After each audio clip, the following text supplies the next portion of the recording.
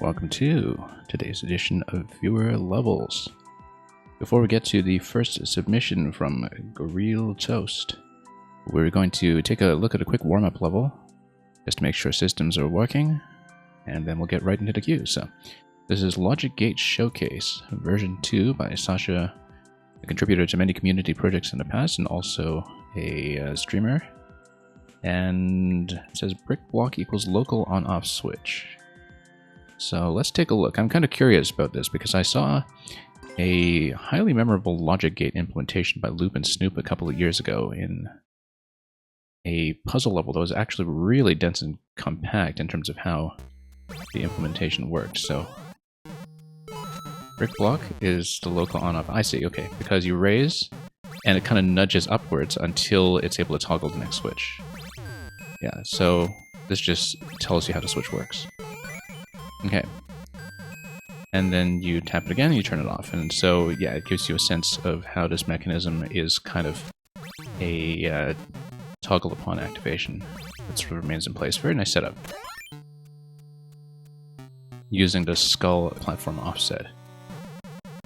Anyway, you're going to see all these get carted over here. I suppose the idea is that you have to hit these two to create a certain gate to close this off, and let me see how this works. So yeah, the idea is that if you have them both on, so this is basically an AND gate, if you look at it. And then it allows you to toggle, and then as soon as you deactivate one of the nodes, then the AND gate, of course, shuts off. Okay? That's important to establish. And then here we are again with another two switches that we can press, and then this is going to be well, let's take a look at this, because we get on in this state, we get on in this state as well. This is just an OR gate then. Or is it? Because this one's raised right now. On in this position, yeah. Off in this position. And then, yeah, it's independent of the second one. So it's kind of using fuzzy logic to toggle on, where if this one is activated at all, then it skips checking the second one. If this one isn't activated, then it checks the second one. And so that's how the inclusive OR is implemented. Next. I think this is just going to be probably just an XOR gate. Interesting what the cloud is doing in the setup. It must be something to do with the initial layout that has to happen to make this work. And hello, Bonafide Pirate. And so here, yeah, it totally is an XOR gate, and then it uses the Muncher boost stack to close things off such that you get an off toggle if you have both nodes activated. If one is off, then notice how it manages to trickle down here. Yeah, very precise way of doing this. Just using the half-tile offsets all over the place, using the track platform down below. Whoops. So yeah, this is just a quick tech demo. We're going to get into the queue in just a moment. Beginning with the first submission. Anyway, we'll take the freebie here. Yeah, completely different from the one that Loop and Snoop built a few years ago in terms of how it worked. And in particular, using the stream of Buzzy Beetle shells as a kind of current, almost, like a current passing through a circuit. So, pretty neat. Okay, let's get into the queue.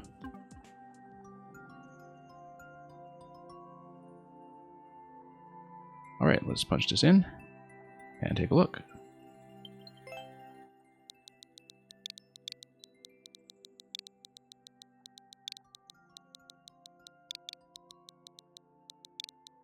As usual, do let me know if video and audio are all in good shape.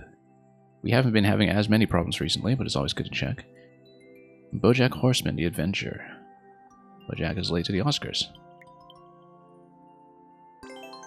And this has a clear condition attached to it. I know nothing about BoJack Horseman, like nothing whatsoever, apart from the title and the fact that it exists. So, if there's any contextual that I'm supposed to pick up on, do let me know. Anyway, grab at least 150 coin. We need to kill this. Probably just spin and go. Notice that you can actually go back, grab it again, and use it as a projectile later on at a level. It's probably not going to be relevant, but I kind of want to try it, unless you spawn on top of it. I just want to see if we can do anything cheap with it, because you never know. Notice that the clouds up above... Oh yeah, they let you pass back to the left, I guess. Okay, so here's a table. And then what happens once we pass the table? Not sure. But it says... Oh.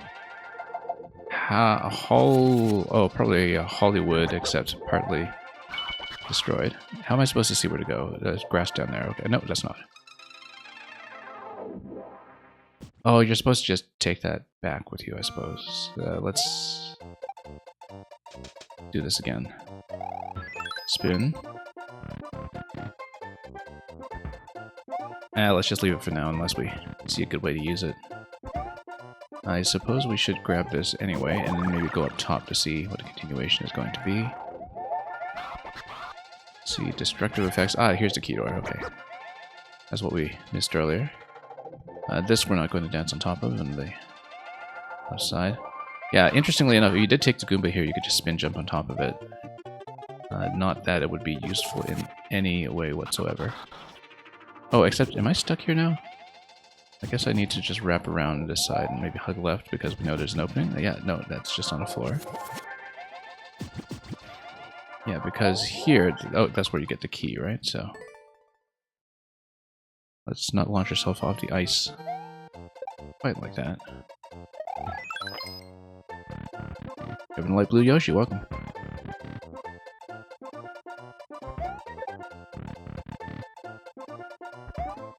And here we are.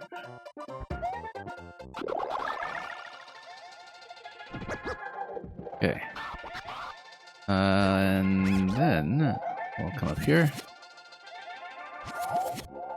All wood. Oh, I see. This was previously destroyed. Well, it's still destroyed. Which I guess is just naturally what the sign in Los Angeles is like. Let's come up here. So yeah, the thing I was talking about earlier with where we can go... Oops, it woke up. Never mind. I was going to come here and stomp this to come up here to see if there's anything we can do. No, there's nothing. So we'll grab something else here. We still have no idea where the exit is because this key door isn't linking to the one to the left anyway. And it's telling me to go down. Why down? I don't entirely trust this. Oh, okay, pipe.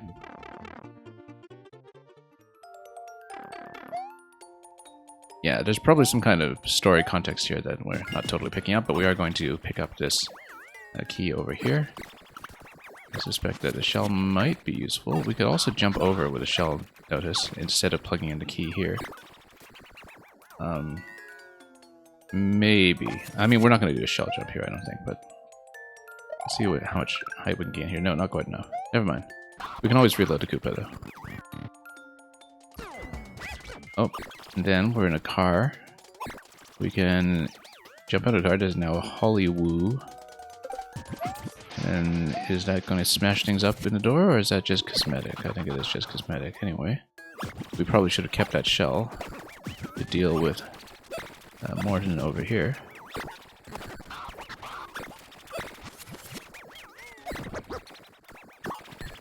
And then, whoops, got clipped. Mamuga, I am totally going to take a moment to read that.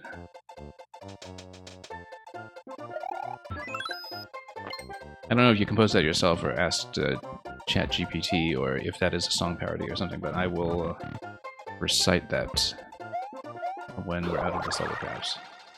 Actually, no, let's just do it now. Endless blocks and springs that bounce. No skill or thought, just chaos pounds. A coin here, a star there. No sense, no challenge, just despair. Refresh, reset is all the same. A hollow shell of what's called a game. No platform skill, no puzzle to crack, just mindless nonsense, a looping track.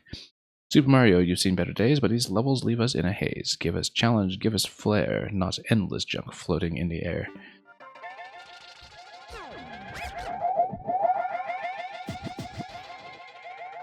Kind of like the Lord's Prayer or something for Mario players. The Barb's Prayer. Let's find that key.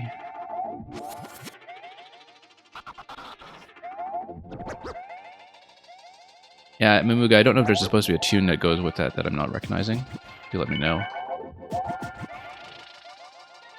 It's the Mario Maker poem. Yeah, I realized that, but which Mario Maker poem? It's clearly about Mario Maker, I mean. It's unmistakably so.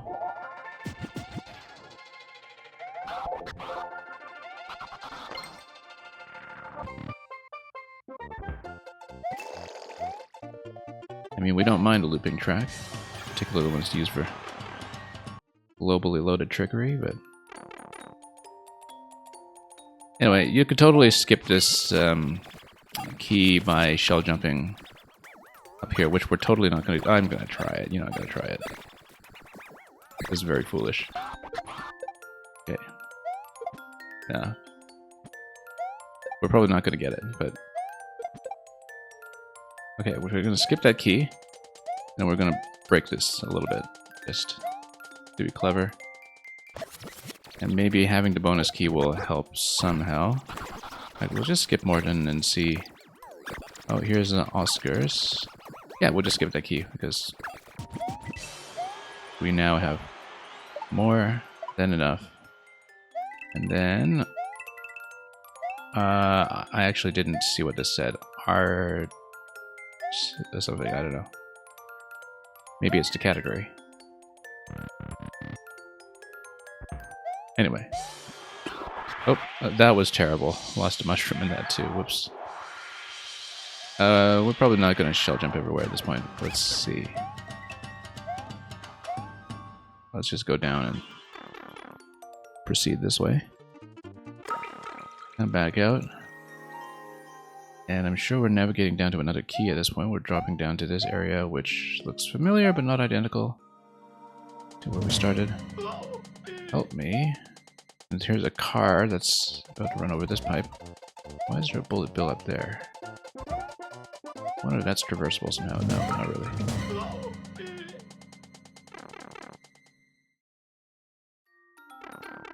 And here's a bomb. I assume we're going to need to hot potato this thing, so let's just take it. We have to assume a lot about this level to see if anything ever gets done. Free. Oh, no. No. Get over there. Free churro. Oh, okay, so we get the coin, and then that's it. Alright. Like I said, I know absolutely nothing about BoJack Horseman, so if I'm supposed to follow the story here, I absolutely didn't catch it. But oh, it totally is a cop car, Bermuda. That's, I mean, it's Hollywood, of course, is a cop car.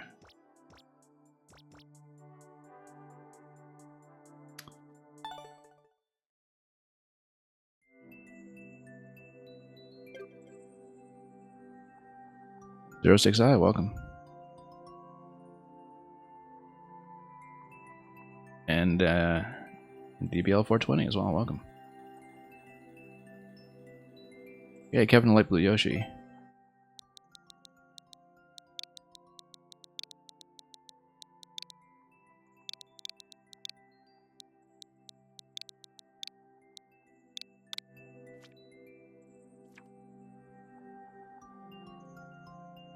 Yeah, this is the one that we worked on a little bit last week. This is 5 consecutive double shell jumps. I see the clear rate has gone way up, probably because it's, you know, selectively played by people who can do it.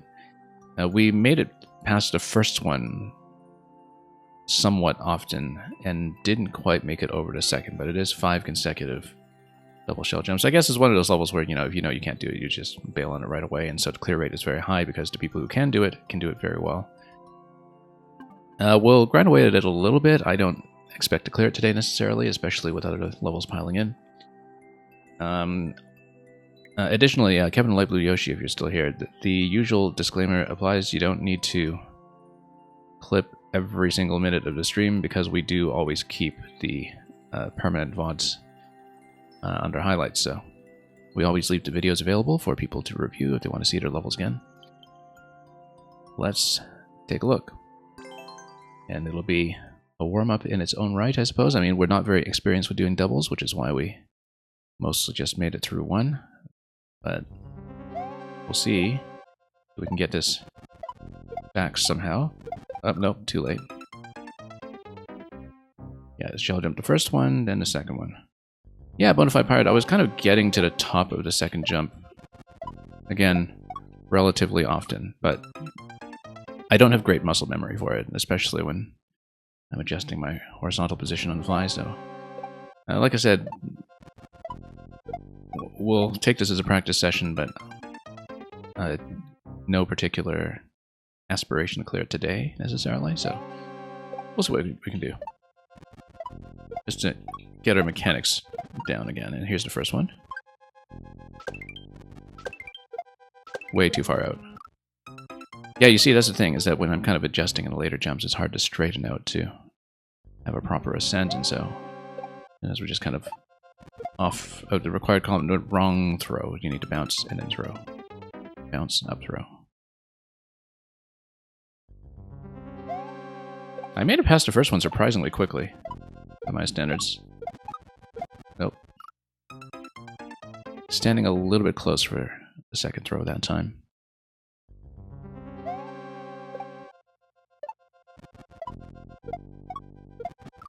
And then that was a late throw that time. We're getting better at these over time, but better also means, you know, just relative to starting from zero.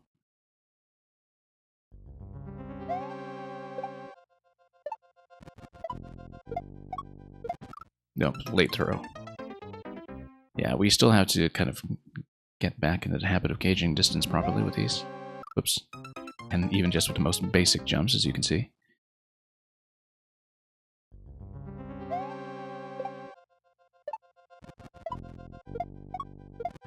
Nope.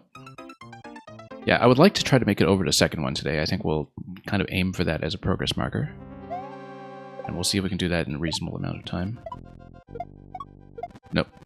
Early throw. Still need to find a pocket there. I mean, of course, last week when I was playing this, these were some of the first shell jumps I'd done in several months, I think, so we're just steadily clawing it back.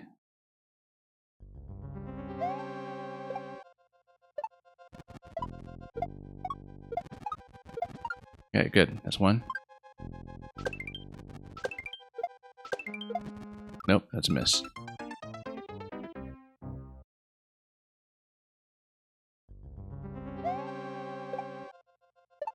Okay. Yeah, 5 in a row is quite a ways out for me, as you can see, but it's a good consistency trainer, you have to give it that.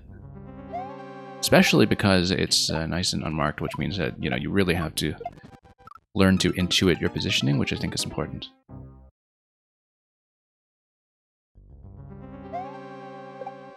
And, okay. Nope, still a bad release. Yeah, it's 5 in a row. We did preview it when we went back to more info after completing it. Well, after exiting it, rather, last week. Surprisingly high 1%. Yeah, I thought it was 3 too, just looking at the pacing, but no, it definitely is 5. And just looking at the time record too, but I think, you know, the record was almost certainly set by someone who kind of does really quick, efficient hops like that and knows how to do them. And so... But it is 5 columns that we can see. We've made it past the first one twice already, which is good progress, but whoops, bad catch. No catch at all, in fact.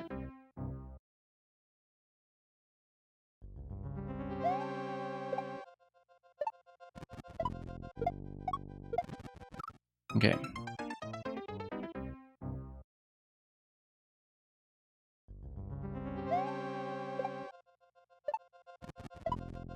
Toss. And then, yeah, that was relatively efficient. Almost. That's as far as we've gotten, and we've been there a few times. So, getting there this quickly is a good sign.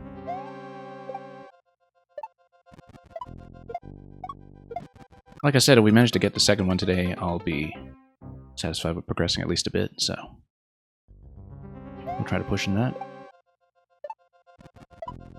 Oops. Yeah, kind of a poor turn backwards there before the up throw that time.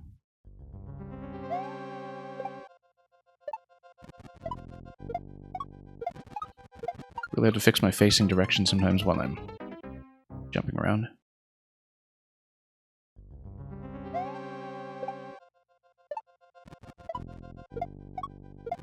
Nope.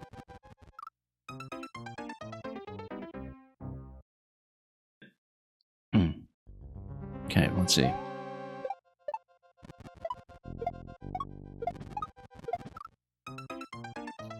Yeah, I'm not too concerned about the second release here. We're getting much better at least getting the first jump. Even when we're not consistent. The problem is that sometimes I kind of throw off center with a little bit too much forward momentum. It's very hard to kind of freeze momentum in that column and do a straight throw in the correct direction. There we go.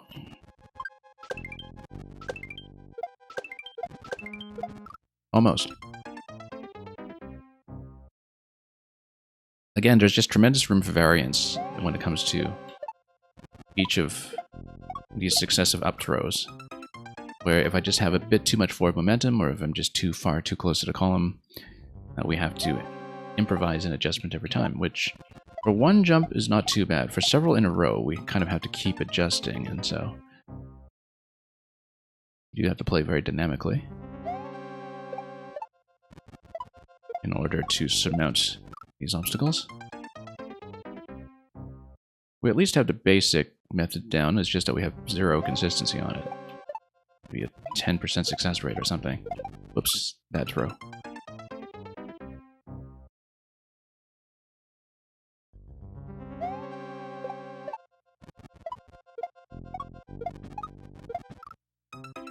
And yeah, sometimes we just need to not be too surprised by catching it and really gauge the second forward throw as immediately as we can.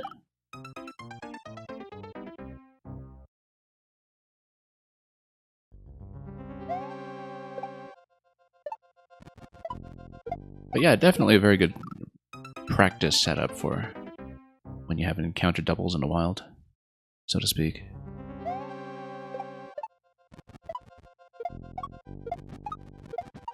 Oh, that barely made it over. I thought I wouldn't, but I did. And we're going to flip this one again. That time it was an early release. I was just surprised I made it past the first column that time. It seemed like I was really tight against the top corner. But we're reasonably close to being able to make that second jump, and so, like I said, that'll be my progress marker today.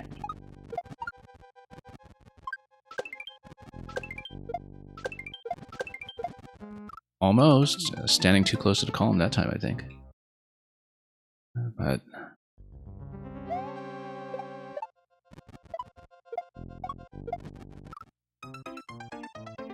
yeah, absurdly high 1% clear rate on this, but that's because we haven't been crashing against it all week.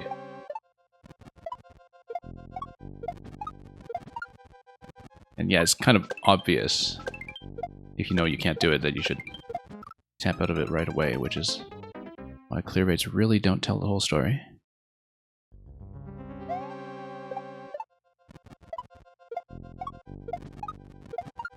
Okay. This first one's feeling a lot better generally. Second one's not quite there yet.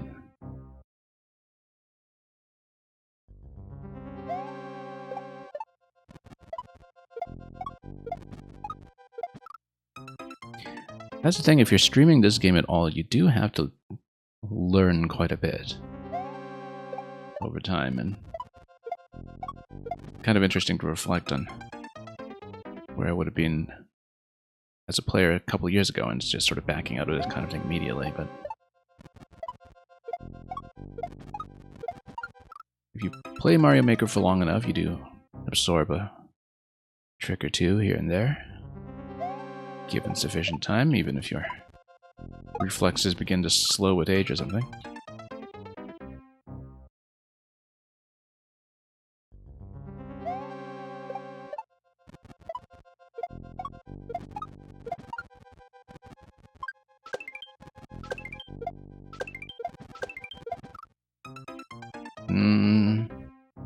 Not quite.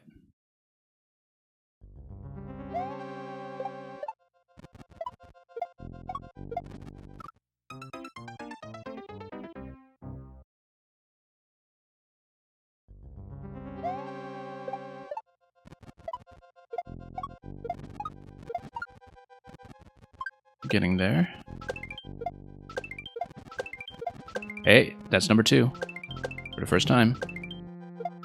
Oh, that's a late release. I was still adjusting to the fact that we made it over number 2 for the first time. Okay, so we'll try it a few times, but I'm comfortable interrupting this when we feel like it and when we want to get through more in the cube, because we did make notable progress and relatively quickly, too. And yeah, I was still kind of thinking about the fact that I made it over the second one when we reached the third one, and so that totally threw off my release timing there. But that's one of the hidden obstacles to progress in this game, is being able to deal with incremental success.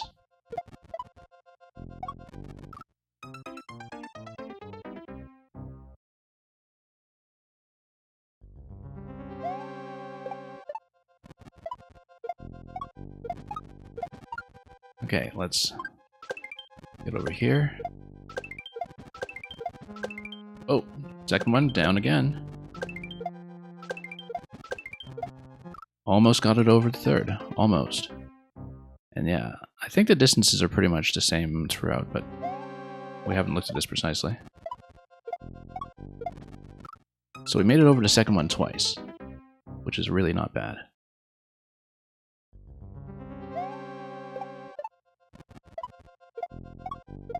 Nope.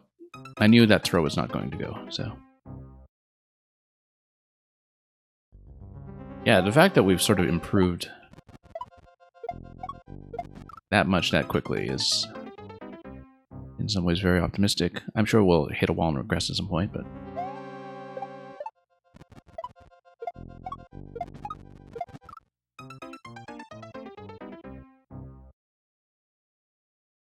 Partly it's just a matter of building habits and, you know, grinding away at this.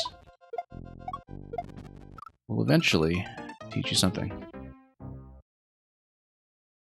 Now, the only thing about that, though, is that when you're doing something that's sort of a more repetitive task like this, you know, once you've kind of done the analysis of it, there isn't as much to talk about. But at the same time, as with other levels where you're not kind of actively solving something mentally, I guess it makes it easier to actually kind of have a conversation at the same time in some respects, because you're trying to shove things into the background of your muscle memory, right? And that's actually what you want to do. All I need is a bit of consistency. Well, I mean, you could have said that after the first jump. After doing it the first time, already, from that point, it was a matter of consistency. But as I often say, that's what separates a lot of the top players, is that they learn everything faster because they get back to the same spot a lot faster. And can get practice in the critical segments done far more quickly. And that's something that I've picked up by watching Mario players who are mechanically a lot sounder, is that they might start off in the same place, but they can replicate what they are doing with far greater precision. And it's something that's not necessarily easy to perceive visually until you've gotten your hands on similar levels or similar tricks. But it becomes obvious once you do, I think, as a player. That consistency makes all the difference. Because the less you repeat, the faster you learn.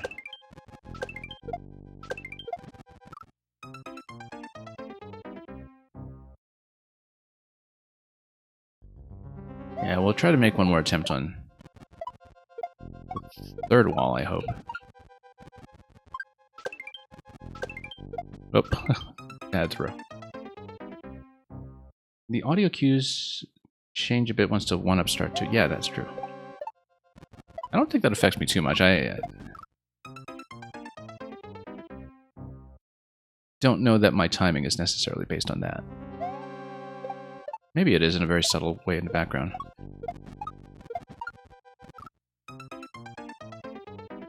But it is very true that you are listening to different audio in the second segment than you are in the first, simply because you kind of have this ascending pattern initially as your bounces develop, which also kind of gives you a sense of gaining height, right? Like as you hear the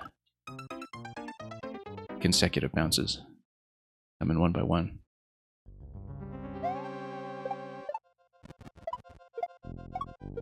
Nope.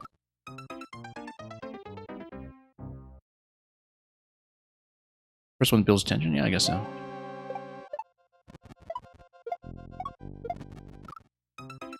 There's something kind of synesthetic to that is well known, I think, that as you hear ascending pitches, you also can kind of visualize a sense of height, and that's something that's not really as obvious as you might think it is, that we, literally think of low and high frequencies as physically high and low. Even though these are technically just changes in wavelength. But that association is actually very, very strong and is a fundamental part of game audio design.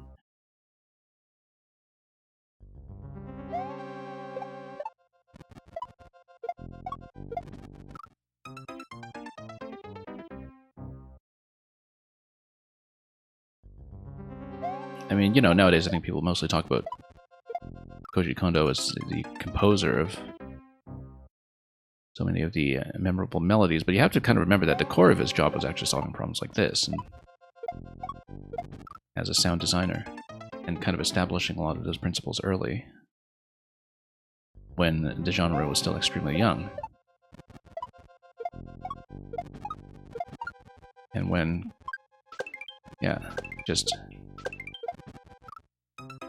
gaining score in the arcade style was really what consecutive bounces or hits in Mario were patterned after and emulating. And that in many other genres, that wouldn't necessarily take the form of thinking about height, because, it's in a side-scroller that you're literally jumping, and thinking about jump height as Mario's central mechanic.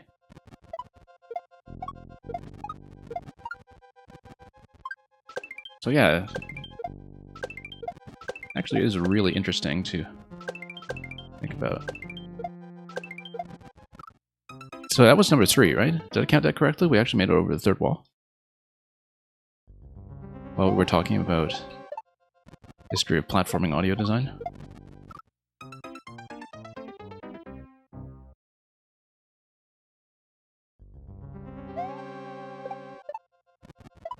Okay.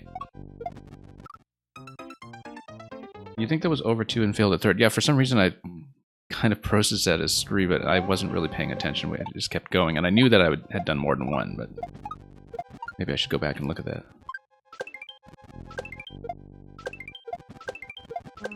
That's 2.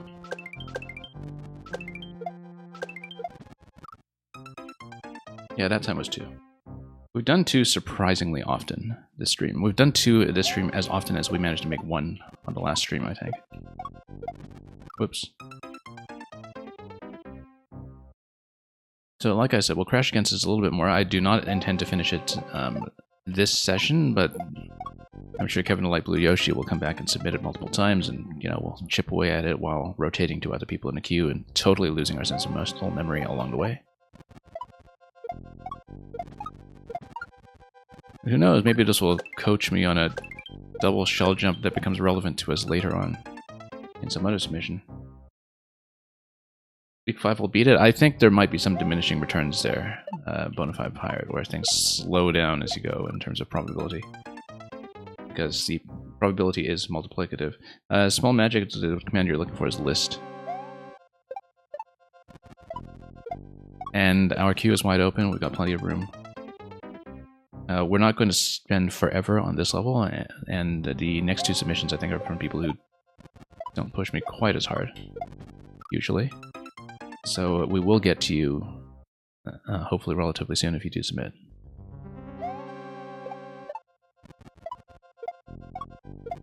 Whoops.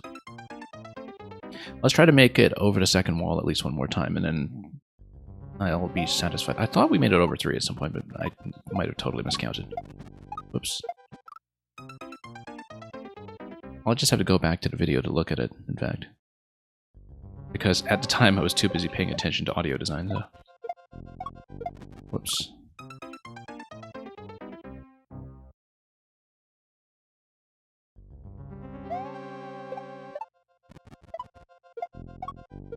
No, we're starting to lose it a little bit. And starting to regress.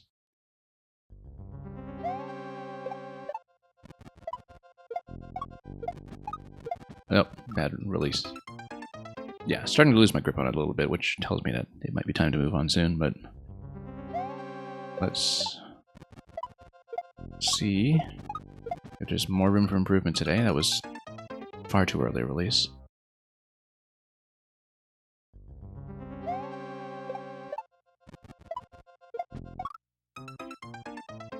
Yeah, I might not be here for viewer levels next week due to an outside conflict, but we will see. I'll talk about that at the end of the stream, perhaps. But so it might even take longer than that 5 weeks you were suggesting, and by that point, you know, we'll be in Zelda territory, almost. No, longer than that. Zelda's maybe, what, another 6 weeks off? 7? 6, I think.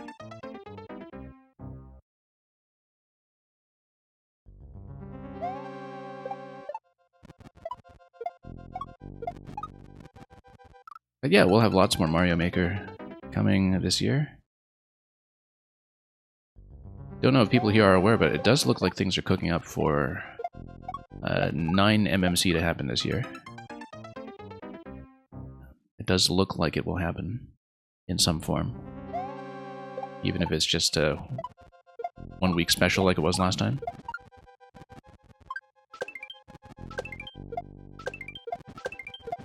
And we've got a lot of backlog beyond that too. That was the third column.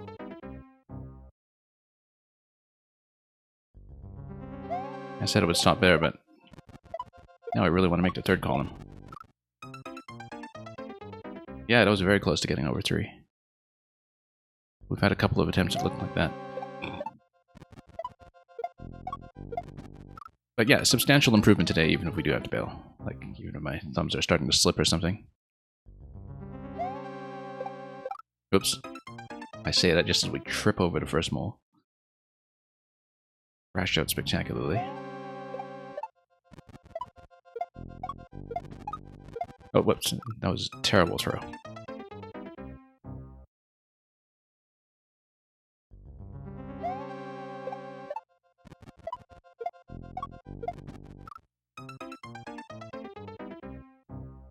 Okay, well, we might have one more good attempt left in me, but let's see if we can do it.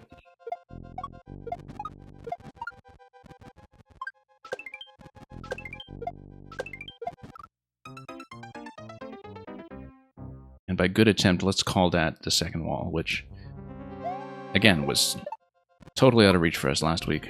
Well, not totally, but, you know, we weren't doing it last time.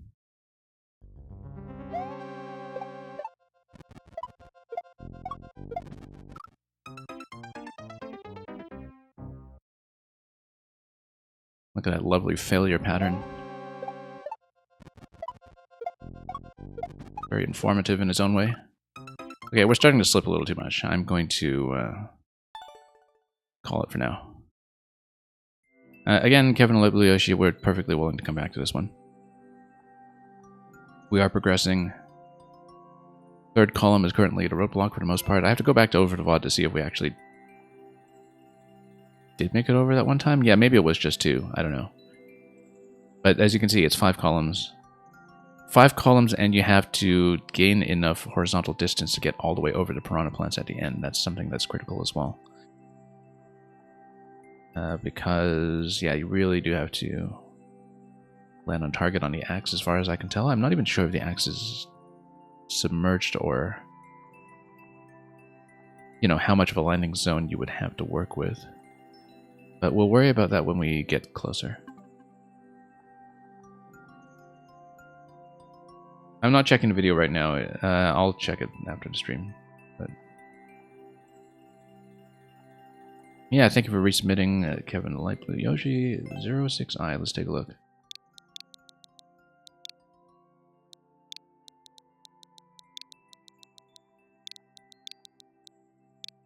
Super World, yeah, we'll continue that. For people who don't know, when we get Super World submissions, I try to dial in the levels kind of in minimum 15-minute chunks, in case they happen to be short. The first level in this one was quite a lengthy exploratory one, though, so if the second one is like that, then maybe we'll just get through one. But regardless, let's take a look.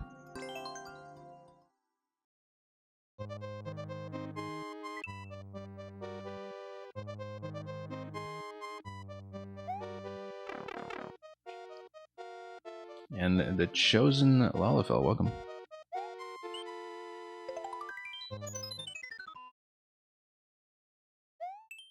Okay, here's the Golden Mines.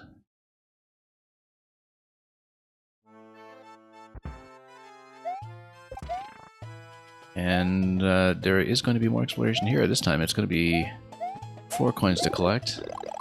Might be, again, another very non-linear experience if the first level in this set was anything to go by, so we'll let all this smash up. And then, oh, too late. Okay. That's fine. We'll need it to smash things over here then. And then that's going to go all the way down. Why do we need a POW? The Muncher will die, but then what else? I guess we just collect coins. And thank you so much, the Chosen Lalafell, for submitting. Mr. Electrodude, welcome.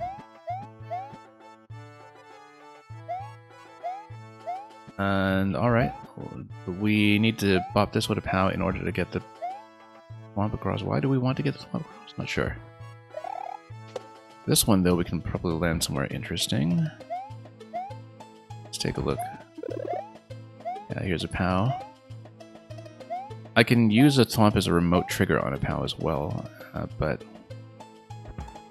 I think we'll do it this way. So basically, this thwomp comes across, but if we do it like this, then it kills both. And there's that 10 coin that was there as well.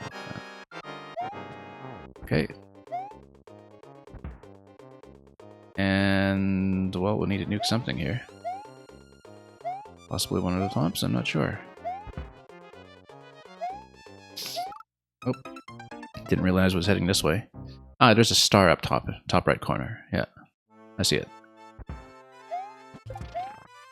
Okay, let's do this path this time.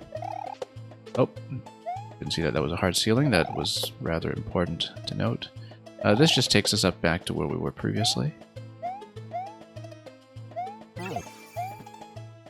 And it'll be the same idea. We go down for this single-use POW. Note that it is single-use, so if you could expand it, you can't apply the same method to this Muncher gate over here, Muncher and Thwomp gate. Hopefully not a problem that locks you in anything. And Electrodude, you return from your slumber and Swiss. You're Swiss. Is that refer to Switzerland, or does it refer to the cheese, or does it refer to the tournament pairing system? Or is it something to do with your thesis that I'm not picking up on? Anyway. Oh, ham and Swiss, perhaps. We need to get over here. Oh, keep missing the star. Ah, from Switzerland, I see. I didn't know you were in Switzerland.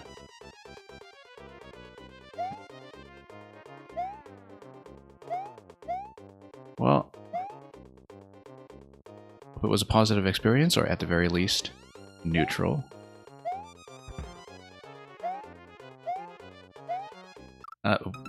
Okay, didn't expect the font to get loaded there.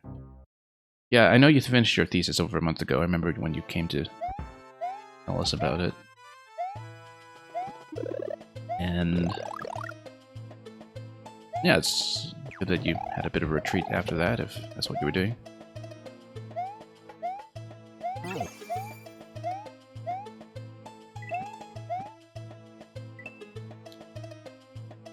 Okay, let's see here.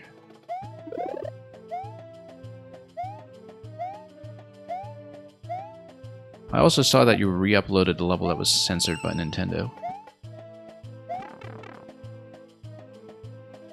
Yeah, at the moment just sort of enjoying life while it lasts. Okay, we really can't hit this thing. Probably have to bounce to want to do it. Whoop. Surprisingly tricky. It's got to be a star kill though, I can't imagine it's anything else. Let's pop this one anyway, in case there's a second key. There isn't. We could take the other star for the uptime, but no, let's just get out. Okay, that's one of 3 coins over here, and there will eventually be some kind of safety coin at the exit, I'm sure. So, reusable checkpoint, no doubt. And something breakable here. Notice that you can kind of go through the central column with the springs if you get rid of the muncher down below, or indeed even if you damage boost on the muncher down below. So there is a way to pop up to the left side in style. We will come up here first though. Yeah, Electrodude, I did play the original. I think you submitted it before Nintendo took it down originally. I don't mind playing it again, to be honest. Remember, it was relatively quick.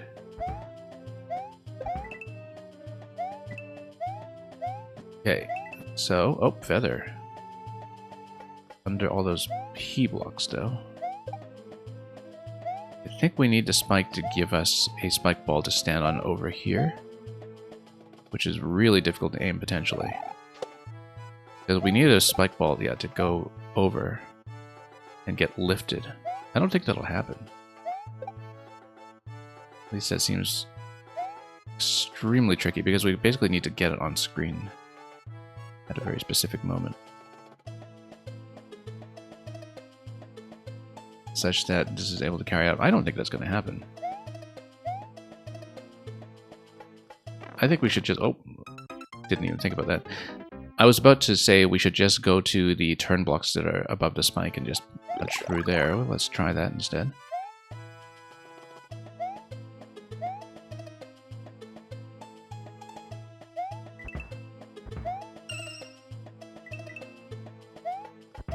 Little Timmy wasn't too fond of that, I see.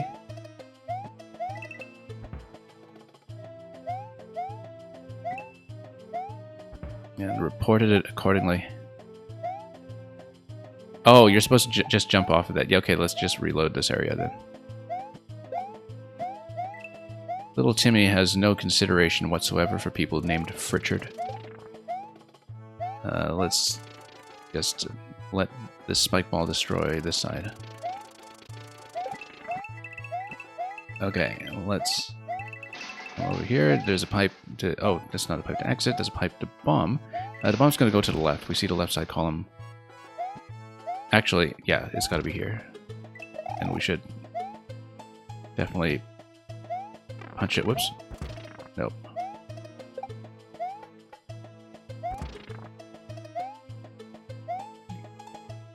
You came past a town that was called Frick. Yeah. Yeah, poor townsfolk there.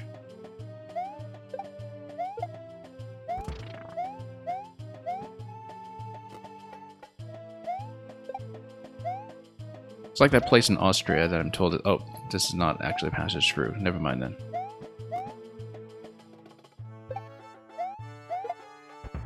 Yeah, no point in destroying that then. Unless you want to open a passage to jump back through into this position from down below, and I don't see why we would want to do that. If anything, we want to destroy the left side here. Oh, come on. Spending far too long on this.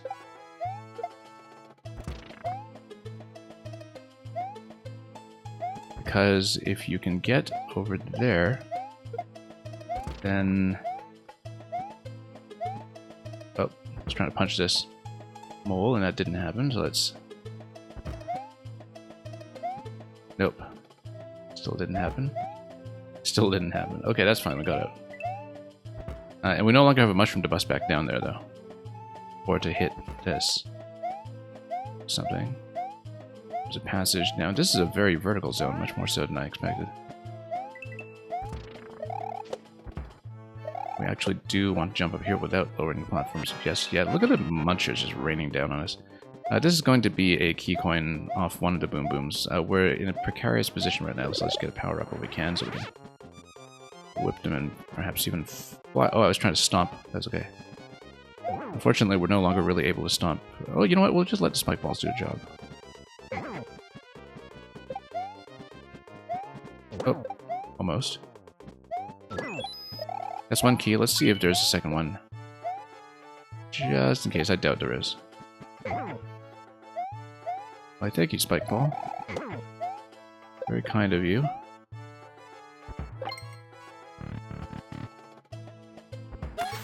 Anyway, there's one.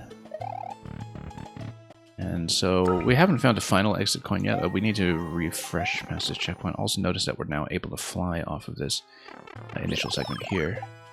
We never really explored this area at all, so let's just see what's going on.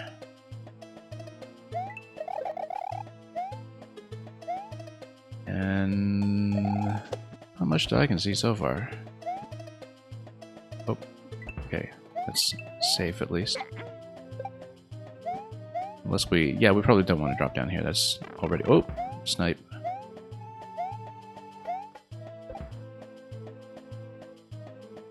Now, I'm not sure how these passageways relate to what we saw earlier. Ah, yes, this was the POW for the Coin 1 location that was up here. So we don't need that here, but we can take it with us for some other purpose.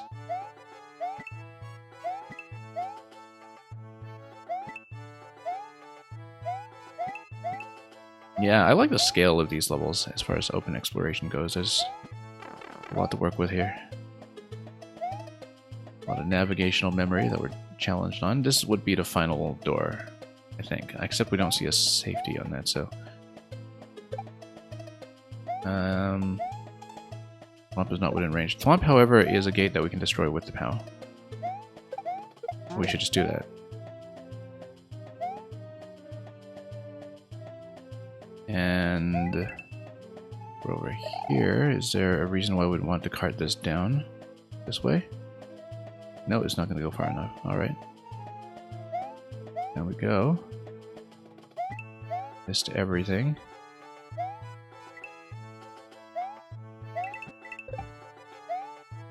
Then we'll eventually see... Yeah, it looks like we need another spike ball here, you know.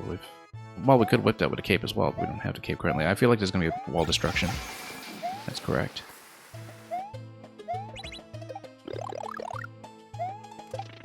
Here is another key door. Wonder if it's the exit to third coin. It could be. We just need to fight the moles first and then lose the mushroom.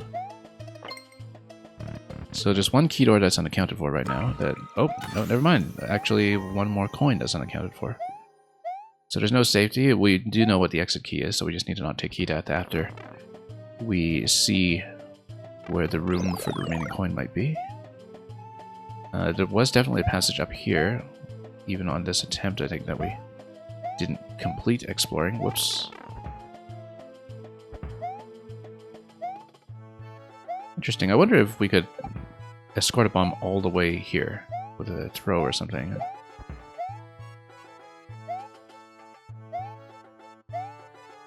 And, oh, looks like...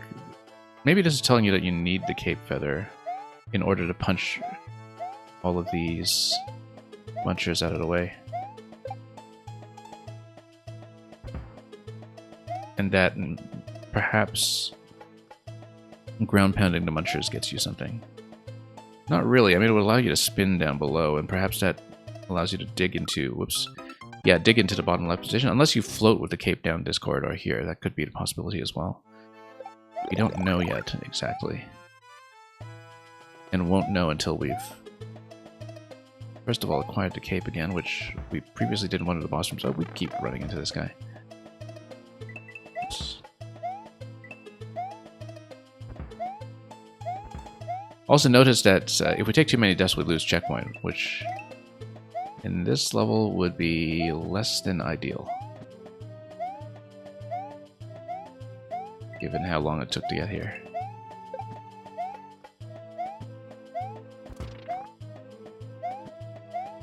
But let's make it up and then see what we can accomplish. Not that. This is a bomb location. I wonder... Oh, nope. I was going to destroy our way to the left on the right. We just didn't manage to get a bomb in position at all. So yeah, down to 2 lives. We need to be careful about this and possibly really pay attention to coins and 1-ups or change. Let's actually bother to collect coins because the life count is going to become a concern.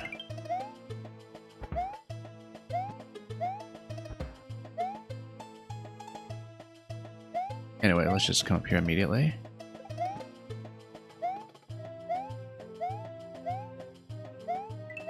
Also, how much can we destroy here? Actually a fair bit.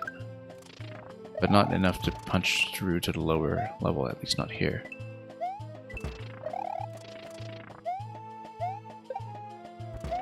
I'm looking for a good digging position. Yeah, none of this will work necessarily. In fact, we don't want to get ourselves locked or something by falling down a tunnel that is built too high. It is possible, by the way, to potentially soft lock yourself, I think, if you dig just deeply enough in a particular column. I think. It's possible that this has been thoroughly error checked to prevent that, but I can't exactly tell if it has been. Oh, look at this flump over here. This guy looks like a big shot. P-switch trigger attached to him in some way as well. Is this going all the way down? Yeah.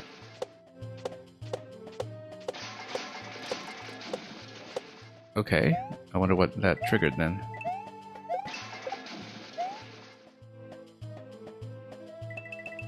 I mean, technically, you can open up this passage. This goes back down below to where we were previously. This is within swamp range? It's not. Okay, so this wasn't a depth zone in a way. The swamp was safe. And Sasha, welcome. Yeah. It seemed to be a very good fit for just opening up the stream today, so I was very happy to see that. We got a chance to look at the VOD.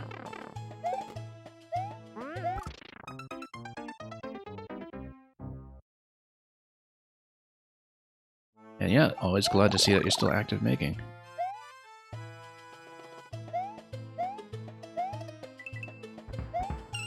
Okay, let's once again be cautious about these coins. We're still looking for the coin 4 location. No idea what it is yet, but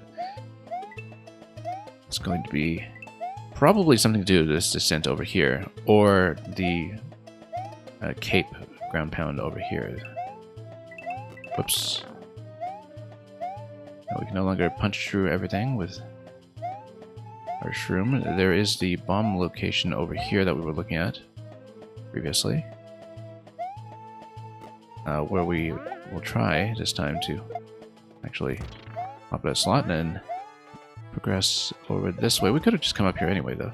No, we've already been to the Boom Boom area. It does get you to Cape, but... Actually, no, we just need a Cape here. We don't need to fight Boom Boom.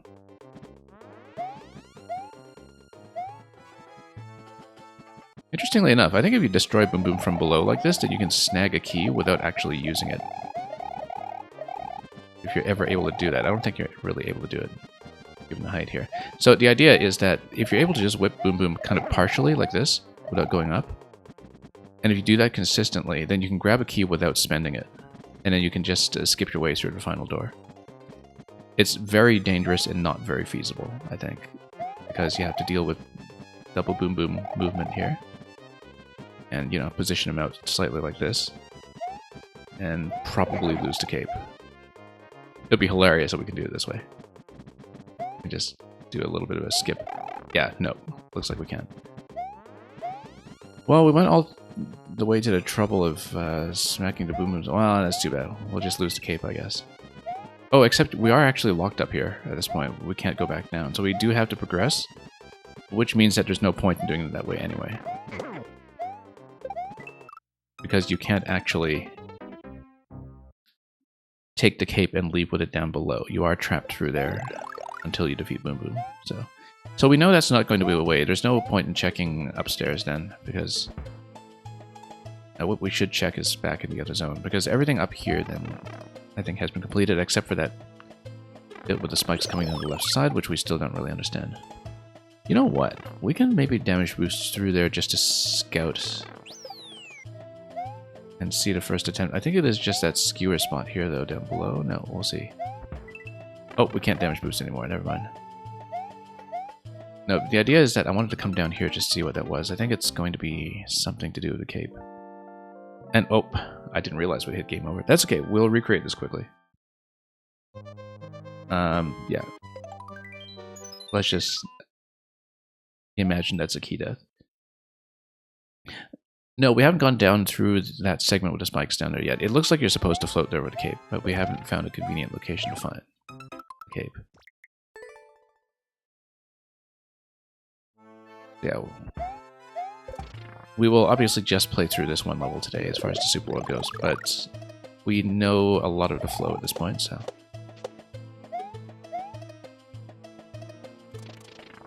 we'll just progress this way. That's just a world record secret. Interesting.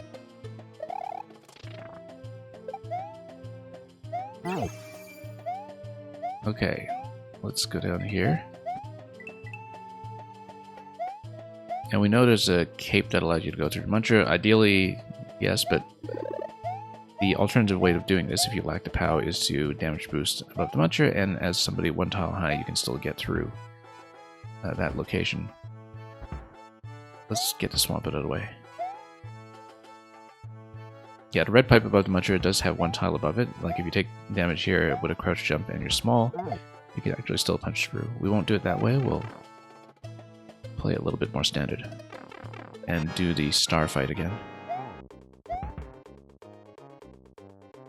Crouch jump. Oh, got it quickly this time. Okay, enough that we can just keep going.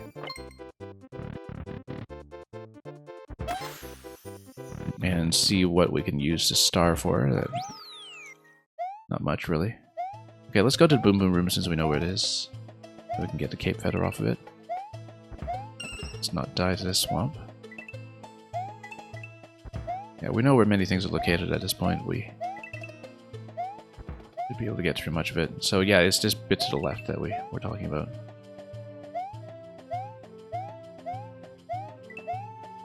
Here you just go up as far as possible and then eventually make it over to the Boom Room. The room with the boom.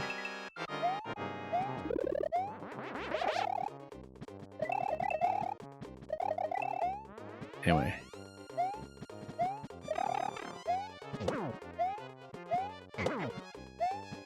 Well, so much for the cape, but maybe we just position him in the center for the spike ball. Or just double them up this way and call it a day from there, at least for this coin. Yeah, so it's that coin to the right side that we have not seen yet. Let's get through the checkpoint and preserve it.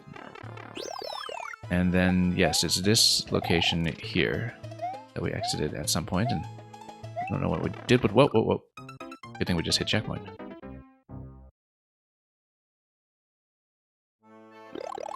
Okay, well, that went badly. We never, at this point, ever went down here, did we? We did come here once. We didn't go up above that top level. Right, because it was that one room where we had to take out the big mole. And that was the segment that led us to this key. Yep.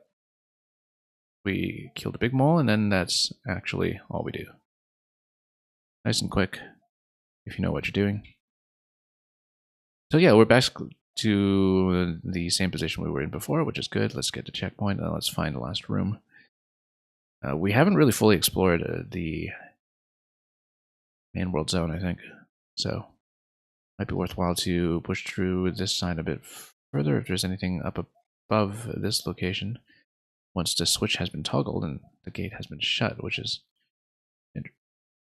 interesting in its own right. No, we can't really get up there currently. And this is telling you arrow up, probably because this was one of the other alternate entry locations.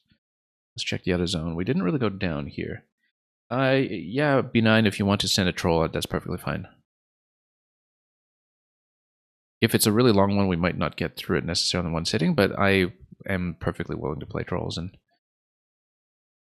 queues we get here are shorter than they used to be, so I can take a little bit longer per level as well. Oh, get away. Oh, okay, no, you need to destroy all this. Okay, we haven't seen this segment at all. We need to excavate.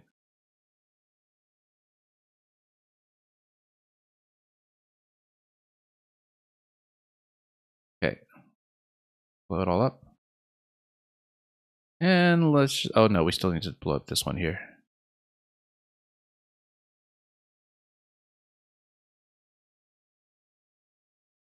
Okay. Down we go. Yeah, thanks for sending me to playtest. Oh, wait, this is not a pipe for entry. This is a pipe for mole. That's interesting. Why would we possibly want that? Oh, because we probably need to create a passage to eventually blow this up with a bomb.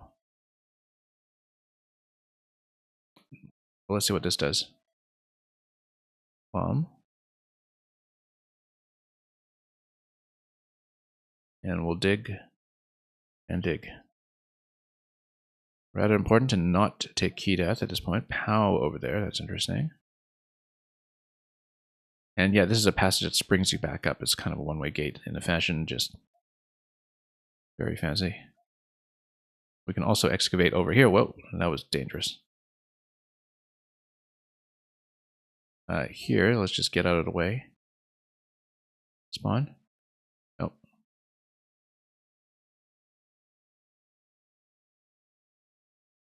Stay within range. And just be very, very careful. Sound, yeah, let me fix that. Thank you, Electro Dude. Hadn't had too many problems with it recently, but we will definitely catch these as quickly as we can when we have a glitch.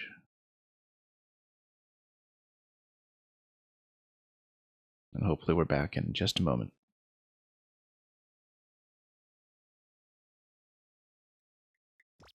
Should be back. Let me know if it sounds okay. Not too distorted or delayed or anything.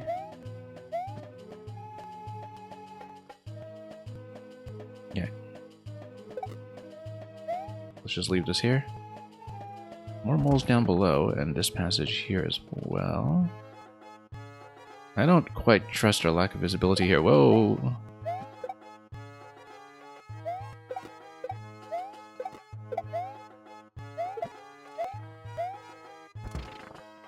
Okay, more moles over here.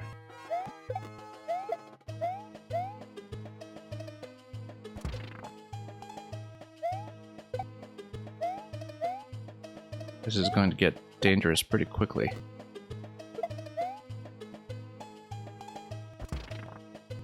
And yeah, okay, let's just go. Power-ups, good.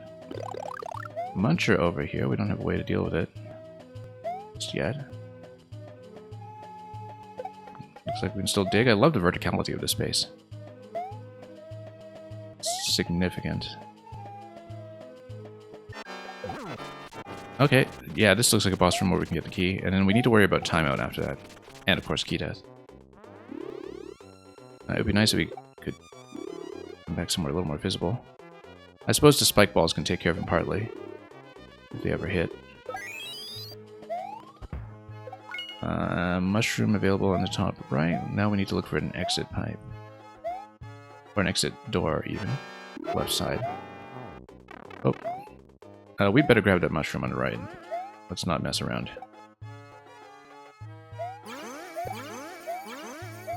Nearly got hit by the projectile there. That would have been a terrible way to go.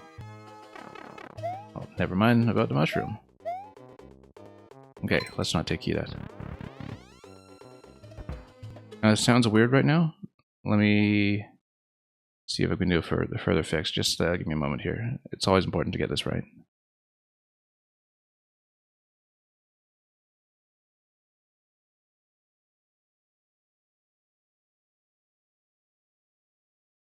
And we'll see if it's okay. Yeah, maybe it was already sounding a little too low-pitched earlier. But we'll see about that. Our sound is pretty buggy here sometimes, so... let me know if you can hear everything fine. Artsiki, welcome, if I've pronounced that correctly. Okay, we finally have the key here. We really need some kind of power-up, probably from the other side. Let's see. Yeah, from the checkpoint. And then we know that it's in the top right here that the exit door is, I think. This thwomp is not moving. Oh, here it is. Fixed, and look at that, right on time for us to complete the level. And move on to the next one, so thank you very much, 06i. That's 2 out of 5 down on the Super World. And we'll exit for now. Yeah, I managed to do this mostly in one segment, I think. Yeah, with a 7:55 time, I think we actually did put much of it together.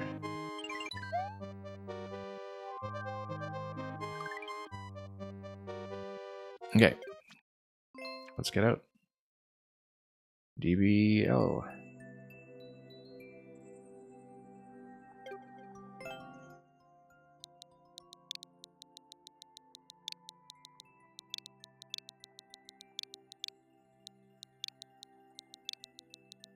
Oh, look at this level code here. It's a JPEG.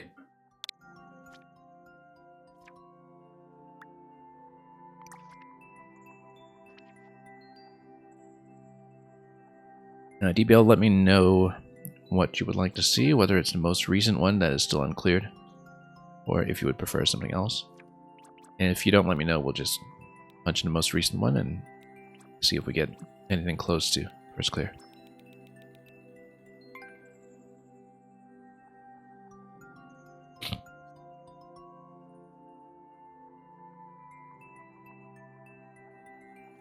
That's assuming DBL is here to check in. I think I did see them chat not long ago. Oh yeah, there you go. Any level is fine. Yeah, let's see this. It's still uncleared. We have no idea what is in store. But old legend says that the treasure is guarded and is too dark to see ahead.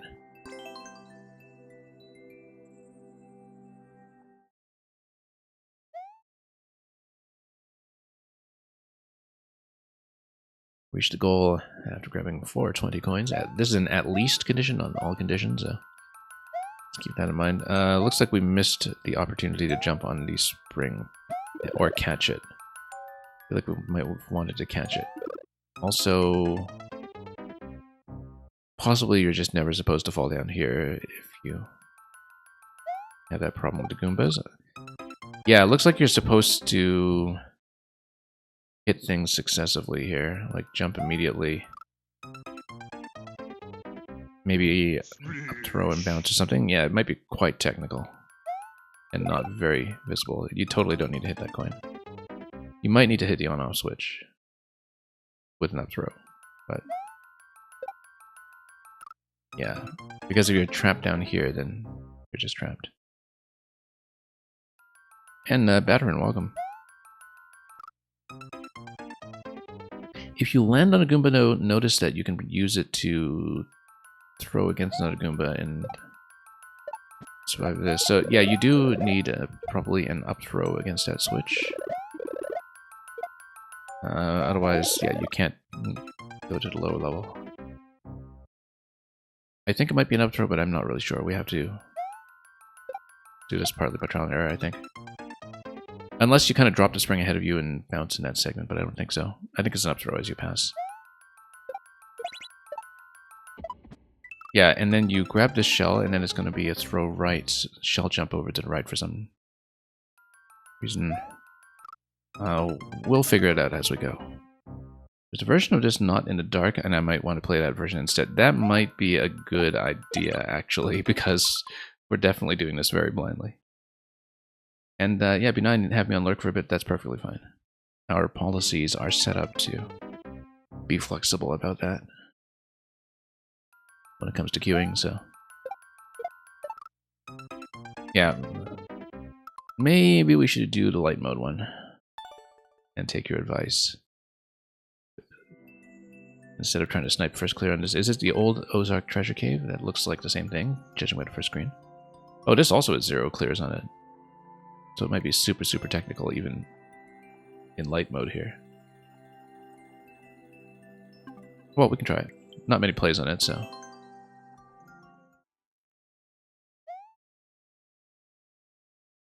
Oh, and we do still have to grab the coins, which is why there are the question blocks there. I was thinking, oh, why are these question blocks for coins? Well, it's actually because you do need them, don't you, for filling the coin condition. Yeah, if you have to hit every single one, that's very tricky. Because you would have to basically throw and catch on every square, right? Up throw and catch it every time. Wow, okay. All coins are needed. Okay, it said at least, but I guess that's to account for some thing else on the board that's kind of raising the cap.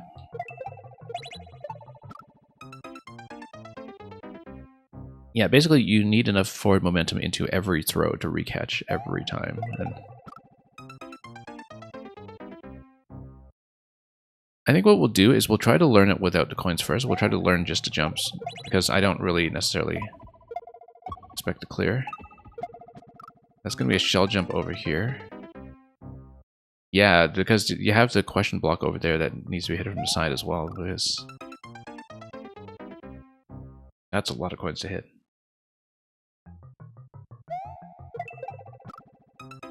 Yeah, we might just try to map it out the standard way first. Looking at how this is structured, I do not expect to clear it. Yeah. Because it's going to be a shell jump over that muncher. Something needed to hit that coin that is... Or the coin block that is under the muncher pillar. That's probably where you need to throw with the shell, if I'm guessing. But then if you're doing that, you would need to throw the shell extremely accurately, I think. Otherwise you get into trouble with hitting those other blocks instead. Oh, but at this point you're still expected to carry the spring, right? So maybe you're supposed to. Because, yeah, you're supposed to bounce on each one. Pick up on every bounce. And... yeah, basically bounce, up, throw, bounce, up, throw. I'm just not clear on how the shell hit on that block is supposed to happen. I don't really see it.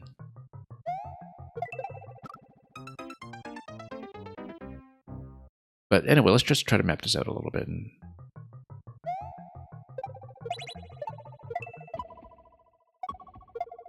Yeah, because this is a shell jump over, but then what hits question block? I really don't know. Maybe the shell deflection off the shell jump bounces back and forth and is able to hit. If the spring is in a lower position, then maybe the shell is supposed to come down, bounce up, and then deflect up to the question block, but I'm not really sure at all. It's not at all an easy read. And we're missing the shell jump regardless. Walking to Walls, welcome. Thank you for the submission. Yeah, I don't tend to pop up clear videos with my current setup when I'm in the middle of playing, but we'll... let's see. I might want to try something a bit more accessible, because like this is a little beyond what I would be able to handle technically, I think. Yeah, I'm perfectly willing to play something of yours, but we definitely bit off far more than we could chew here. I see that there was a previous one from you that we didn't clear either. I remember this one, actually. Oh, somebody got it. Somebody actually got it. Yeah, no, because I remember hitting the first time gate on this one. and kind of marking that as progress. Yeah, that must have taken some time. Sawflower Road has 2 CP. Yeah, we'll take a look at that.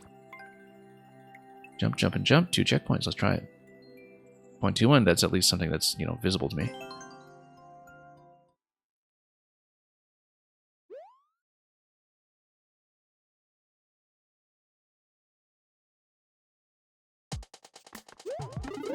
Yay. And I think we skipped a mine.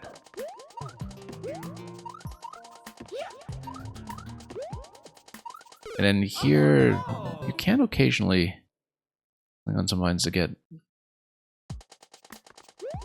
something safe out of this, maybe. I feel like that's supposed to be a climb up here, unless you progress forward instead of up. I feel like it's supposed to be progressing up, but we'll find out. Oops. And thank you for the follow.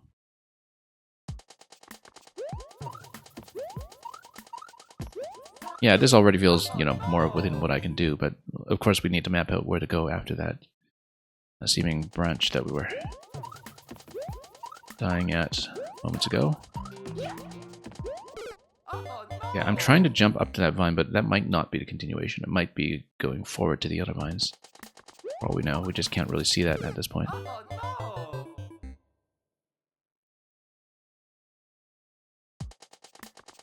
Yep. Let's try it.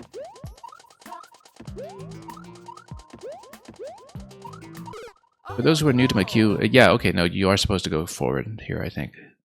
It's a lot of twirling. For those who are new to my queue, what we usually do here is I close submissions relatively early, but we try to make an effort to clear everybody who is able to stay. You know, we tend to close with a few hours to go, and I just keep on playing, and we try never to leave anyone hanging. So hopefully that works. It is going to be a long wait sometimes when we get difficult levels, but we try to be fair about that. Whoops. This looks like one of those get momentum and keep it kind of levels. Yeah, given the huge drop where we were dying, I feel like it is the case. But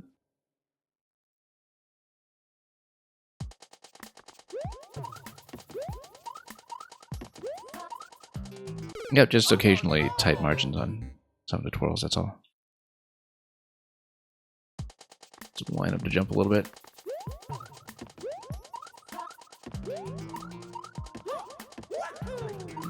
Yeah, it's actually the triple jump. The triple jump solves that.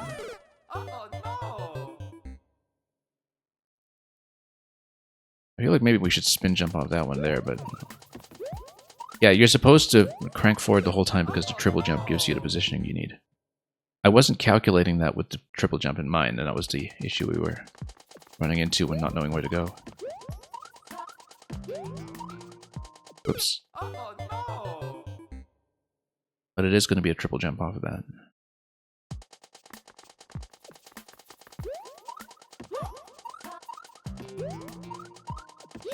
Oops, standing a little bit too tight there.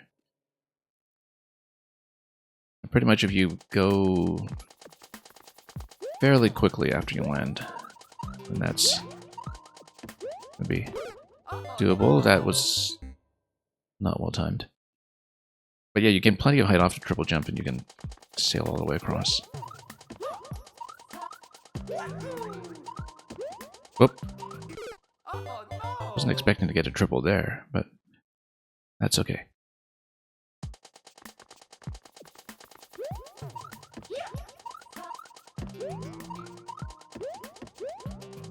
Actually, no, you don't really need a triple. However, here... either I spin or I slow down.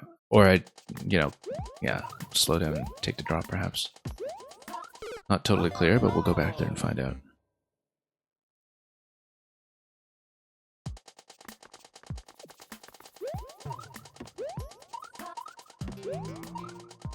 Okay. Yeah, making some progress, at least.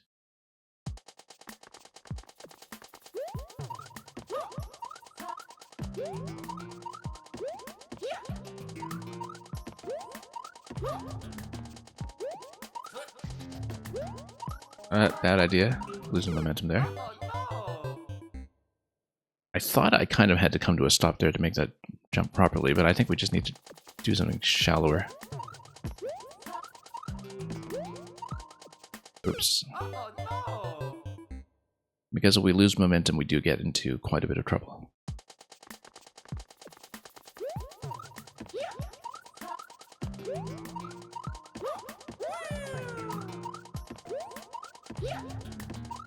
Oh, you just fall out of that, actually. You just don't even jump at all. Yeah, you just fall out of these situations in Twirl. Yep, I see it now. Yeah. No, good decision to not spoil me on it. I like figuring it out. And it can be figured out without too much trouble.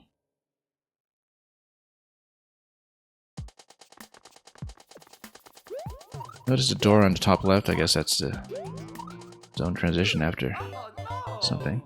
B9, welcome back.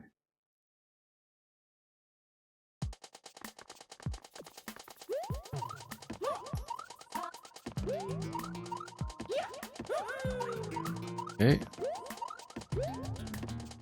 Oh, and we have to twirl after it. Yeah, of course.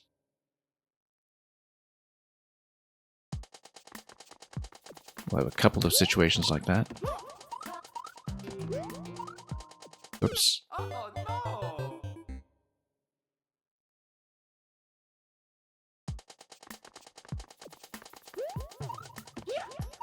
Try it again.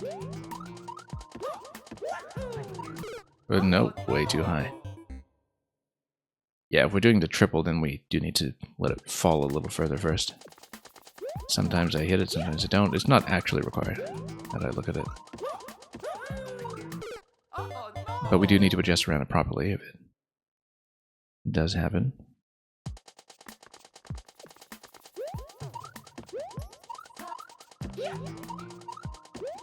Whoops, too short.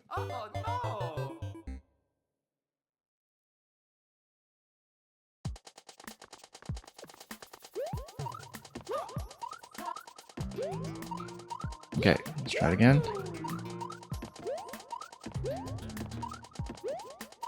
Nope, we shouldn't have twirled on that one. That was actually sufficient height. We might want to delay a twirl on that one just to stay in our position, you know, as we angle ourselves under that blade, but we'll just have to figure out a lot of these minor adjustments along the way.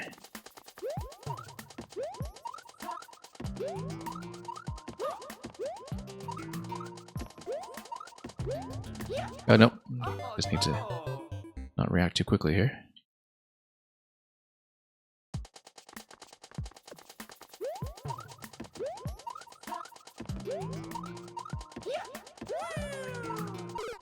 And yeah, once again, I think occasionally getting the triple and not always doing it is definitely throwing me off a bit because we have to sort of react to what do we get the triple jump angle in, which actually I think makes things a little more difficult. Since it's such a sharp fall. And yeah, 06i, somebody did beat the castle level. It's got about 30,000 attempts on it now, so it's very much at 0.00.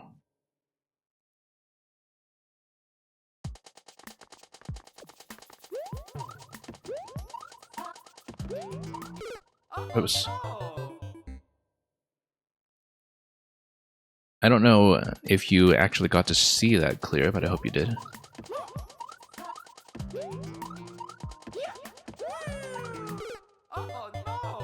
If not, I guess somebody else will have to prove it.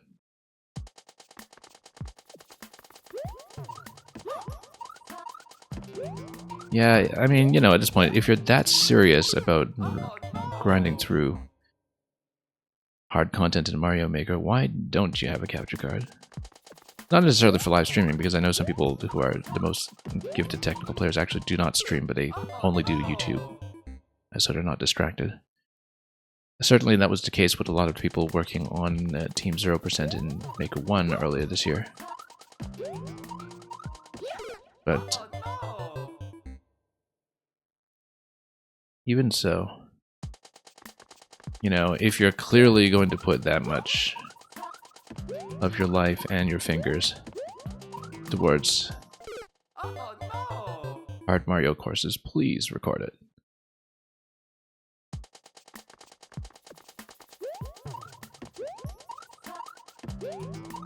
Okay.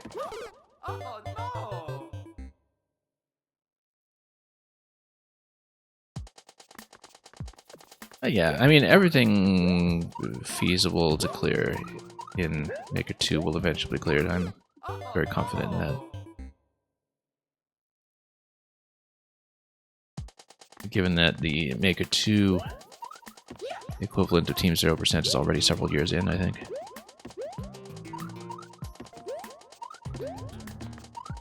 Nope, that was a bit late.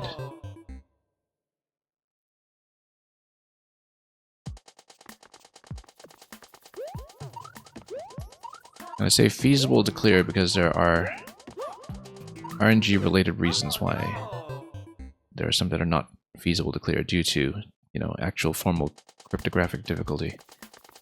But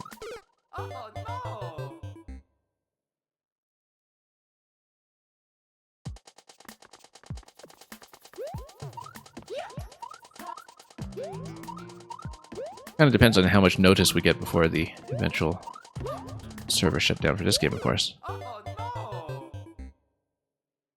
But I think it'll be sufficient.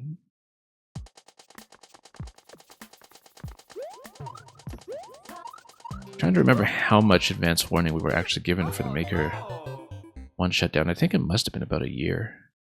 Or no, it was about 6 months. It was last October that the shutdown date was confirmed. But with the closure of so much else in Wii U, you know, you kind of knew it was eventually coming.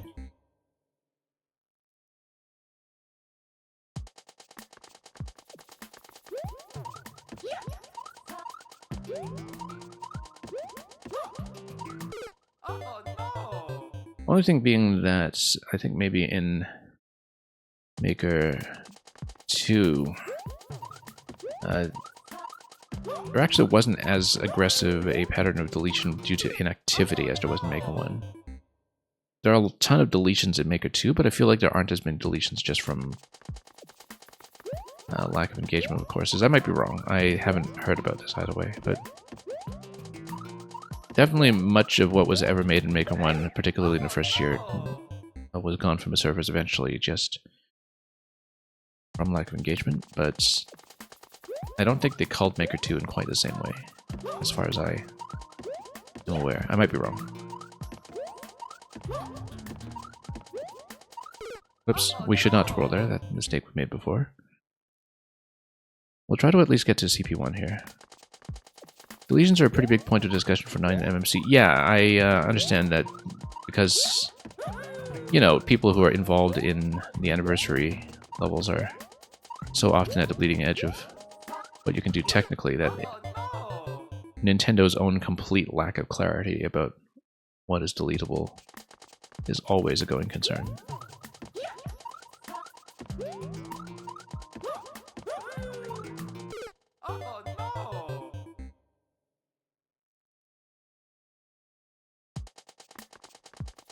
But we'll see. I mean, some things are more obvious than others, I think, when it comes to that. But at this point, right, you know, Maker 2 has been explored enough that there's a lot that has not been explored, but it has not been explored because Nintendo deletes too aggressively. And it's really put such a technical damper on what people accomplish in this game. That was too early. We need to slip off that.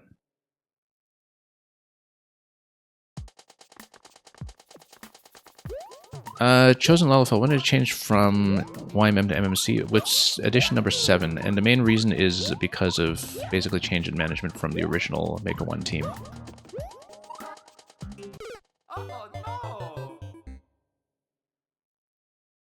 I mean, a lot of the same people, particularly the same makers, also carried over. But there was definitely a kind of change in organization where it was passed over.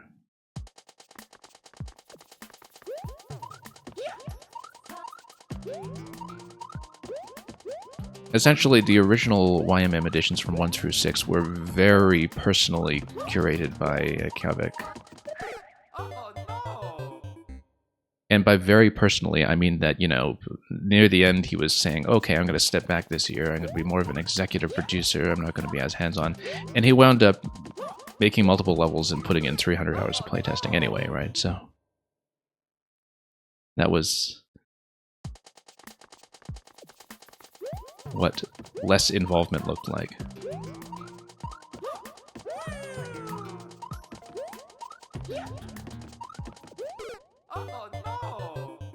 But, you know, relative to the kind of community that had sprung up around Mako 1, YMM did have a very kind of distinctive stylistic identity because of that, in terms of its own sort of stylistic constraints when it came to everything from difficulty level to soft lock tolerance to things like that.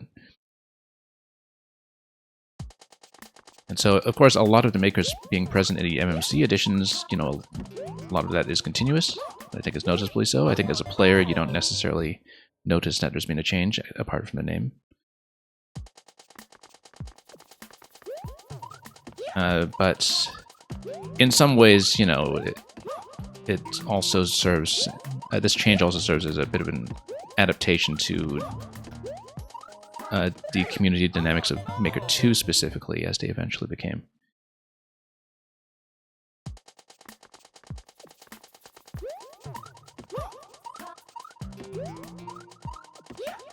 And so, yeah, that was where the change came about.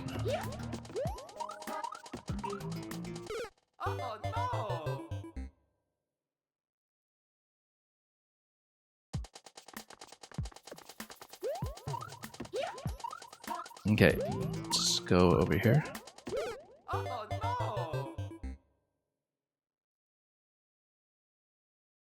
And yeah, obviously, you know, just given the current state of the Maker 2 community, 8 was on the smaller side, but still very high quality. 9, I imagine, will be something similar, where they're planning around a limited batch. But thank you so much for the follow.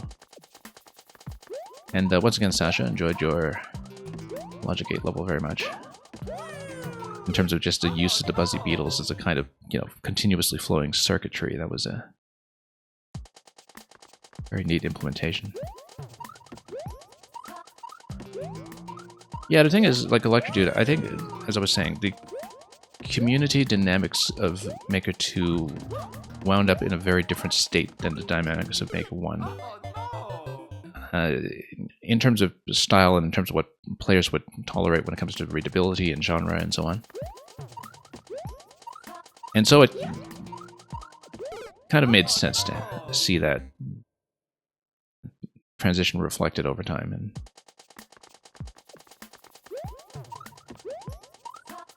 there's a different style of managing things. It's not that, you know, you have one result that's better or worse or whatever, but it does, I think, now more precisely reflect the ways in which Maker 2 ultimately wound up to be a different game in community terms, not just in engine terms.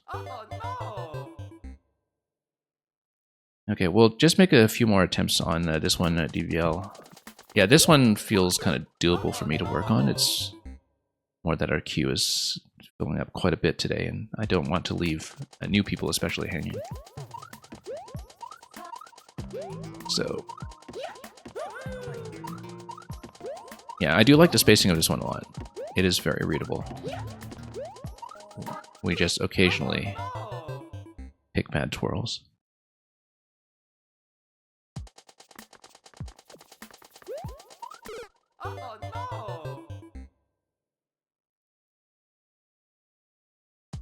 Yeah, Kevin Light Blue Yoshi, your messages are going through. The last thing I received from you was you asked how I've been. I don't know if I answered that properly. Maybe I didn't. Yeah, I've been alright. It's always nice to kind of keep up with what's going on in this game. Especially because I hadn't been playing as much Mario Maker 2 this year. Since we spent so much of the year on Maker 1 and later on Paper Mario. Currently, we're on a bit of a tactics kick. We started SteamWorld Heist 2 this week, which was just released. That's been our weekday feature on the stream. Whoops. Yeah. Too early. We're not supposed to spin jump there. We're supposed to fall and then spin. And like I said, we won't be grinding too much longer. I do want to get to people in the queue, but DBL, for future submissions, I will probably return to this one to work on it. Because I do think it's one that feels sort of within my ability. We just need to, you know, get some consistency down. It's very standard jumping in a way, just with better twirl timing. Yeah, Electric Dude. Actually, Electric Dude, my stream title here last week was Little Timmy's Twitch Mobile Redesign. And I think that's a little unfair to Little Timmy. I'd rather sit through Little Timmy levels than, you know, this Twitch Mobile UI. It's funny because on my device it actually sort of seems to randomly revert to the old version from time to time and give me false hope. I don't know why it does that. But occasionally it seems to flip back and then I realize, oh no, that wasn't permanent, that's just some kind of version control bugging out. But yeah, it's absolutely hideous. And it actually makes things difficult for me if I'm trying to scan for raids or do other things like that as well. It makes it deeply inconvenient. We lost momentum, but we made it through. If we regain momentum, we might even have made it through here. That was actually a new record in its own way. Bonafide Pirate, you use Extra on Android. I was not aware of that, actually.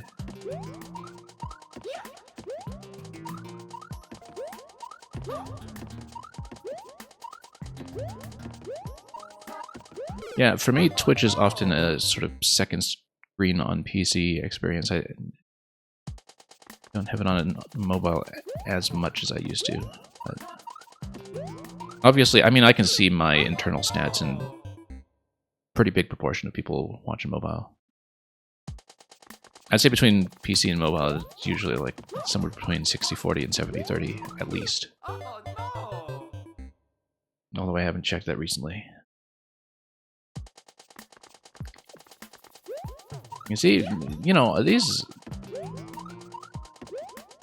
platform holders, like their app development end, always winds up being this make-work job that makes the user experience worse. I mean, I'm sure some of you are familiar with what happened with Reddit last year, for instance, with the API changes that basically killed its usability.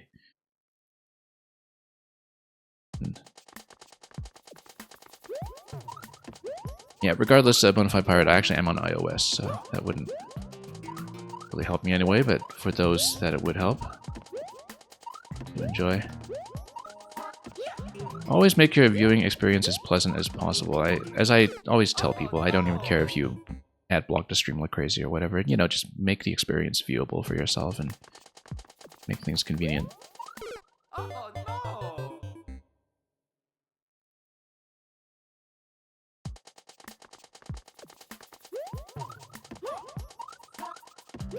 Okay.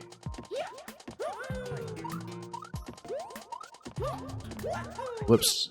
Okay. We're kind of crashing out of this one. Let me check the current list just to make sure we know how much we're looking at in the queue. This is actually a fair bit to get through, so we will likely bail out of this one somewhat soon, DBL, and I'm very happy to return to this one to work on it further in future weeks. Yeah, it is well put together from everything we've seen so far. Jump, jump, and jump. 2 checkpoints. We didn't even make it to number 1. It's a 0.21. I feel like this is something that, you know, given sufficient time, I can do it. It's just a lot of jumping in the first segment, as you can see. And actually, you cover these distances pretty quickly when you push through the levels, so...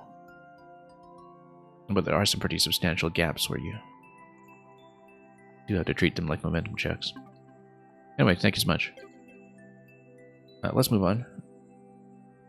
I will probably close the queue sometime within the next few levels. Indeed, Kevin Light Blue Yoshi, since this is the multiple shell jump one again, because of the length of the queue, I'm not going to spend as long on it as I did earlier today. We'll try to make it back to that third column, but I'm not going to push on it too hard right now because we've got a lot of people waiting.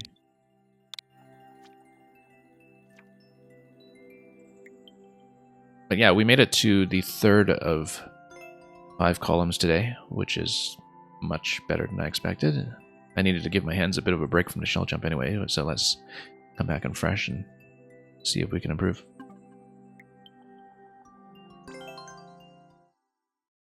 And then we'll look at the Chosen Lalafell. That, and we'll probably close up pretty soon, and then again play through everybody who stays. Whoops. Electrodude, something, no Automod plugins. Also, just from the end user experience, we're still talking about Reddit. It just made it very unreadable. I mean, you know, I always make sure I'm on the old .reddit interface if I ever use it nowadays. Whoops, not paying attention here. But yeah, the mobile situation just kind of killed it as a platform for me. I mean, I occasionally use it to look things up, to try to find historical posts, but which is very useful for Mario Maker, and particularly Maker 1, back when I was playing it earlier this year, because Maker 1 was actually so concentrated around Reddit when it came to the English-speaking community. Like, it was undoubtedly the main hub, I think, from everything I've gathered. The way that Twitch is undoubtedly the main hub today.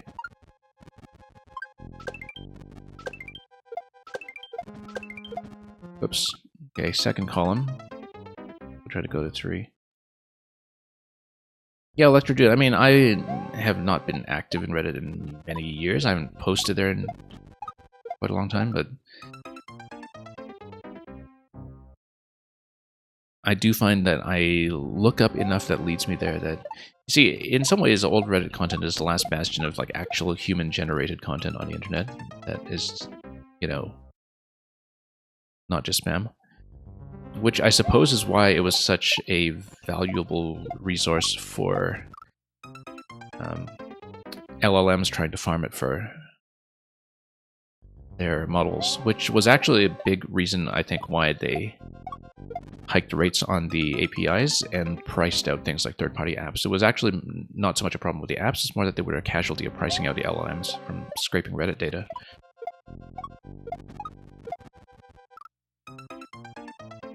I mean, I'm certainly not the only one who has noticed, for instance, that Google's search algorithm is not what it used to be, and that it's less and less useful as the main search hub nowadays when you want to find something. Simply because it's just been SEO'd to death, and there's been a lot of mismanagement around that as well. And so Reddit was kind of in this unique situation where, you know, it actually had become a better search engine in some ways. And it's true of a lot of platforms with less AI spam formerly.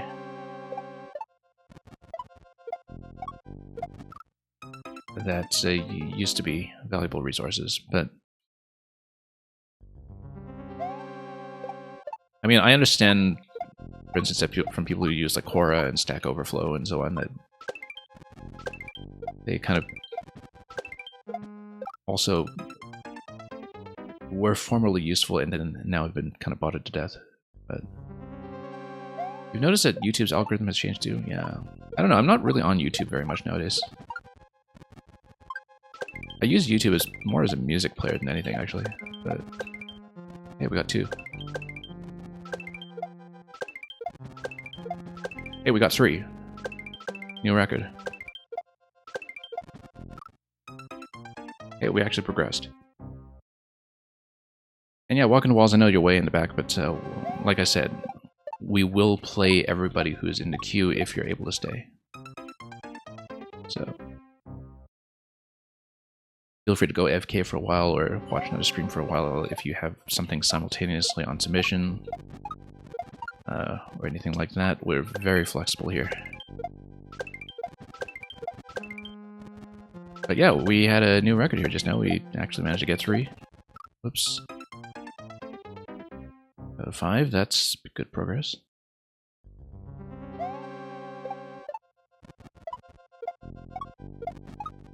Yeah, Electrodude, it is absolutely the plan, by the way, that I'm going to play a future Redeemed at some point.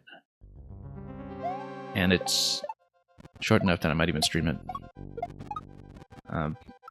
And I mentioned this in connection to YouTube because the thing is, like, once I actually catch up on Xenoblade, then I can start playing Xenoblade on my YouTube again without, you know,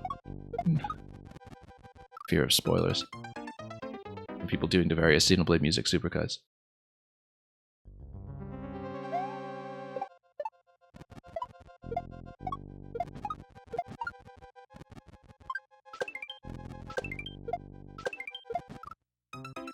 What you've noticed, you're saying, is that when you click on a specific type of video you haven't clicked on it a little bit, you get bombarded with videos of that type. Yeah, there's something that kind of is an overtuned response in some ways. I've really noticed that in the past week or two because I've seen enough Olympic clips, in fact, of events that or sports that I would otherwise never really have any contact with.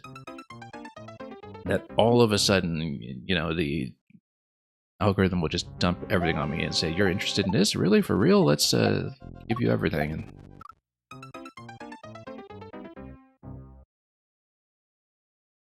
I heard you tried a chicken drumstick. Here's an entire fried chicken.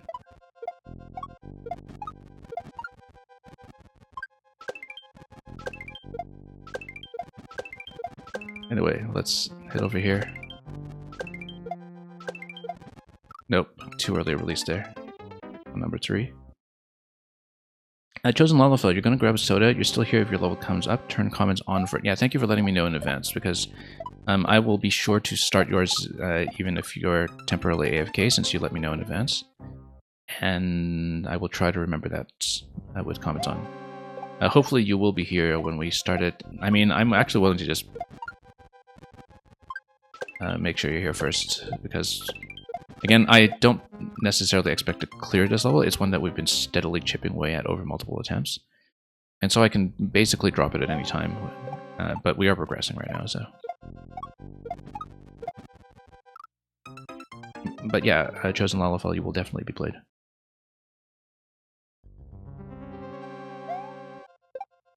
Don't click on one of the crime drama ones that shows the crime, and it will never stop recommending those. Huh, interesting.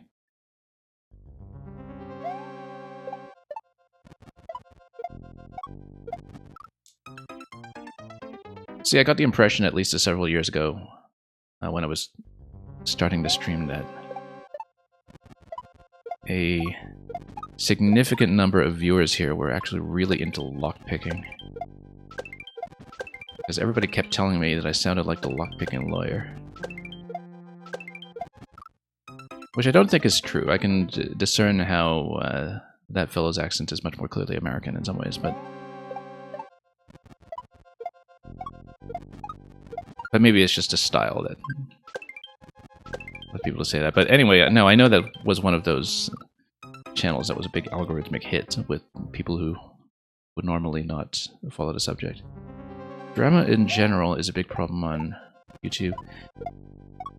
Yeah, Electrodude, I have this vague idea there's something going on with Mr. Beast or whatever. I've never watched Mr. Beast. I only found out a few weeks ago, in fact, that PewDiePie was no longer the #1 YouTuber, which tells you how many years out of date I am with what's going on over there.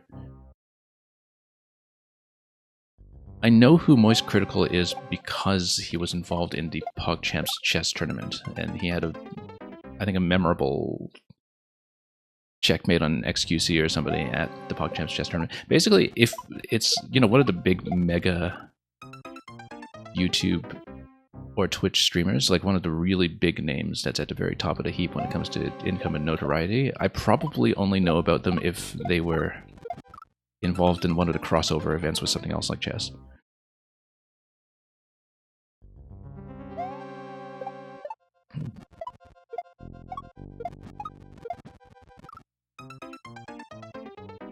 So I never have any idea what's going on there, you know. I peeked into, what is it, live stream fails or whatever it is once or twice, and I realized, you know, I'm on Twitch all the time, and I have no idea who any of these people are, unless they play chess.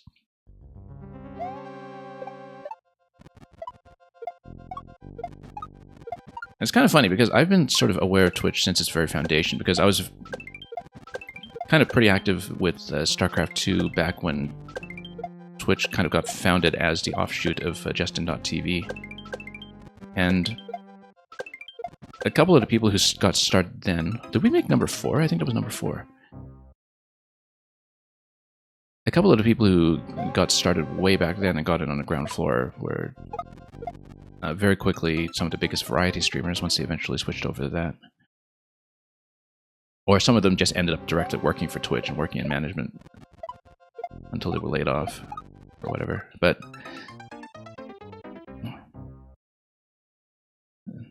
in spite of that, you know, I think a lot of Twitch mega celebrities come as a surprise to me sometimes, where, you know, I have kind of seen their name, but it's kind of funny. Like, basically, if you are logged out of Twitch or don't have an account, and if you are logged into Twitch with your own account, those are two completely different experiences. You know, if I find myself accidentally logged out or on a new machine or something, then I see who the big streamers are.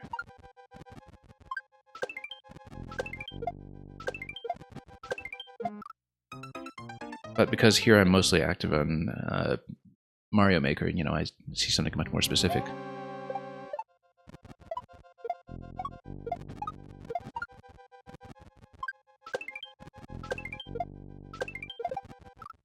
Because the, you know, people who watch this channel also watch this other channel, a form of recommendation data on Twitch is surprisingly powerful, simply because so often on Twitch people will watch across a category, right? You know, with pretty much everyone here, I think I am not the only person that you watch play Mario Maker. You're largely here because of Mario Maker, because I'm one of many people running it. And then that's kind of the presentational style here. I think, you know, obviously once you get really big and have the critical mass to become a sustainable variety streamer on your own brand, on your own personality, that's a bit of a different story.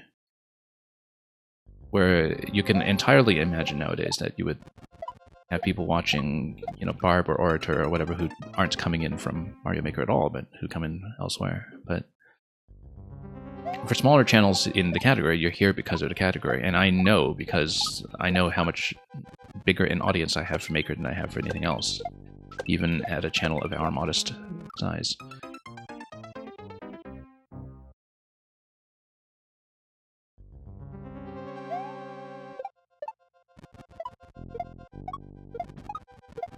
Yeah, I remember what it was like to watch StarCraft in the days before Justin the TV and Twitch, where you'd have these, you know, proprietary apps on Korean services for one and only one program.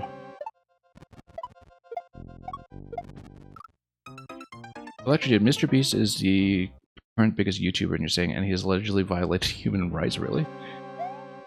Yeah, I know there was some kind of scandal with like a major staffer of his or something, but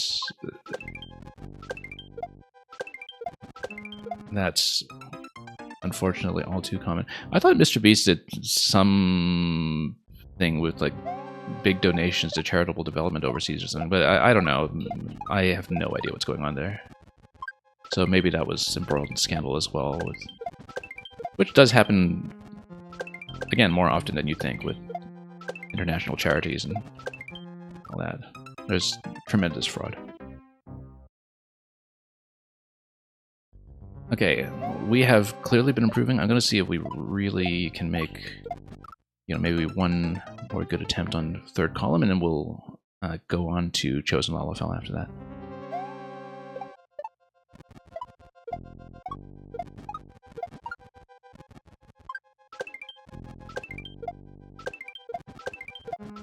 Okay, let's go here. here. No, almost. We're doing really quite well all of a sudden. I kind of want to keep at it just for a few more attempts because some of these have had real potential. In a way I couldn't have imagined, you know, even on the last set of attempts earlier today.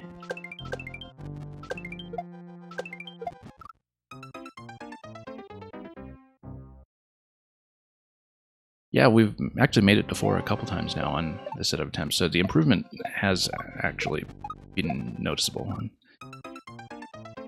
Like I said, with this style of level, in some ways it actually helps to have conversation and to kind of get things in autopilot for a little bit. Whoops.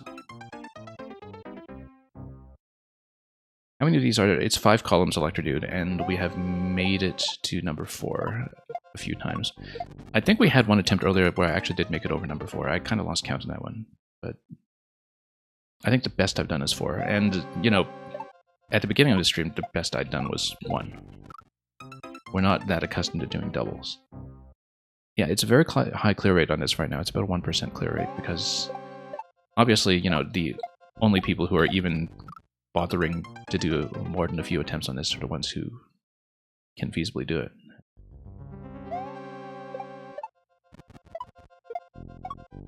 Whoops. I am beginning to slip a little bit, though. I'm kind of... yeah.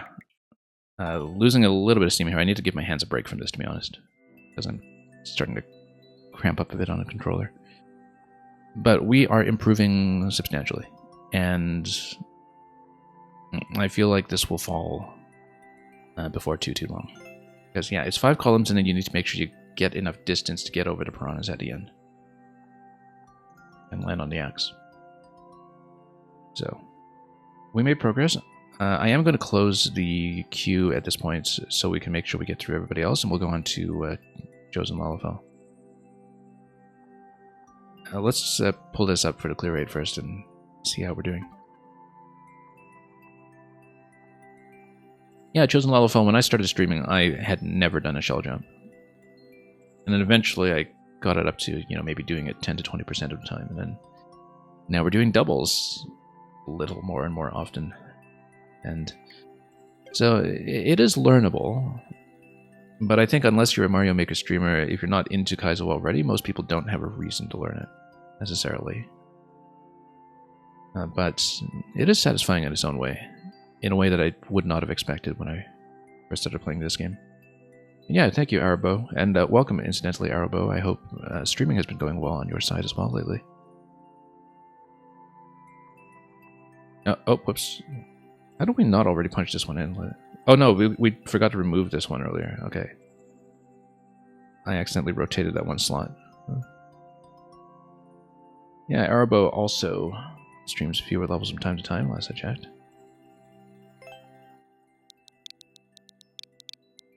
Very good to see you here.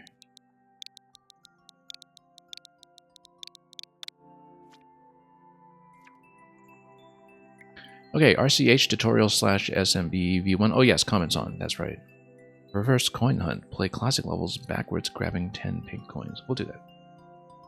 Let's see if I can learn better than the last 2 you gave this to. Okay, we'll see what it is. And like I said, I will close queue at this point, so we have a realistic chance of getting through everybody who has remained. Sometimes we take long enough that we naturally will have a bit of natural attrition from people dropping out, but for anybody who is able to stay even to lurk longer,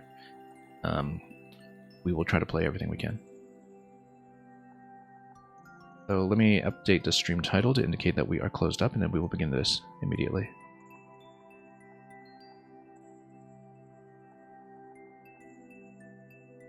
Just reload the bot display here. There we go. Okay, play classic levels backwards, grabbing 10 pink coins, and let's turn comments on.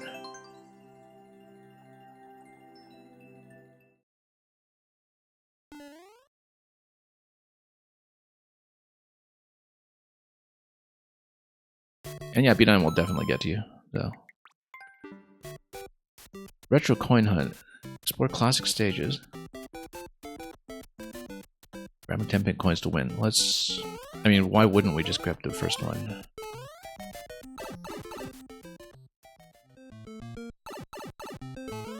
Okay. Check everywhere. You never know where a secret may be hidden. We'll obviously check Warp Zone first. Of course, it's Warp Zone. Can we enter anything in Warp Zone? Yes, we can. And we'll check everything, including the one up here. And this is the other side of Warp Zone. Check the middle pipe. Nope. We do need to get out of the Warp Zone, though. Let's see if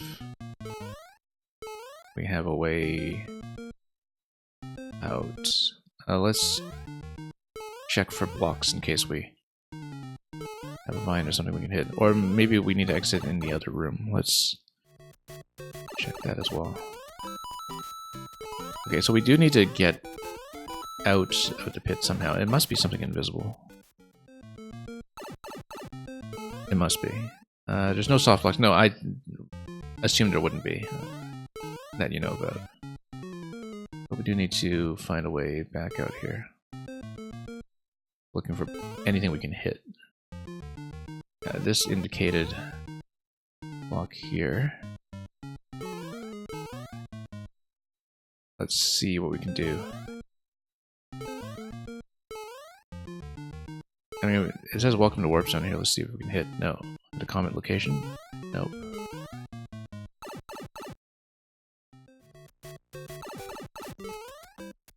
Now, there's nothing to do here other than take the pipes. So there is something we're missing.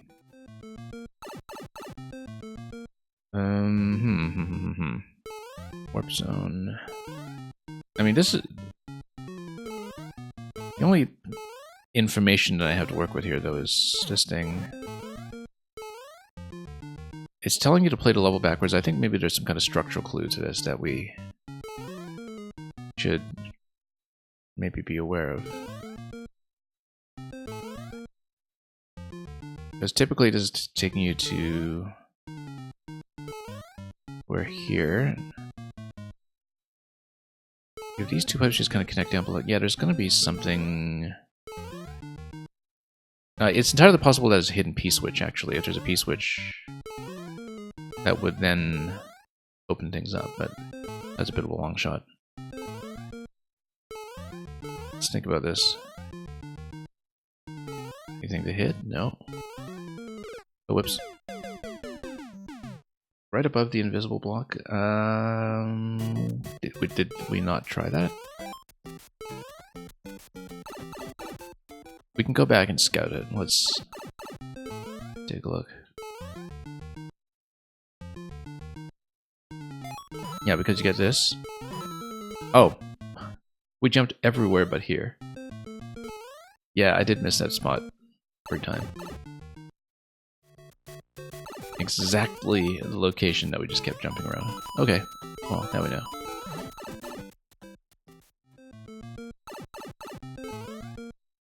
Amazing how consistently we miss that. That's gonna put us into Nintendo World Championships. Or something. What does this message say? Let's... Oh, check everywhere. Oh no, we've seen that already. Check everywhere. There might be a secret, etc. No coins here, obviously, but I was going to go for the classic one-up location. Let's go into lower level, which we rarely ever see because we always speed up. And yeah, there is a visual indication of where the pipes will actually connect. And then, well, we're not able to break through here currently. Let's go over here to check. Yeah, I'd like to grab the flower if we can, but we'll back here first and go around. And probably get a jump up here. That's okay. We can reach all this. Probably just go back up to 1-1 before too long. Oops. Let's get better momentum going here. There we go. I'm of course curious about whether all the one-up locations are accurately preserved, but let's take this and go. Hidden blocks are usually marked by background objects like that plant. Yeah. but we're going to go upstairs first.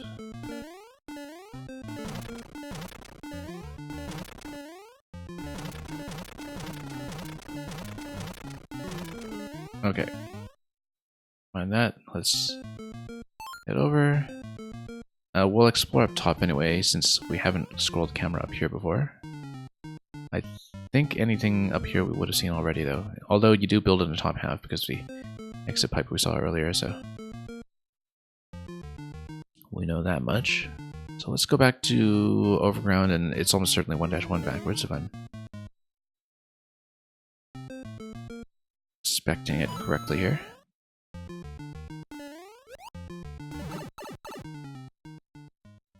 But try going down the green pipe up top just before the warp zone. Oh, good question. Well, we'll see if we're missing a coin later then. Let's do this. Yeah, we'll have to watch the decorations here and there.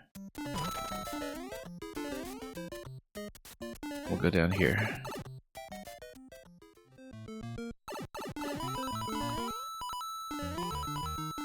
Yeah, this is what happens. No pipe stacking anymore. Here's a heart. We got a piece of heart. Hey, up here. And... oh. Drop off to the left as well, there's gotta be something. Yep. Hi.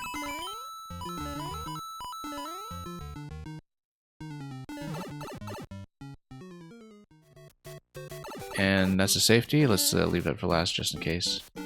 There's some message here. The last coin is a safety coin, usually right to the door. Yeah. That much we know. Fine here.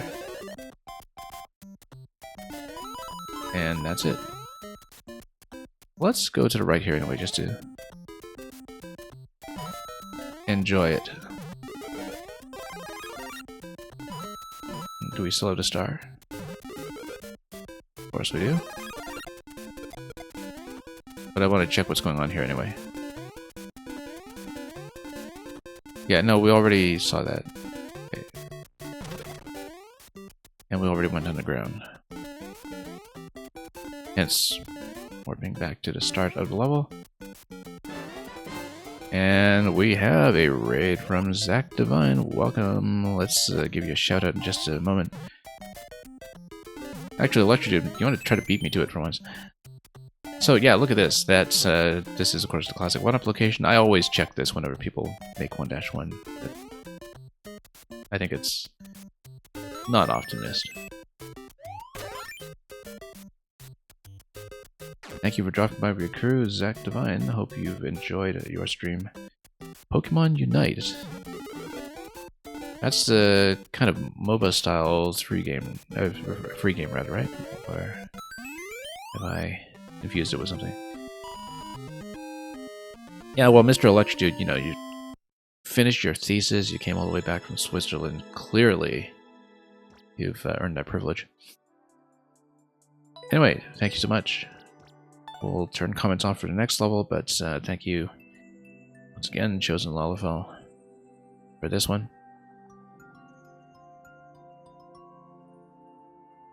And let's move on to Electrodude. This is the re-upload of something we had played before under conditions that were reported to Nintendo. Thou shalt not pass. Yeah. Well, let's pop in here. Mang's already got the record. I need a moment to turn comments off, of course, before I forget. I keep saying this, but I really wish there were a developer comments only setting that was a global setting across Mario Maker. Because, of course, past a certain level of popularity, required comments levels become unplayable, right? Oops. Yeah, it's gonna be a death, but let's clean that up a bit.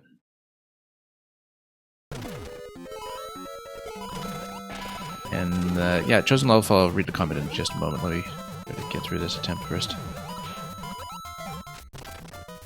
Oh, no, lost momentum. That's going to affect the time here. Okay.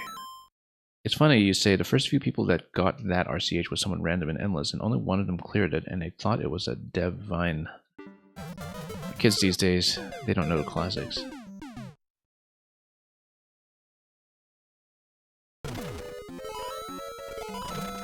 Whoops. See, the thing is, right, at this point, I mean, I totally understand a great number of Mario Maker players. I mean, it is a very diverse audience for this game. A great number of them will be new to Mario through this game. Shocking as it may seem. But even so, if you're playing levels online in this game, you have the Nintendo Switch Online subscription. Playing classic mainline Mario is required reading. I remember assigning like SMB3 as homework to somebody on the stream once, actually. This was a while ago. I basically told them, you know, you've got the subscription, you need to play SMB3 and come back.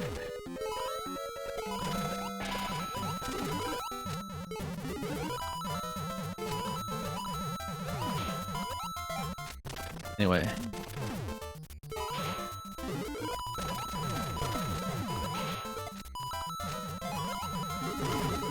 Okay, just need to hold into all the jumps here. And things line up pretty nicely. Oh, lost momentum. That, yeah. We just missed a turnaround there. That's almost done. That's 3 seconds to the door, and yeah, we just mistimed one of the 180s there. Yeah, it's a very easy level to execute, actually, because in general, full jumps will just do everything for you, and, you know, pointing in the right direction as you hit the springs will do the rest. You just need to react responsively, and the level plays itself from there. And just kind of trust that the scroll breaks will do what you think they will.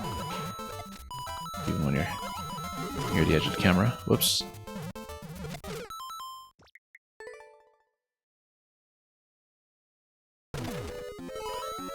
Okay, here we go.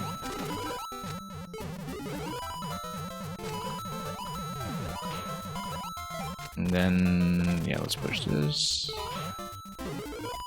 Nope, a little early there. Chosen level file, you're saying definitely got to do your homework for the RCH series. One of them you have on a Wii U is based on SMB3, 6-5 and 8-1. 6-5 is Hammer Suit, right? Or am I thinking of the wrong one? Or... oh, yes, no, I know which one you mean. And 8-1, of course, just had that really...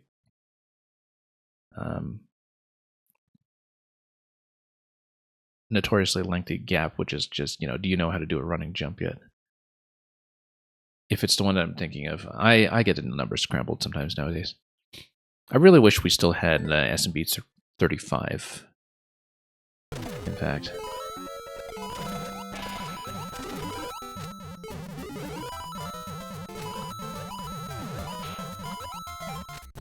Still by far the best Battle Royale game I've played.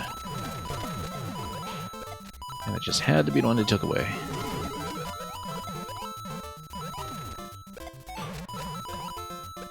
Oh, no, that was a bad jump. Yeah, no, we just keep missing this reversal here.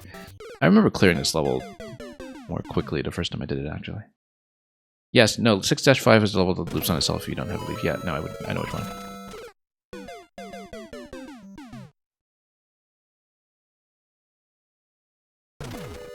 Yeah, Bonafide Pirate. I was in a similar situation where I never owned 2. I did kind of occasionally play it on other people's systems, but never got very far on it originally, so...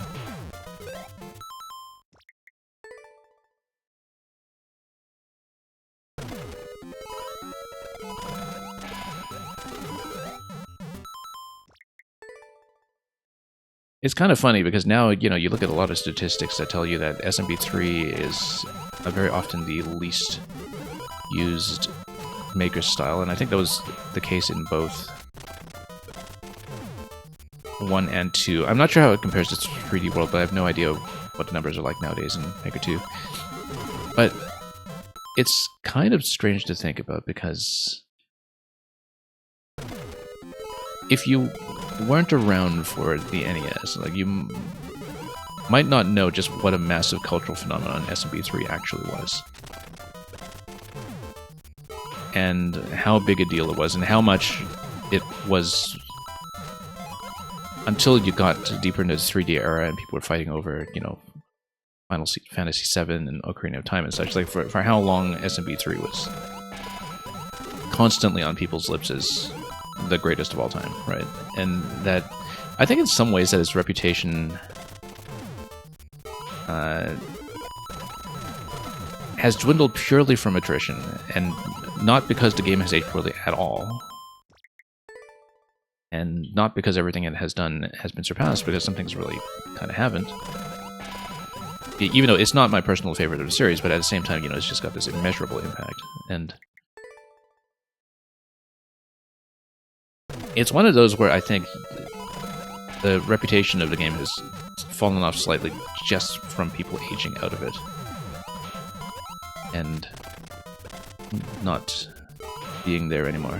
That's my general sense. I mean, I don't really have direct contact with how the kids talk about SMB3 on the playground or whatever nowadays.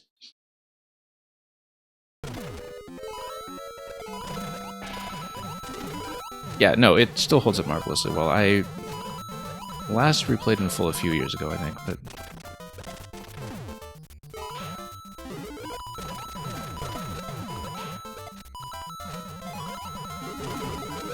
whoops. I don't know why I keep missing the mole stack here. I think I'm just hitting that too aggressively forward. I've died at this location a few times.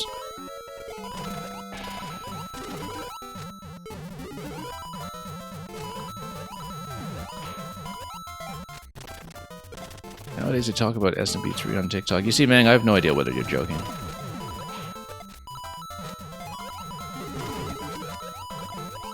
We don't do TikTok in this household for national security reasons. I'm not even kidding, but I actually have legitimate reasons to not be there. But oh, we missed a door, but we still made it to clock. Okay, that was worrisome for a moment because we totally overshot that door. Yeah, man, congratulations on your record on this level, by the way. Your nephew recently asked you if you thought 4-3 was Skibidi or not. I don't even know what that means. I don't think it's playable in Scrabble. Anyway. What even is Skibidi? Is that... You see, the thing is, my first contact with a lot of slang that comes in from younger generations is actually through Twitch chat.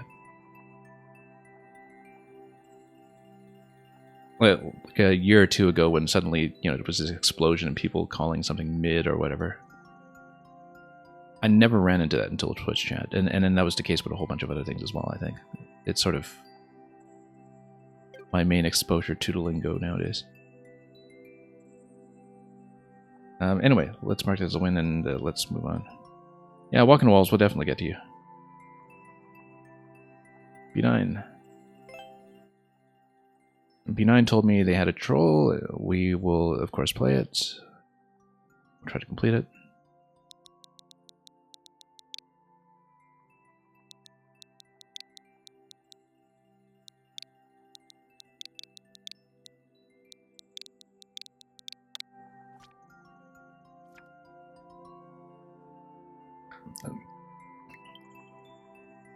Yeah, something that had actually kind of come up recently was... So, there's this, I mean, I'm sure as many of you know much better than I do, there's this big pop star or something who goes by Charli XCX, right? I first heard of Charli XCX because of some kind of collaboration with Nintendo on some promotional event. And you would not believe how long it took me to realize that it had nothing to do with Xenoblade Chronicles X.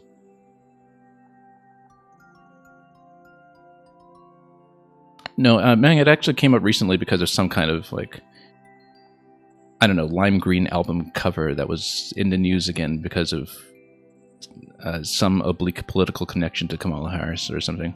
But anyway, I am pretty sure that none of that has anything to do with Xenoblade Chronicles X, and that's the extent of my involvement with it. Tuesday is always good for Troll. First Troll level. A bit rough, but oh well, good luck. And that's the nice thing about Mario Maker. You're all almost as out of touch as I am with whatever it is people do when they're not playing Mario Maker. But not quite as out of touch, and so I still learn things here all the time. Yeah, that was clearly going to be some kind of dunk.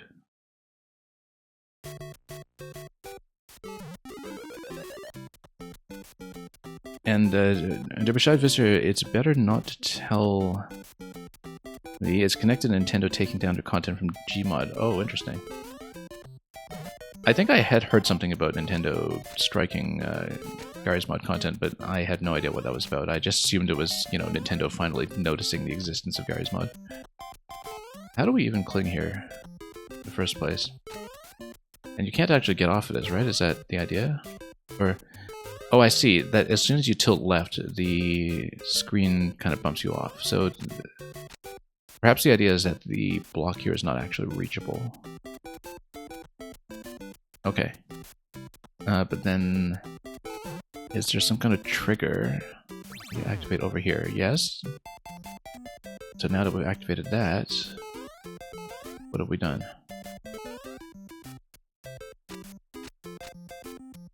So we had some kind of state switch. That's interesting.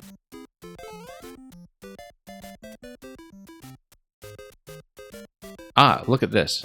Look at this. I don't know how this is made, but after the state switch, we are no longer displaced on this tile in a way that prevents me from getting on and off. I don't actually know how that's put together. I don't think I understand the tech. And I'm trying to reverse engineer what a tech must be. Because I actually have no clue. Also, we know that the one tile gap down below is going to be a problem here in just a moment, right? But then you can fall off. Okay, no, you'd have to shoot from this location, and then you shoot from this location, then it opens the gate. Oh, just press right? Okay, I didn't realize that. Because I couldn't seem to get off there earlier. Oh, okay. Strange.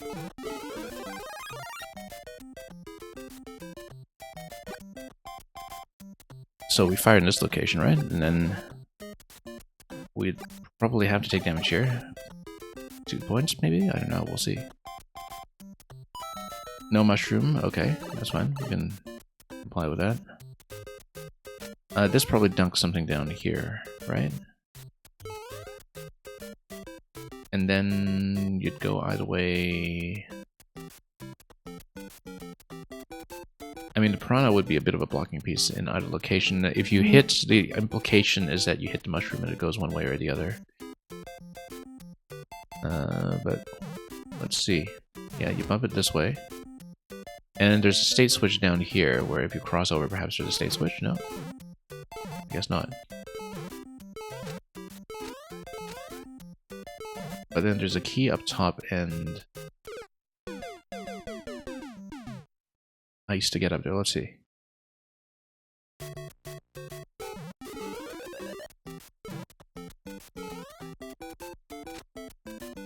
Okay, press right. Here we go. Bounce it. Derbashad Visor, Skibidi refers to a trend of Gmod videos using a Gmod model with the large head sticking out of a toilet, getting a large number of views, double-digit millions. Conspiracy, as a lot of Gmod made videos also include Nintendo characters, and the videos are certainly not the image that corporate wants to portray to young kids. Okay, I see. Yeah, this is the first I've heard of this. Whoops, oh. Wasn't paying attention.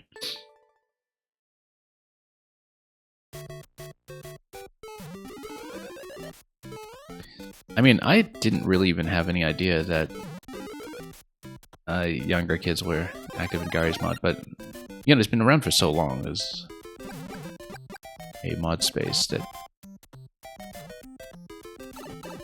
I never really have any idea what's going on in Valve Land anymore.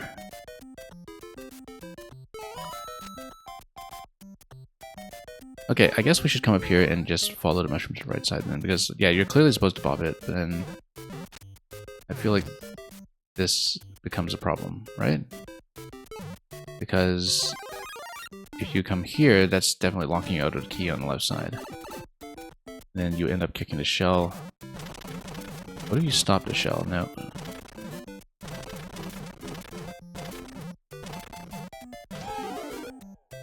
Okay. What's the problem here then? Ah, it masks something like a cheap that's falling down in a location. I wonder if we just need to stand to the left before the snake block expires, or if there's something else we need to do on that road.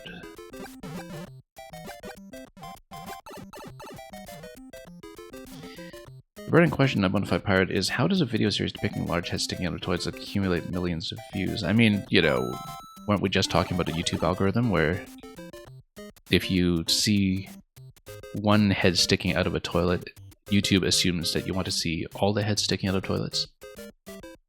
Didn't we already establish that? What does this do anyway? Launchers, okay. I see, yeah, because basically if you bump anything, then it locks this gate from the left side.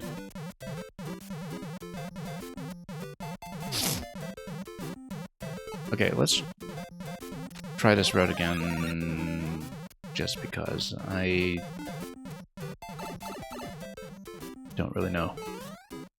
P-switch up there, that's interesting. Well, I see, if you're winning the swamp bridge, it's POW, and then that's what drops everything down towards you, or at least drops it in a way that masks the effect. Oh, whoops. I feel like you could potentially sneak down to the right and wear the helmet, but maybe it does go a bit fast for that. Where, you know, you could stop the helmet and then pop it left and then claim it from below. I feel like there's a way to set it up. But that would be a little more execution sensitive than I would expect of an expected or intended troll solution.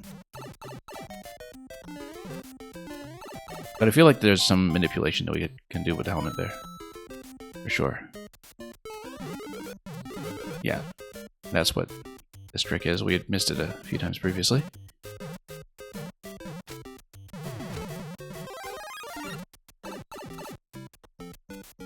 But we're playtesting, so let's figure this out.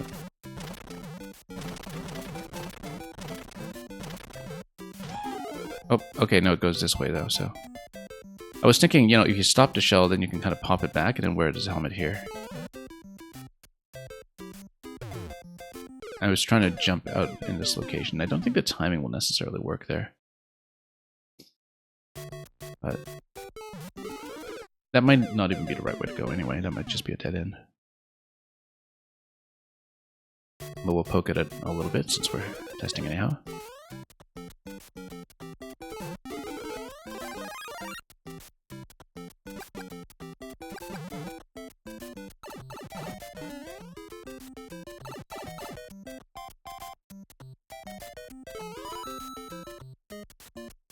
Okay.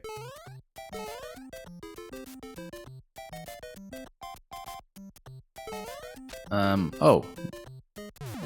How do we miss it? Interesting. Or maybe we're not supposed to miss it, because then, unless there's any kind of power-up detection over here, that would be relevant. No. I mean, you're definitely supposed to get the mushroom then, so we just managed to get that every time previously, and I don't know that we realized it was missable.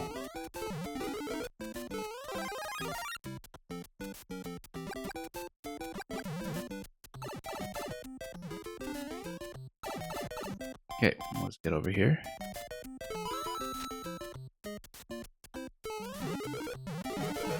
Oh, I see. Interesting. So how do we reproduce this behavior?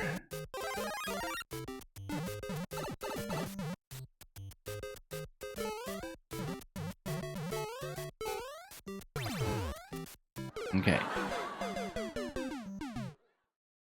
So we can go left there. But I don't know how we did it. I don't know what we did differently in terms of getting our facing direction to work out for the jump towards the brick. I mean, I know obviously that mushroom deflection as all the way back in SMB1 already. Oh, we forgot to pop this. Depended on your facing direction, I think, and which half of the block you're on, but we'll rethink that.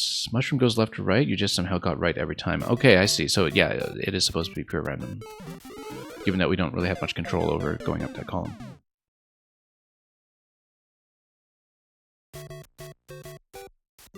Yeah, that's the kind of thing that, you know, you don't actually see until you've had a few attempts, right?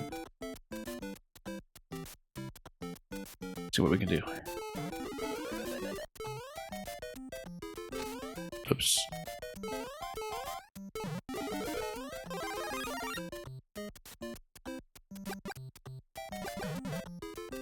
Pop this a bit. Pop this again.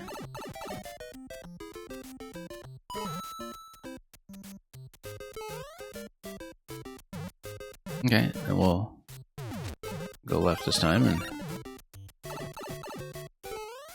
erase the RNG. Anything here? Okay, P-switch.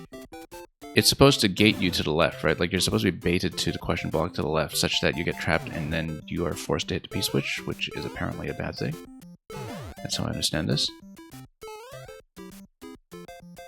Yeah, because now you're in a situation where you have a limited number of jumps you can do here, and you don't want to get dunked by this thing. And then, oh, we got caught by the parachute. Because the parachute's not immediately evident. We'll switch to Luigi for the next attempt.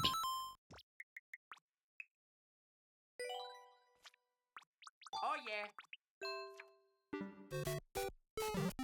After Mario's next failure.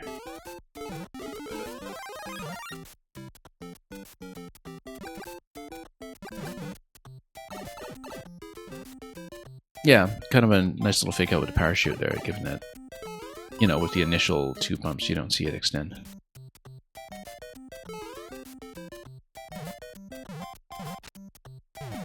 Okay, and this way this time.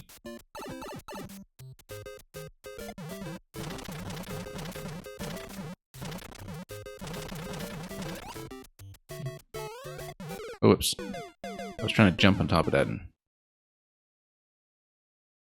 kind of manage that deflection before spawning the Podoboo, but here's Luigi.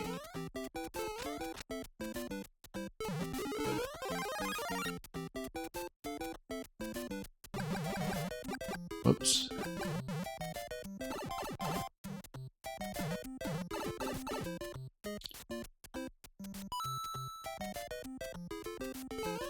And let's pop up here.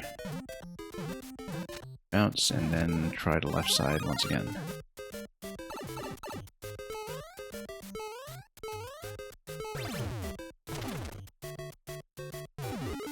Okay, P-switch here.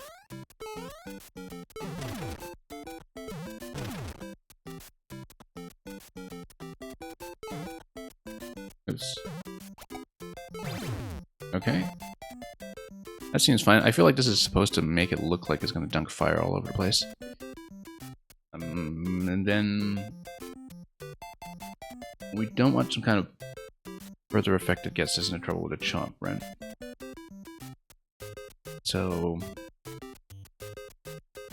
we should pop it and see what it is, but let me just take a look here first. So why not? Yeah, because this does pump it up. This trap there, I see. Yeah, because you're kind of baited towards that key, and there isn't really a convenient way to get to it. So I think that key probably just isn't obtainable. From what I'm saying here. And it says no key, yeah, so that's fine. Yes, okay, so if you're going to the right side, you loop back here as well. You can see what's going on with the sheep. And there's one up over here. Kind of interesting, and it sort of implies that if you stand on the left side of where the thwomp drops, then you're actually safe from the sheep. Because you can see visually how that's stacked. It says no key, but then we picked up this key. That probably isn't a good idea, right? Maybe it is. Here's CP1. Yeah, because... Oh, I see. Because this is meant to look like a signifier for not taking a key. On the assumption that people will just rush through and skip it. Because they know they're not supposed to have a key at that point. Okay. That much we understand. Dropping right in. Look at this guy. He's just shocked to see what's going on here. I feel like we're supposed to... Yeah, no, we're supposed to jump up at that point. I don't know why I was trying to adjust that. This is a great little moment here, artistically, actually, where it's like just gonna shut his mouth this way. Now, do we need to retain our facing position here? No. And I wonder if we need to hit the one up top or not. It's gonna project something. Spike ball. And then it catches you. Okay. Thought it might be something like that. But we had to be sure.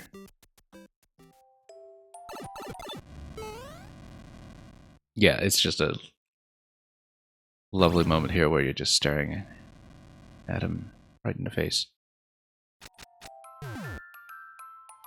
So the answer might be not spawn the spike ball, or no, we don't really have an opportunity to tug it left, I don't think.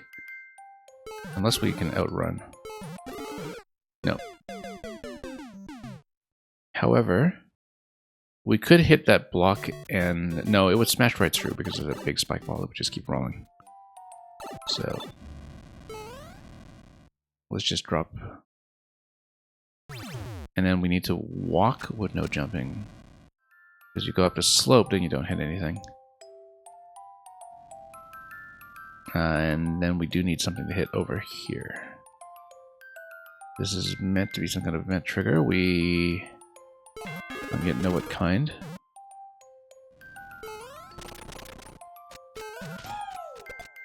Okay. I wonder if you can still get through this, actually. Nope. It's fine.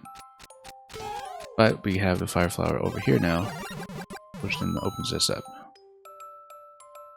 And then I don't know, once again, if we take 2 points of damage or 1. Until we have some idea, we should just assume, yeah, that we'll need to take a point here. This makes it look like a chomp chase. I wonder if it will be, or if there's going to be some... I mean, it's not going to be a one-way heading the other way, but I wonder... I'm just going to trap it here. I feel like we could have jumped over it and killed it if we wanted, but let's try it again. You think I'm breezing through this? Yeah. Good to know.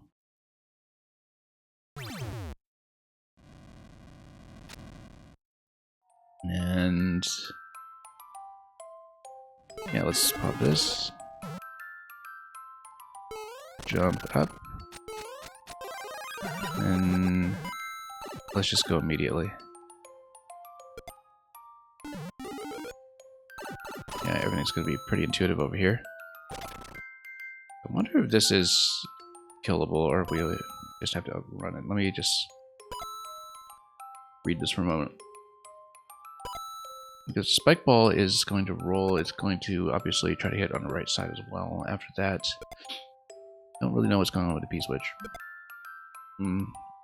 We might just have to do a chase. There is enough headroom here that maybe I can jump over the Chomp as it's coming and kill it as it's hitting this blue block, but no, let's just run. And yeah, we were obviously supposed to jump against it. I just didn't plan this well. This is amazing every time. Yeah, best use of the stretch boot I've seen in ages. Thank you so much for the follow.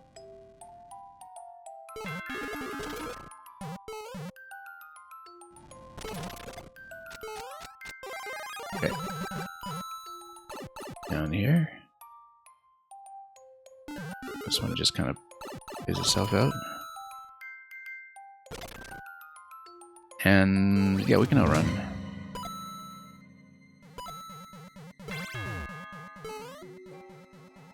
So that looks okay to me. I mean, I don't know what the trap is there, but whatever it is, we'll see it soon enough. Well, we did see this in advance. Ah, I see. You need to guide the spike ball. And I feel like we want to be on top of the hard block because it'll be unaffected by the P-switch. It's been a long time since I've seen this interaction. We did used to see a lot of platforming levels using it, but not in ages. Now, does it actually hit? We might just need to stand here. And then we need to not stand there after the hits. So we can dodge that.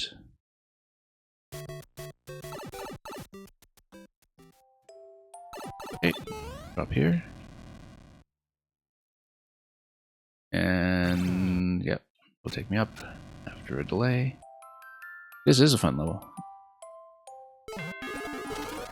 Yeah, because it's one of those where, you know, you don't really need to worry too much about execution. It's very much just where you're pointing at a given time and what you're observing. I mean, every troll level is going to have a certain amount of coin flip guesswork as to, is this the intended thing or is this a trap? Like, you know, where you have moments where you know there's going to be an interaction and you just need to make the right choice as to what it is. But the traps have been good. Like, they've been generally pretty interesting. Yeah. We missed that, but I wonder... Yeah, I see. So you are supposed to go right, as far as I can tell. That's okay. We did see that. We just got there a bit slowly. There are definitely a few other traps along the way. Let's hit this.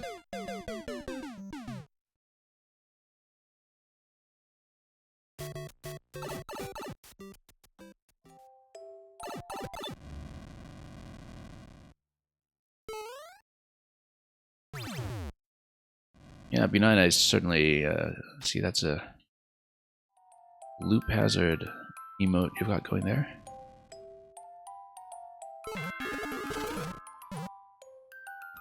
Great stream over on his end. We drop by there fairly often. Yeah, Alkno, you love Maroon Maker, but you haven't tried it. Or even Mario Maker. Miss Piggy, welcome. Miss Piggy, don't you just love this moment here? Isn't this fantastic, where you just drop out of the pipe and the stretch boot is just staring at you? Anyway, you do need to get on top of the blaster quickly, I think. No, not really. And Sapphire, welcome as well.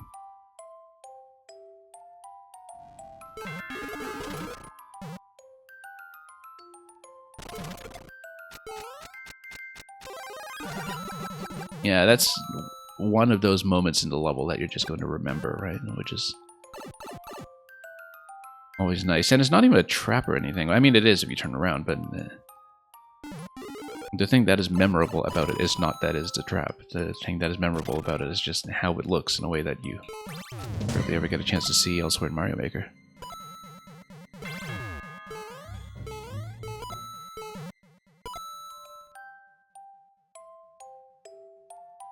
You would have freaked out, yeah, maybe so.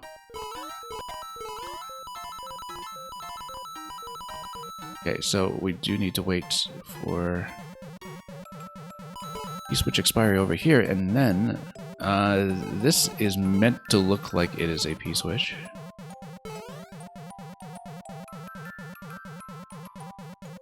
I would think so, anyway. Let's just skip it.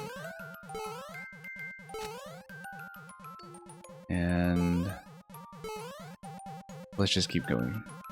I feel like it's meant to make you believe it's a P-switch, and that's... Oh, I see. There's some interaction that's supposed to get you over onto the side. And that we probably failed to spawn something critical. Yeah, because there's nothing here and you have to take to death. Okay, so we should pop that block and see what happens. And not get trapped too quickly past the one-way panel until we know what's going on.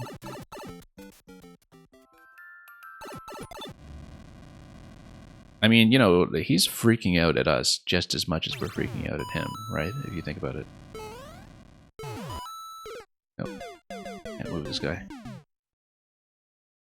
Yeah, we need to get on top of the blaster quickly, of course.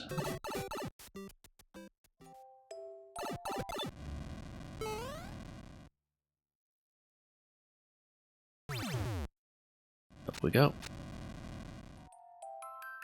Walk up the slope.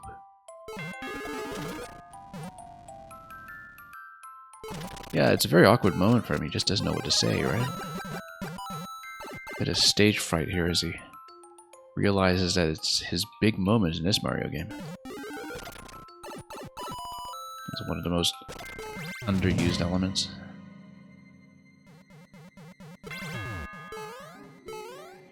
He finally gets his turn to shine. And blows it.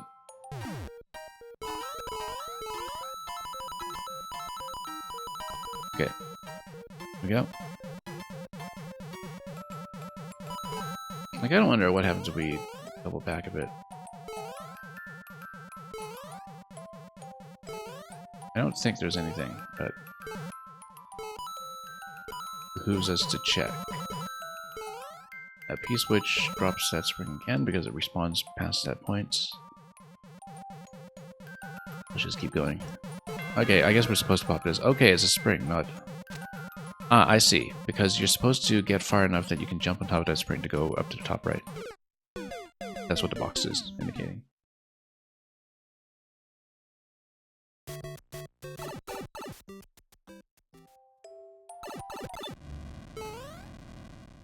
Yeah, and of course if you freeze in shock and stare at him for too long, then you start to miss your chance to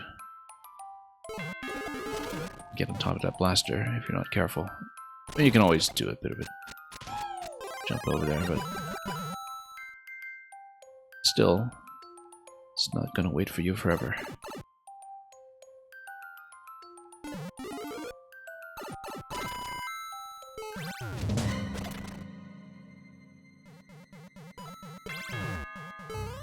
Okay.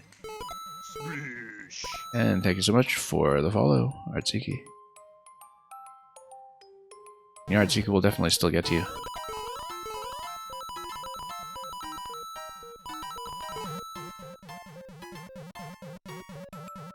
Okay. So we need to get over here before too long, and then we'll see if we hit anything interesting on the ceiling over here. No, this gets you out.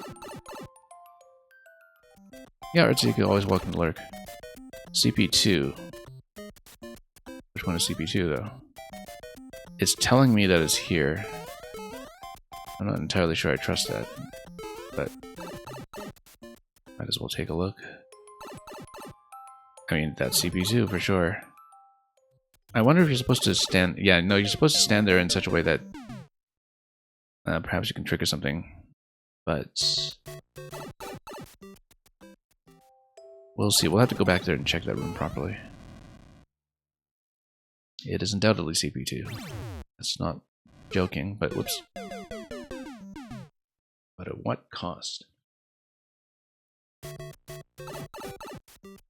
Yeah, possibly there's something that does a power activation to get the launcher out of the way. Possibly that's also just not the right path. So, let's double back here.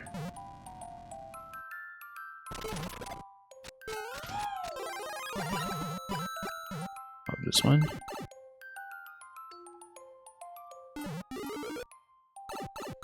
And down we go.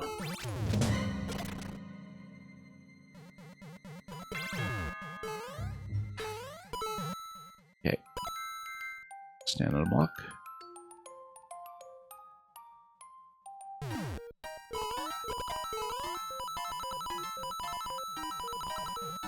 And do this whole sequence. I didn't trust the pipe with all the skulls around it. Well, no, I thought it might be the case, but whoops. In some ways, I trusted it more than the pipe that had all the arrows pointing to it, but, you know, sometimes we do need to explore the first time and find out. Just in case. I mean, like I said, as with most troll levels, it's sometimes just a 50-50 coin flip.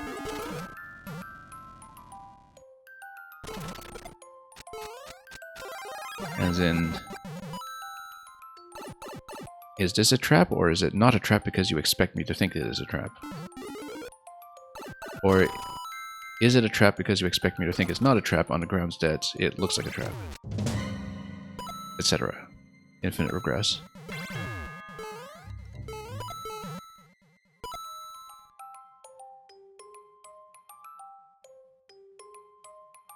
Yeah, no matter what, there's going to be a certain amount of coin flipping. The thing is to realize that there is an interaction in the first place. I think that's really what's going on most of the time with the psychology of playing trolls, is to know which locations you should be thinking about. And you're going to get some of them wrong.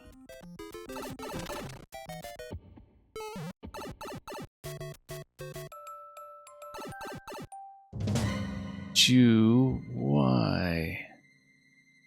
Oh, does it actually kill you? Okay.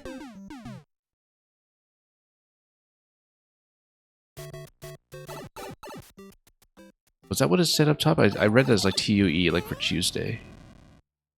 Because for that chain chomp, it was Tuesday.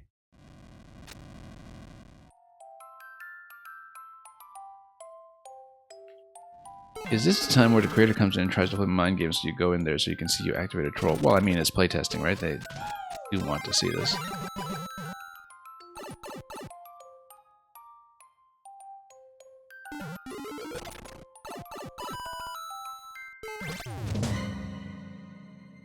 Okay, down.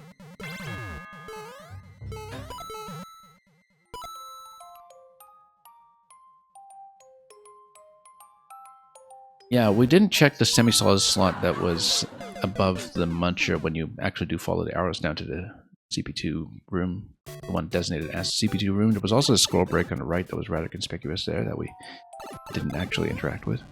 So there's quite a lot in that area that we haven't really triggered yet,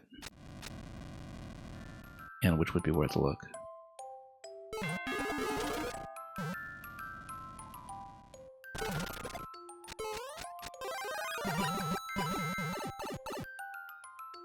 But we'll get back there and see.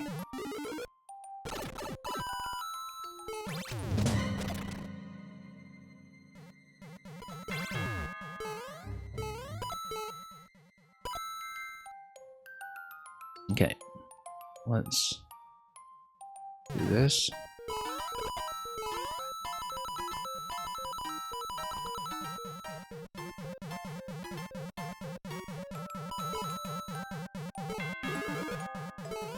Over here and jump back up.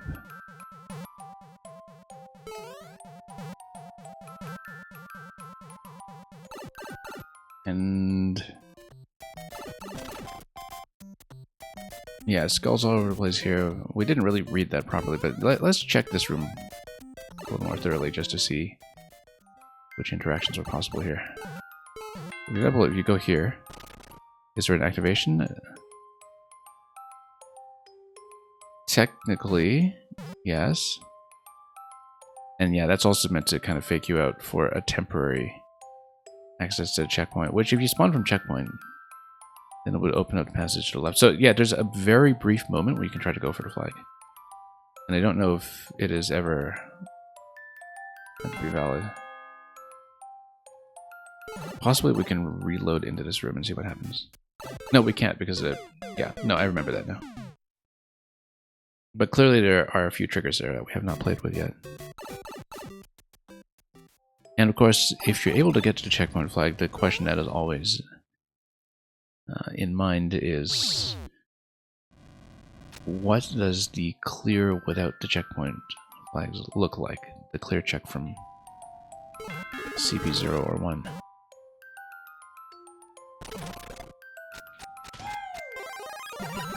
But we'll think about that later. Let's just try to progress first.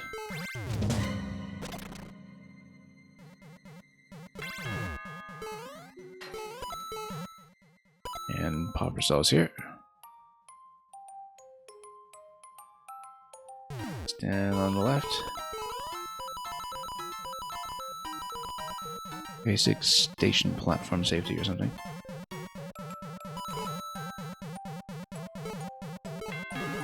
Oh, bad position here, and that's okay, we got it.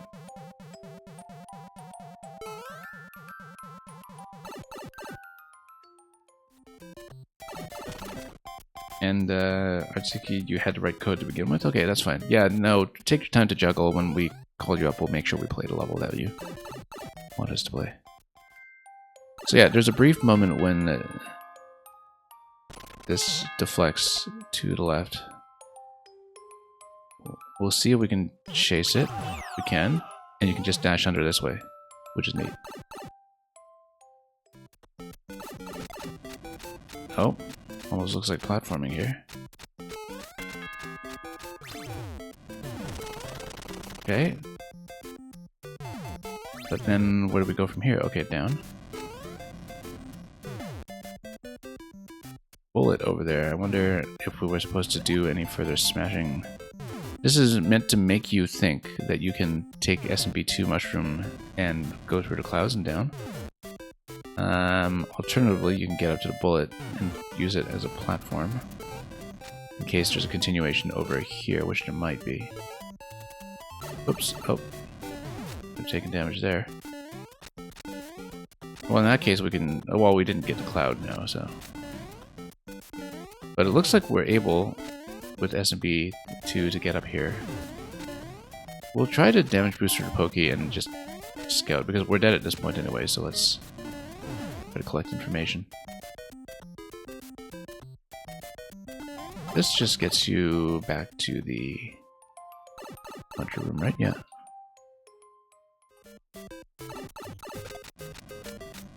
Okay, and then if you reload into this, then suddenly... Oh, never mind. Yeah, we're just gonna scout a little bit. There's something on the top right. This is just a death zone. I wonder if you can carry a bullet with you up top and then throw it and then exit out the top right. But then by that point, you have potential problems with the Pokey on the claw. Unless you can drop it. I feel like there's some potential in that, though.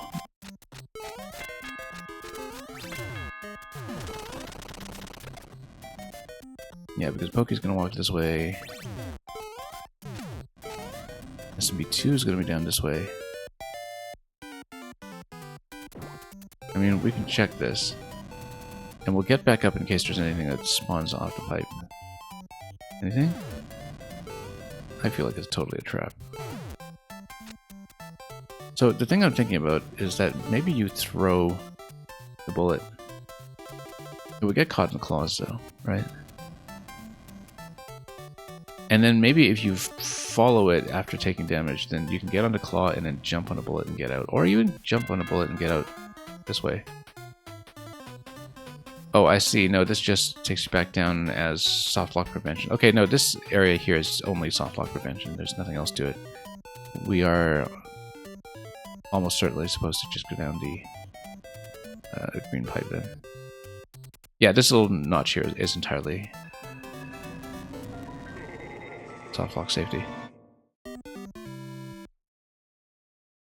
Which I'm glad we looked at. It's a vital quality check. The famous beginner semi-solid trap. Oh, whoops. Yeah, no, I accidentally jumped too high, and then that's triggering the trap the intended way. Because we did it right the first time, basically. Also love how the note block set up to the left side of the green pipe totally looks like a face. One of the chief pleasures of going through a troll level is seeing people draw faces. Getting a thorough playtest? Yeah, I'm glad it's proving useful. I mean, that's what you're here for.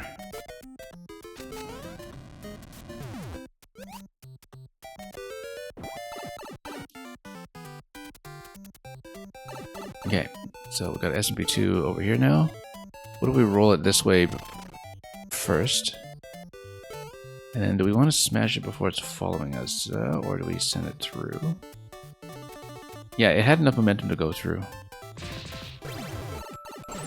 Oh, I see.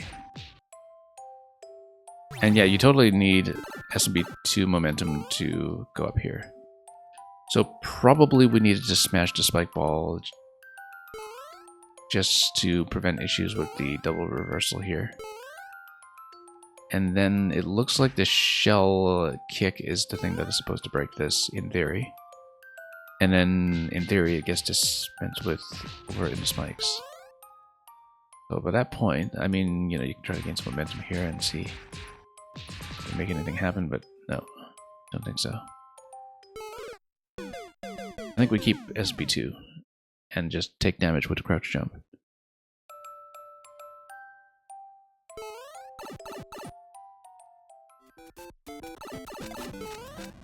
Okay, over here.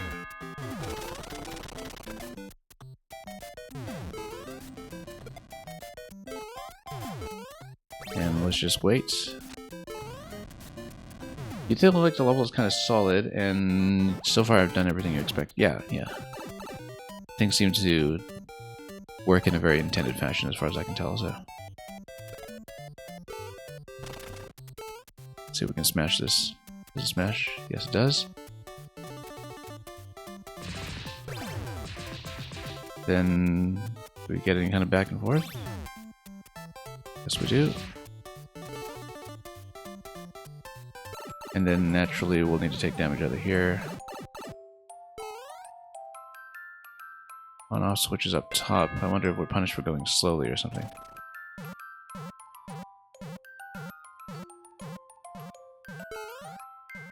Okay. Okay, I was wondering if this was, again, the kind of coin flip, right? Like, is this the trick or is this the exit? And I think the idea here is that something like a Thwomp is supposed to bump the Muncher over and drop it on me. Yeah. Oh, it's Mole. Okay. So we make sure it's in position. So we can get it to jump in the correct location. It is off screen. Oh no, it's not. It's on the claw.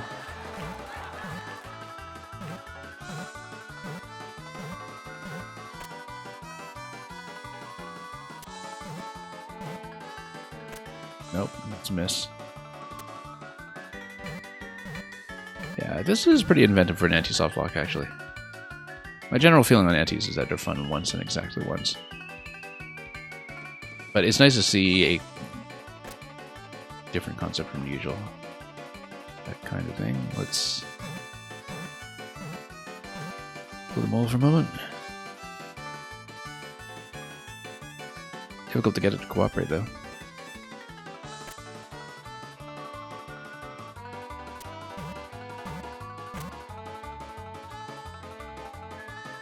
We'll drop it on this side. Comes over.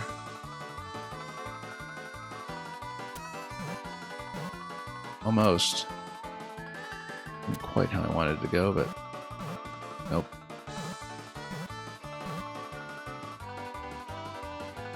Yeah, it's a pretty unique minigame. Takes a while though, because you really need to have a confident idea of what your drop ranges are on objects from a claw. Otherwise, you do spend the rest of the clock doing this. If I stand 2 blocks from Muncher, claw will drop perfect. Okay.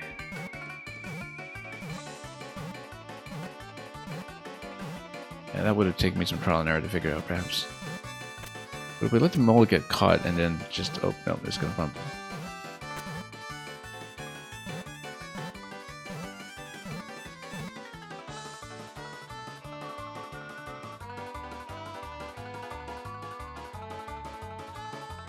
Well, let's get to pick up 2 blocks from the muncher. No, hang on.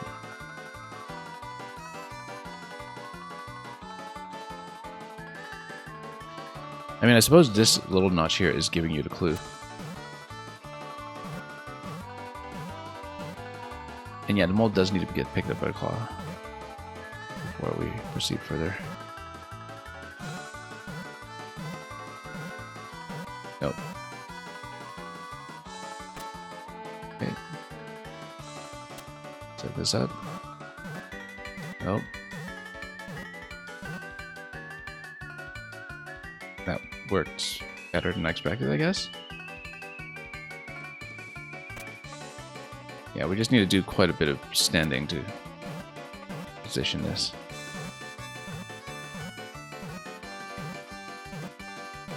Yeah, we want to stand a little to the right to the muncher so we can pull the mold back as it's going over. That's a big part of the trick. I realized, oh, no, losing progress. Losing all the progress. Almost. Losing all the progress.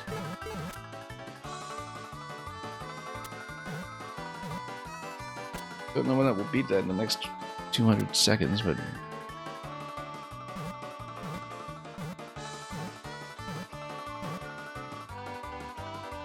we'll just wait.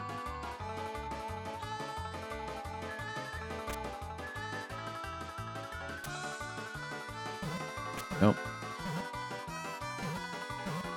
Nope. Might be faster to just restart the level at this point, but...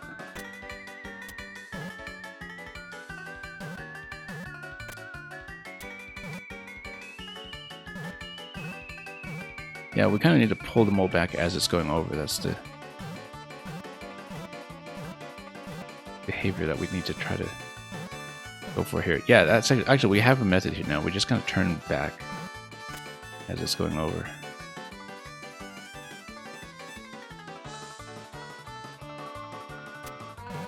Good. A bit of a long way over here. Good. Okay. We did eventually develop a method. How did I lose so much progress? Wow. We like to pretend we're in control here, but the reality is more complicated. Oh, whoops.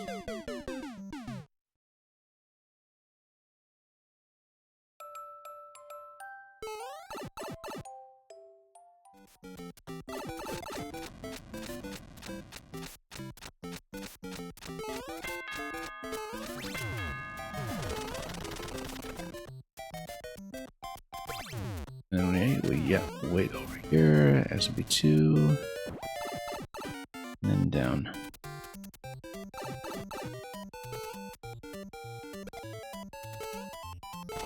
Pull this and pull it back.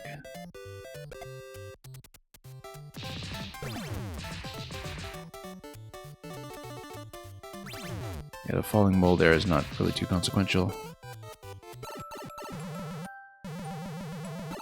I was trying to survive out here with the mushroom still intact. I think it's actually possible, except you need to take damage anyway to go under that row on your way to the right. There's no good reason to do it.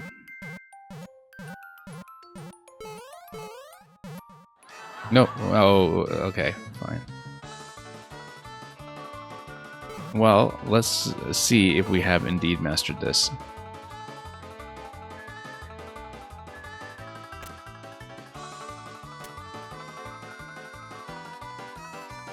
Like I said, the antiques are fun ones. But we did develop a bit of a method. Let's see if we can demonstrate it somehow. Sometime in the next 400 seconds. Oh, yeah, we're standing too close right now.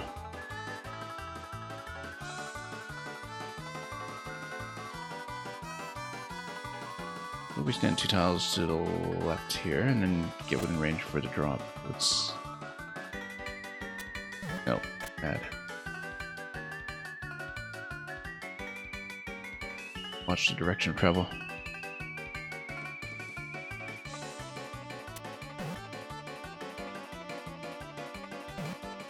Nope. Good Took me a while.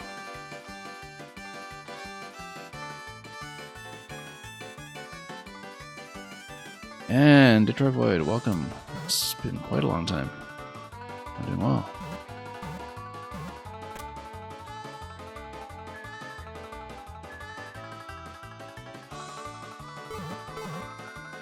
Okay, let's let it drop. Yeah, we're standing far too close. We needed to kind of get picked up. We need to just stand here and just increase this position here until... Okay, change it to that, starting with the next attempt, yes.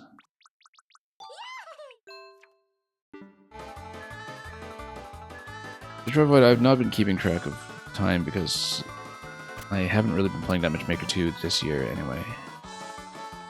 So... I don't know how long ago you were last here, just that you were last here, so... At some point. Pull back? Nope. Yeah, the initial setup here takes a while.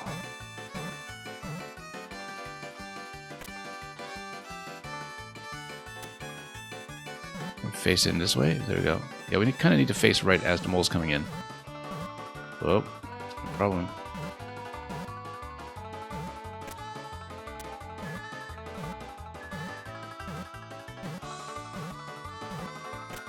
Yeah. Oh, face it in. And down. Taking too long. Let's not lose progress if we can help it.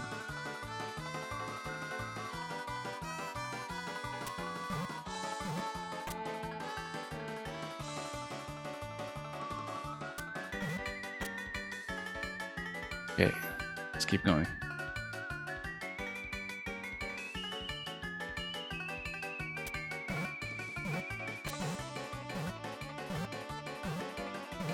Okay, better.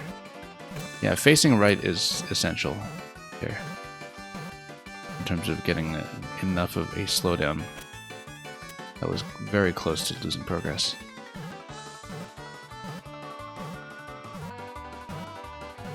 Almost there. We should be safe at this point because this is on the left half. It's not going to get bumped for the right. So there we go. Only took me about 200 seconds for that one. That time. Okay, we really need to not get caught by that spring. But anyway, Toadette will show us how it's done.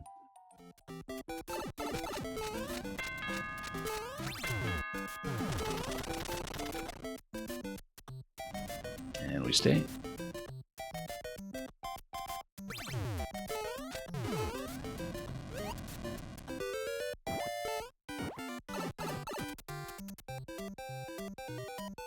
And the same idea as before. Smash. And smash.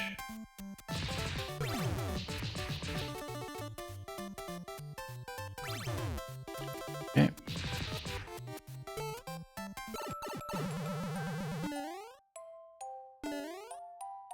I mean, yeah, we need to follow it over anyway.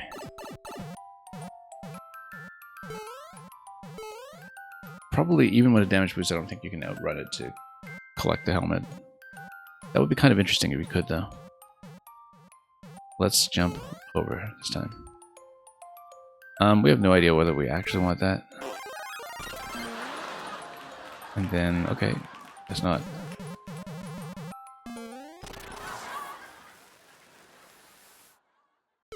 I wonder what the question block on the right is all about.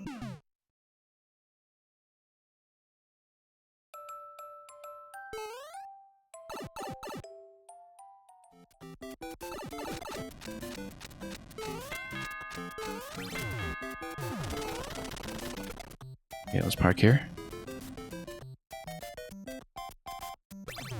And down.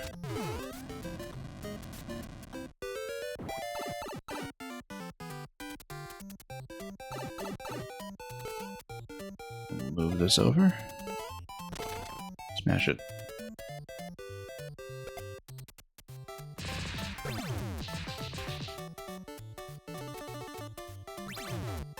And back we go.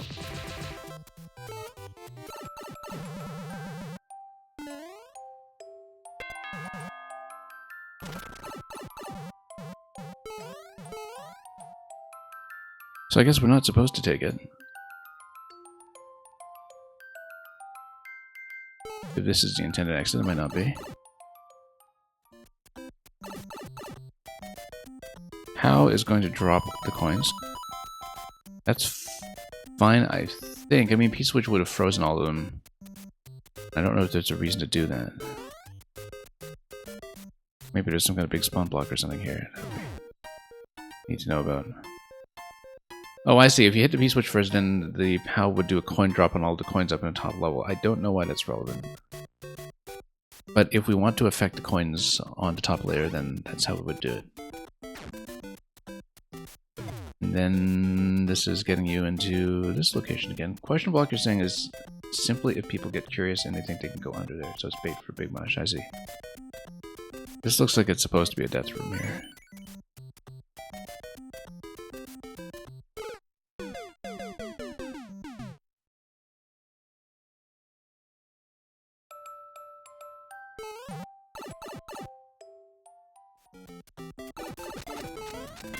I don't think I really properly parsed that clue, but let's gotta get back there.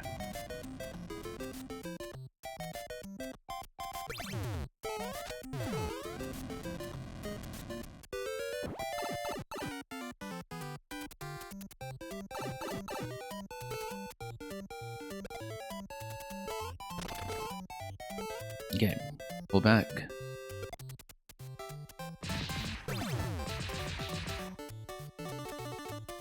And wait. Oh, that's okay, still salvageable.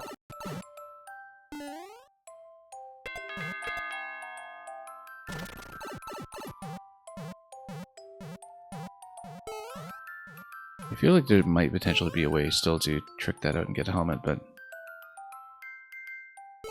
never mind.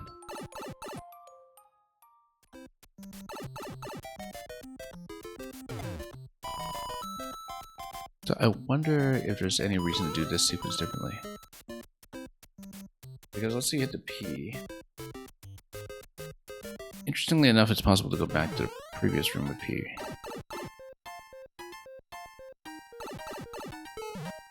I don't see a reason to do it.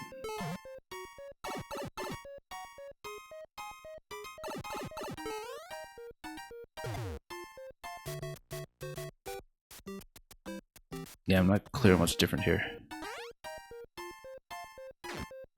Oh, I see, yep. Then you can get out this way. Except, if there's a POW block, then it destroys all of that. Now, the flag is available, so I'm kind of thinking that taking the checkpoint 1 flag might not actually be the worst thing if we are able to figure out what to do with the key door.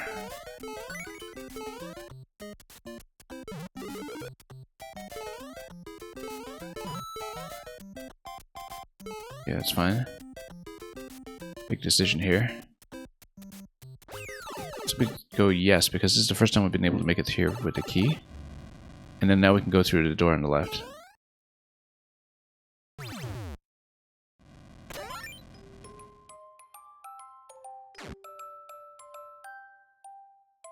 We'll of course check both ways.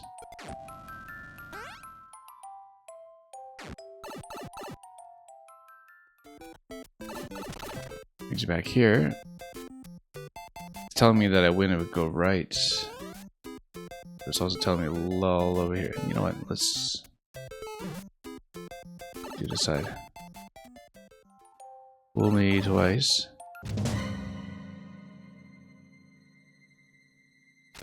I had to wait a moment here to see if that was potentially a fake out. Anyway, we are back on CPU 1. Yeah, we were chump food that time. It seemed to be more or less the right sequence, though. We just need to do everything from CPU1 again. I can even remember it.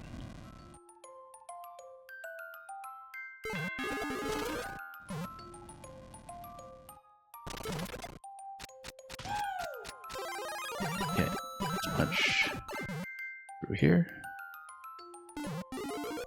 Flag was in the other pipe. Well, yeah. Maybe we should have trusted you for once.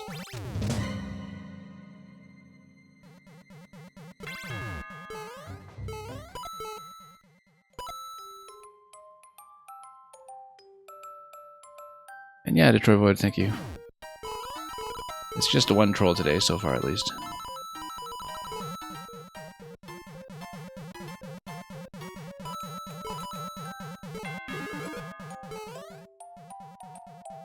Okay, up we go, and then we know how that works.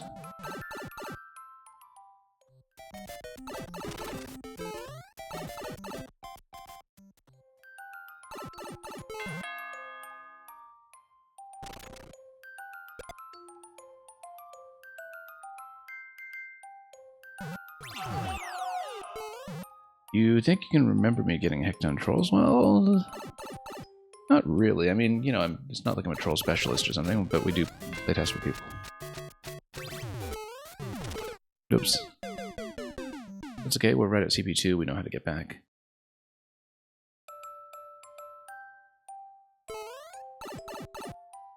Yeah, so we need an active P-switch to open that one critical door.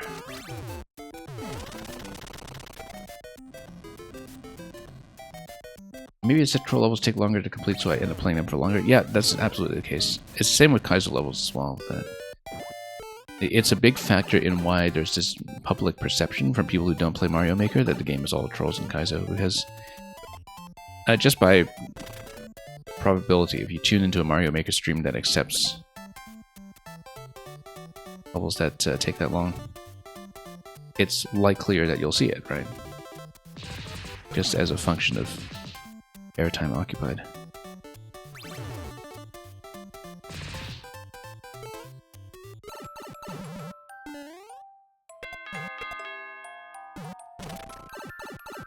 I still think there might be a way to set up the helmet pickup here, just out of range for me, technically.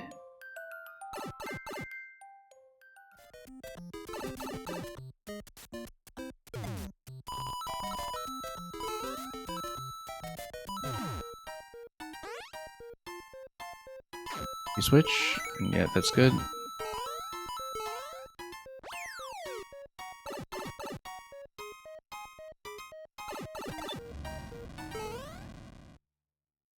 Well, hopefully it doesn't compromise the mechanism.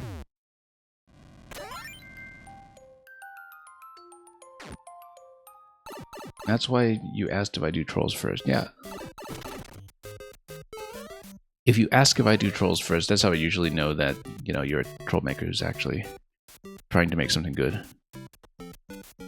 Rather than just trying to pull a fast one on a streamer. This looks like a spike ball location. We don't have anything we can use with it.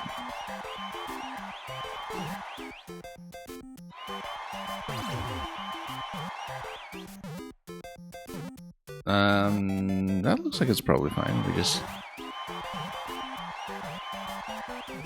run into some problems. Yeah, eventually we want to knock this out. For example, this slope totally tells me this is a spike ball that's going to roll.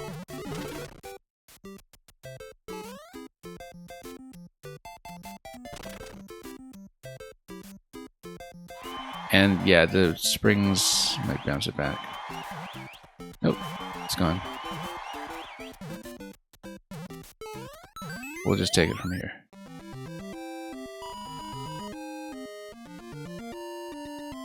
Okay, hopefully that was a productive playtest from the maker side. Yeah, so MVP of this level, obviously the Stretch Boo. And that was a long first clear on this version. It's not even Tuesday. But anyway. Yeah, very well put together.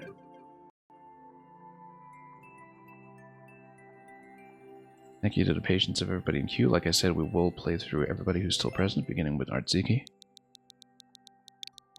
Hope this is finally the right code. If it's not, do let me know and we'll swap things around.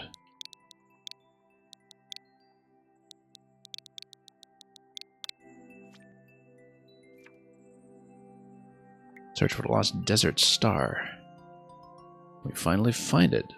Good luck. 2 checkpoints, very fresh upload with no clears currently, so let's see if we'll get it.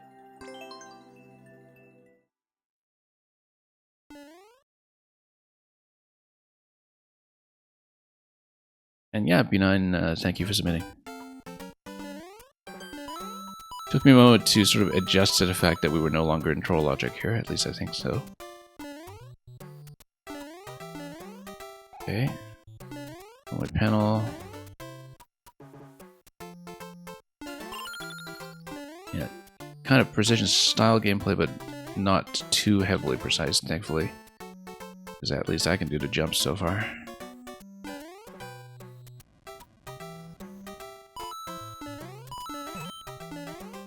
Oh, whoops. Overshot a little bit there. And yeah, walking the walls, you are still in the queue. And we'll get to you in good time. Whoops. Whoops. Be careful. Maybe getting a bit complacent since the first attempt went so well.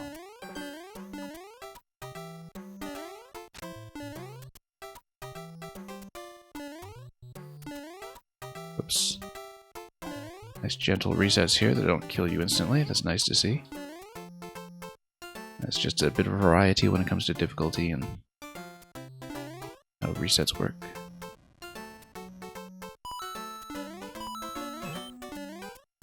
Back, good. Yeah, this will give me just enough room. I needed to run off the left side here before falling down the slope, I think.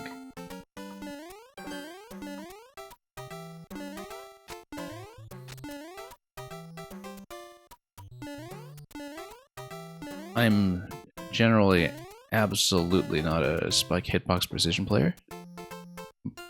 And so from my perspective, this level is very well tuned actually for people who are in my position and who still want a bit of headroom and aerial movement to work with, while still being spaced in a way that encourages you to be at least careful with not overcommitting to things like jumps. So let's not be too reckless, of course. So far feels pretty doable for me, but oops, we do need to maintain focus.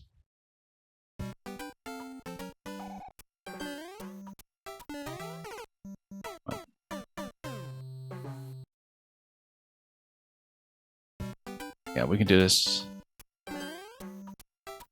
The segments are really not that difficult, despite appearances.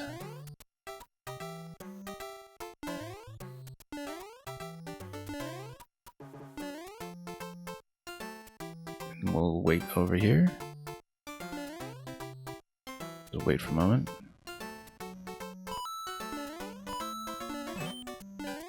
Oh, no. We're well below the firebar. We don't need to rush that jump.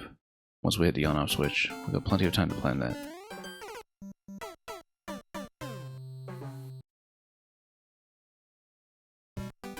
So let's go back and fix that up.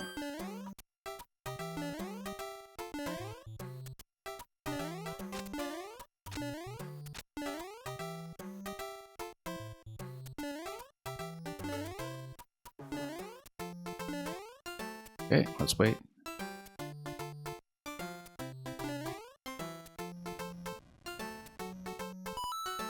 Yeah, if you can upload this level, I can beat it easily with CPUs. I can see that. So yeah, this bit is going to be on off, and then we do need to run off this platform here to get the requisite momentum. It's going to be a little bit of a lip here. Oh, whoops. And then that's going to be the pipe that's likely out to checkpoint 1.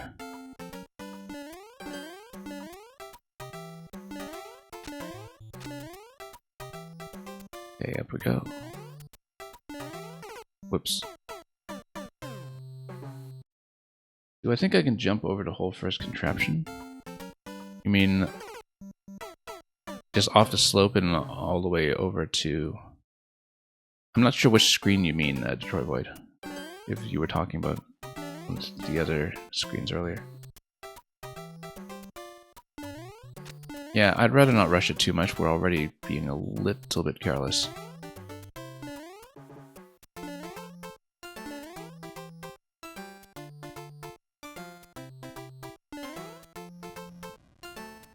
Okay.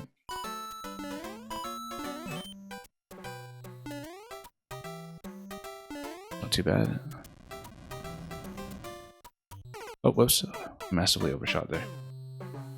I'm just slip to the other side of the two first jumps. So yeah, I think I know what you mean. Where you just go like this and then... Oh, maybe even clear the whole thing. I think the headroom is a little too tight for that, but... We'll do whatever makes sense.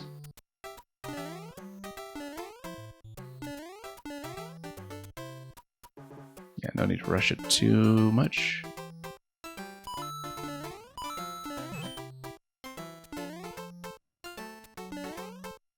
Okay. Wait. Build momentum here for this jump.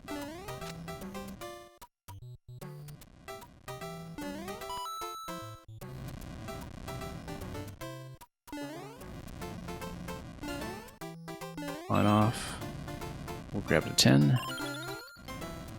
Let's just mind the burner here. And through the narrow window before the burners trade places. And sure, let's show off the 50 coin because we can.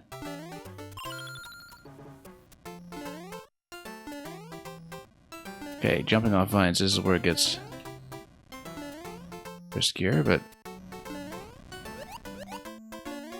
okay, now we've got boots. Presumably we can go this way and then start bouncing. Whoop. Never mind. We got into the boot. Yeah, I like the nice gentle reset in that location as well.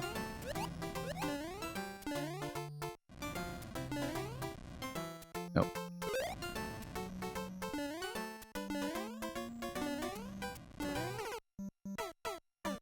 Yeah, it's a nice little reset in this sequence for sure. So, doing alright currently. Always have to watch the sort of automatic bounce that happens on these as they go over. We should just skip the saw blade entirely and try not to bounce on it.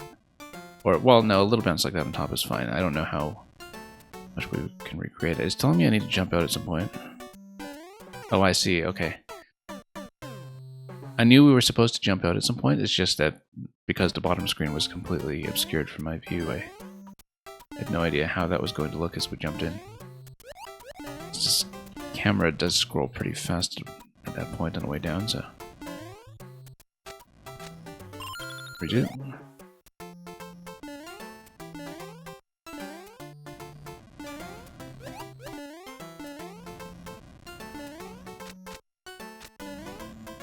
Yeah, just a light bounce there will do. Yeah, so the problem with this bit here, I think, is that even though it does tell you the Z and it kind of you look out for something, the camera does scroll down a little bit too quickly to get a good read on where the position is, even if you have been there before. That's just one awkward bit I've seen so far. Yeah, because you see it coming. Okay, then we line up against this wall to do a precise fall over here. And then what does this even spawn? Oh. Okay, pretty gentle.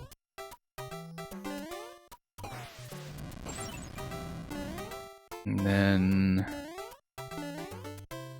over here.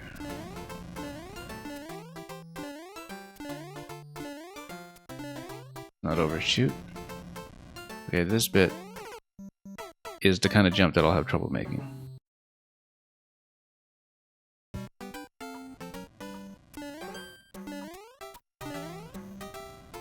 That last one is getting into the range of things that I do not do so well.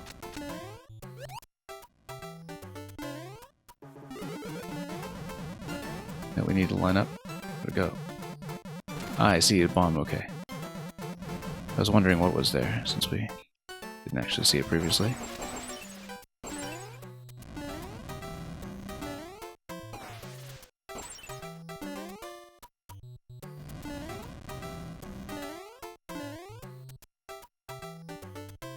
There we go.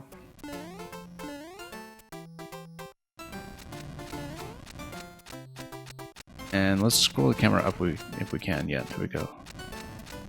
I think this side here is not going to be relevant to us yet. Eventually we'll need to think about how the Buzzies are going to successfully bounce. There's an icicle that's going to fall on the on-off switch actually and create platforms where the Gooms currently are. Yeah, definitely an icicle that's dripping here in this location. So we'll just need to get over there first. Go for it? Yes.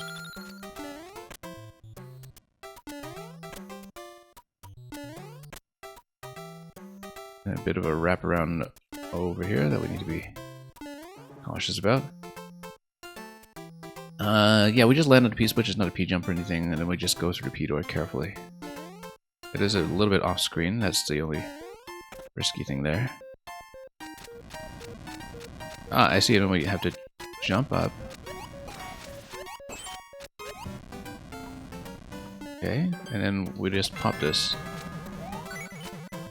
Worked out pretty well, actually.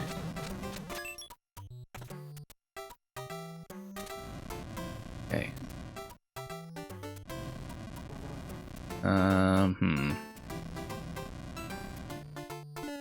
Oh, nope. Got caught.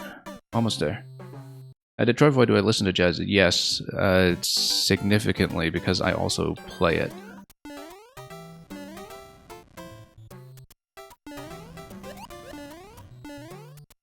And so yeah, I probably know it better than any other genre of music.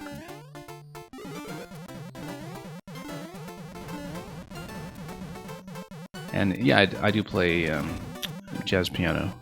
And yeah, you recognized what Flopping at the Savoy was named after.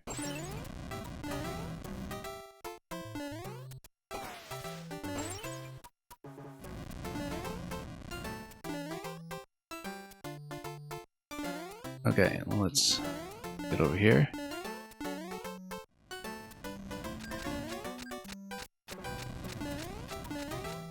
Yeah, I haven't actually streamed it before. But maybe I should get into music streaming at some point. I'm not currently sort of in a setup where it makes sense in my streaming office, so to speak. But it's something that has been requested for a long time by people familiar with this channel.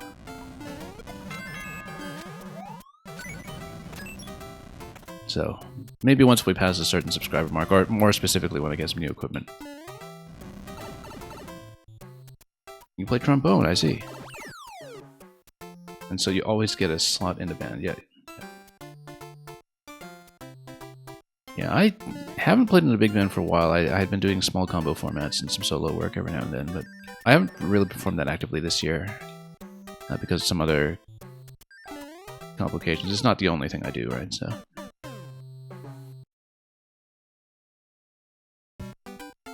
I used to play a lot more actively. Oh. Oop. This is going to be a little tricky here. Let's try to line up default. Well, we're not lining up default at all, actually. Oh, no, and then we tapped left. Just too much at the end.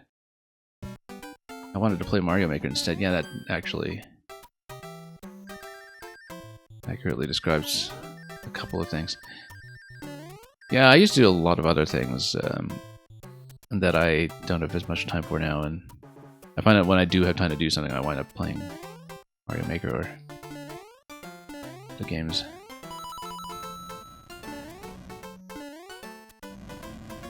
Starting to be a little too precious about my time.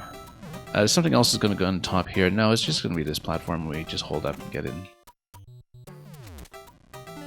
I don't know that we could have preserved the spring here somehow. I don't think so. Okay. And then, this bit here. Whoop, overshot slightly. We were doing okay too, we just needed to slow down at the end coming off of that lip.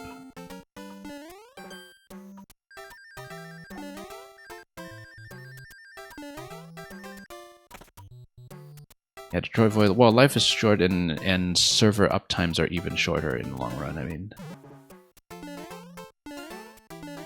the situation with Mario Maker 1 was that I learned about the good stuff way too late, even though I was playing the game at launch, and so we, of course, had the big catch-up that we've been doing on and off over the years, including the big one this year before it shut down, and there's still so much I didn't end up seeing. The thing about video game communities are heavily dependent on there being a community that is active and producing, is that you really do kind of have to seize them while they're still around.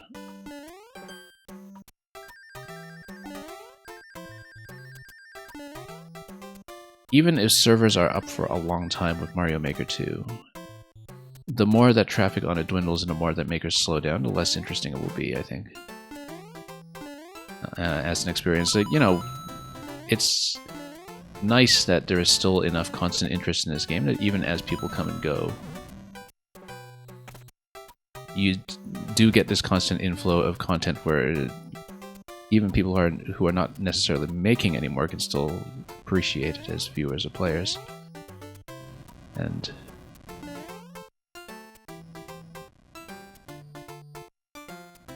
it is kind of important for games like this that they feel alive. I don't feel like I can make this jump very well, because there's bumper paths to the 50 coin that, given the 50 coin is there, it's supposedly the riskier one, I suppose? No, it's a door over there that just resets you back to the left side here, so. Okay, we'll get there. We're making good progress. Yeah. Yeah, you kind of have to hold left up to a point until you've completely cancelled out the rightward momentum from the conveyor belt. It takes a moment, because otherwise when you fall, you do fall back on the belt, unless you've cancelled it completely. No, let's reset. We need to pick this up. Whoops.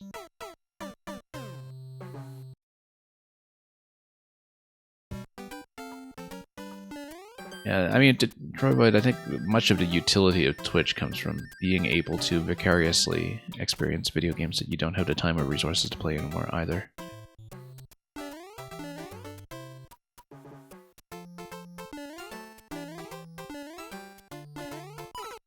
Video games are too big these days, you know? It's not practical to keep up with everything that interests you.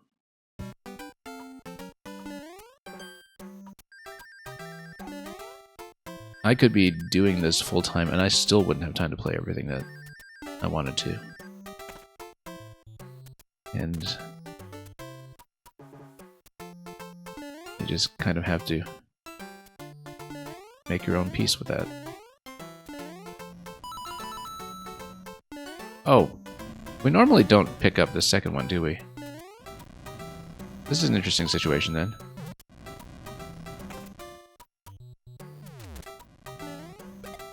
I don't think it helps me at all, actually, given how these later segments go.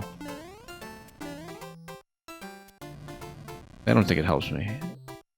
You know, you could drop it in this location and spring up or something, but it would just throw off your jump height.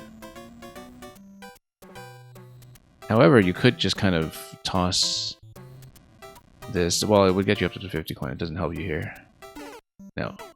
It has to go right off the edge here.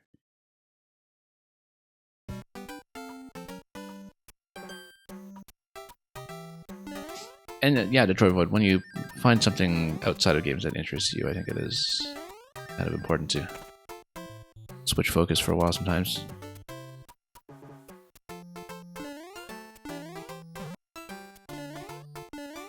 You have to be honest with yourself about whether you're already bored with something. And not get into a cycle of thinking, okay, I'm bored and I have nothing to play, but I still want to play video games anyway, or do I? And it's sometimes a sign that you're neglecting something else that is calling for your attention, and which you would find much more stimulating. Whoops. Yeah, we're still not getting that edge jump. I'm generally terrible at edge jumps.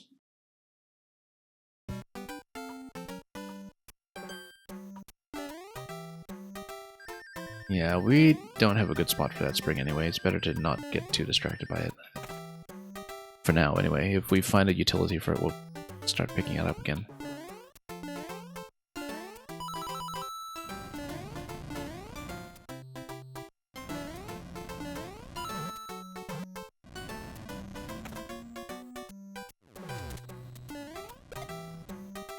Okay.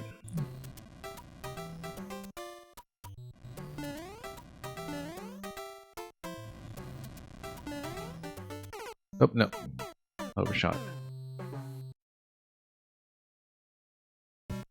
Yeah, you don't think there's much to do with picking up the first spring? From what I've seen so far, I agree. There's not much that it really allows you to shortcut. Oh, whoops. Yeah, again, you kind of have to hold right for a while to cancel out to double speed conveyor momentum, and then... Yeah, it's not that intuitive at first unless you know what you're doing, where, you know, you do have to hold longer than usual. Until the conveyor momentum has been sort of entirely subtracted over a period of time. Not how you'd typically expect physics to work, but once you know it, you know it.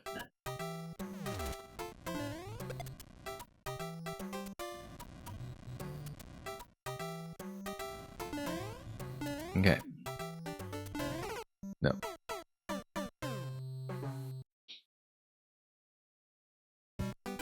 Yeah, that legendary at the end, that's the major roadblock we've encountered so far. Most of this level is pretty breezy, it's just a lot to do.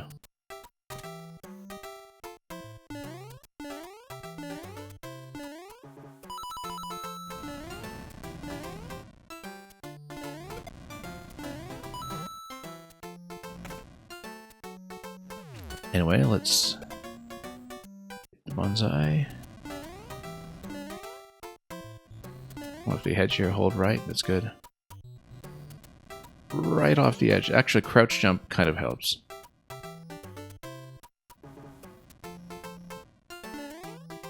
Line up. Then... Oh. I mean, we were warned about that with the arrows. Again, whenever I'm dropping into a place I can't see off camera, I feel like I don't always trust what's going on, and so... We were technically warned, I just didn't take it seriously enough.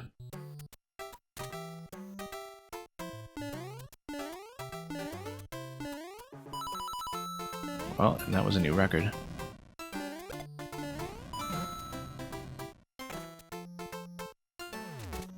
Oh, whoops. In Mario Maker, you can't trust coins and arrows. Well, yeah, that's exactly it. You have a different kind of trust relationship with each individual maker. And particularly relative to Nintendo, where, you know, this is something we often talk about, that when you play official Nintendo content, you can usually reason your way to something indication-wise by saying, okay, I've played a lot of this stuff, this seems un-Nintendo-like. And then you can kind of understand what is likely to be intended design pretty intuitively. With a maker that you're unfamiliar with, you just never know. Like, after a little while, you start developing a sense of somebody's style, and you learn their patterns and how they like to signify things. But... Okay, trying to do crouch jump again, but that was still too far from the edge.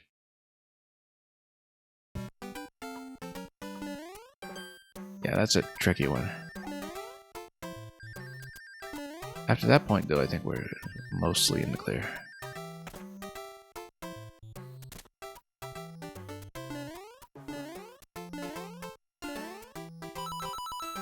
Then up on a ceiling.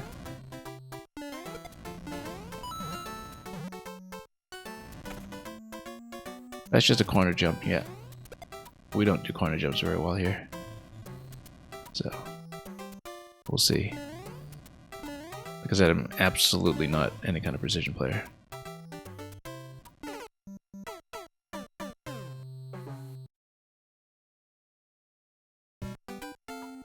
We're not at all pixel perfect.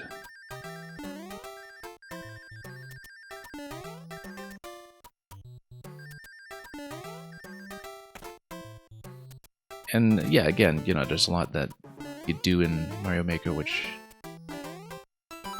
playing standard Mario games or other platforms in general just will never teach you. So you kind of have to cultivate different habits in this game.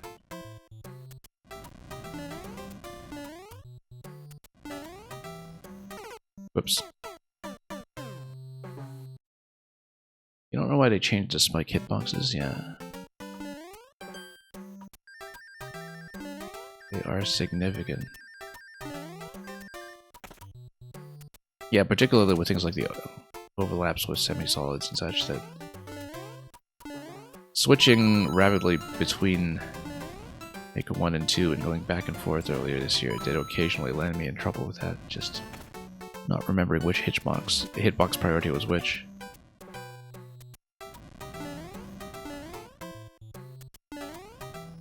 But no, still falling off this thing far too quickly. Electro Dude, yeah, thank you for dropping by. Glad to see you again.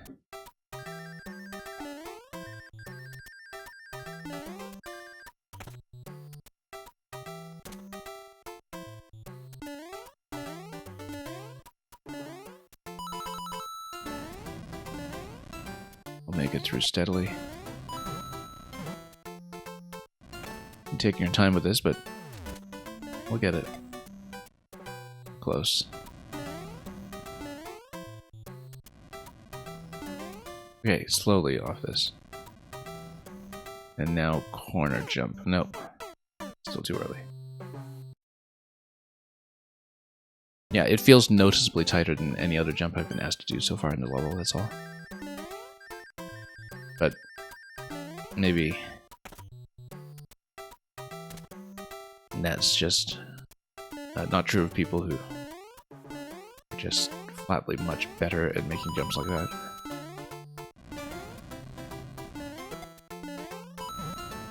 That's the thing about gauging difficulty as a maker too, is that it's kind of difficult sometimes to get a sense of what other people find more or less easy to execute based on their own habits with platforming, right?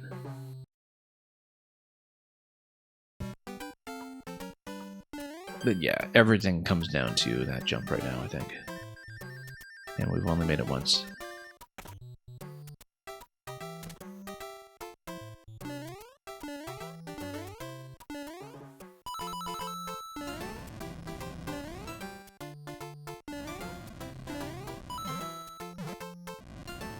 There we go.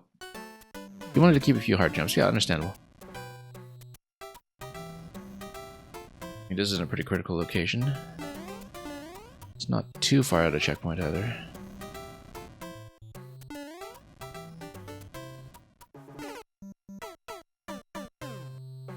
But it is noticeably more precise.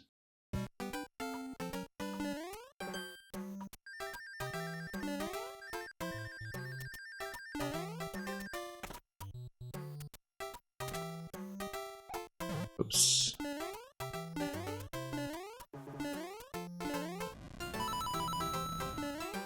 Keep going.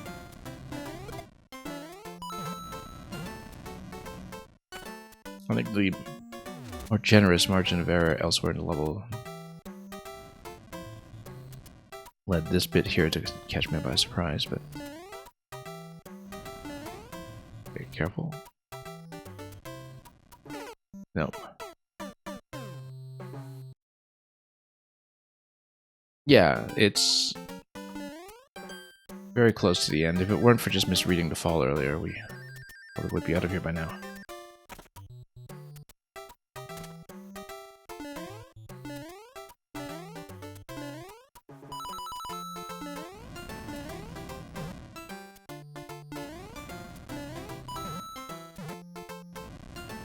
Okay, let's keep going.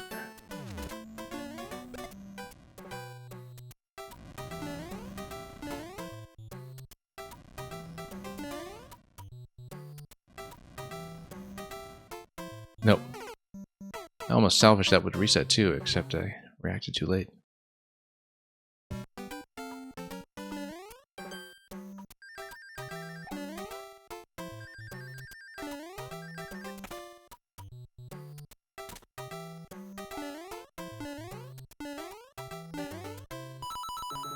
Okay, everything else we understand. This jump so far, not so much.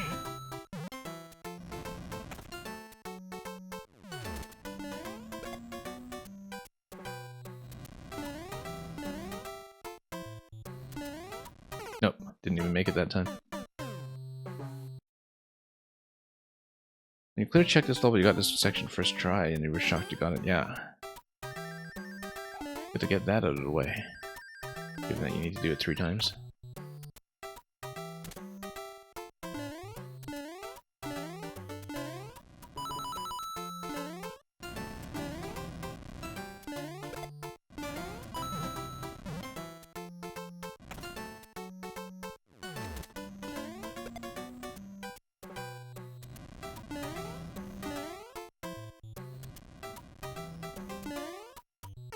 And nope, it's gonna be a fall off. Too much momentum going into that. I'm already...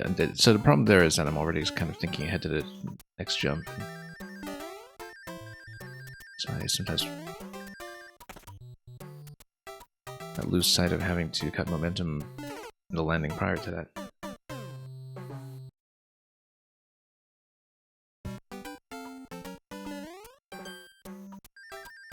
Okay, wrap around and... There we go, that was actually smoother than usual. Whoops, this was not.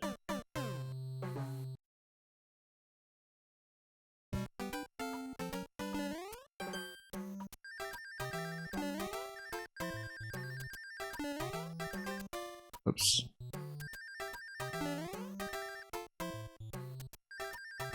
Nice high jump so I can really hold into it. There we go.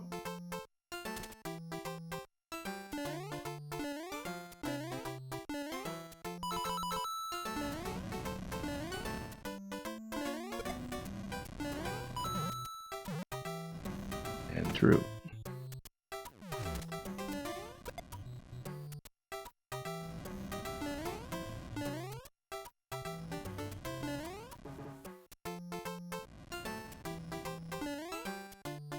Okay, let's not choke. Then hang left as soon as we fall. Okay, and then... I don't see where the continuation is here. Oh, yeah, just over. We need more momentum to do that. There we go.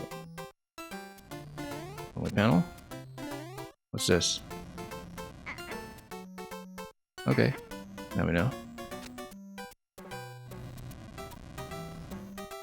So, yeah, there's a clear opportunity with the fire bar. It's only the top fire bar that's going to be relevant to us here, so... Oh, boy. Yeah, we should have just jumped the corner there.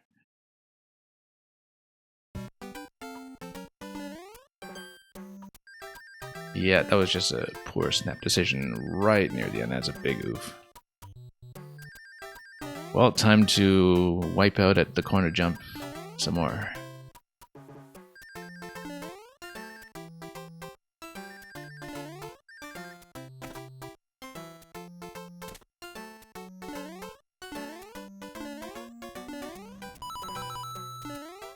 That's okay, everything is pretty manageable, other than that corner. So yeah, it's too bad we had to lose to something that comparatively easy, but... Right in the final sequence, too. First time seeing it, though, that's part of the learning experience.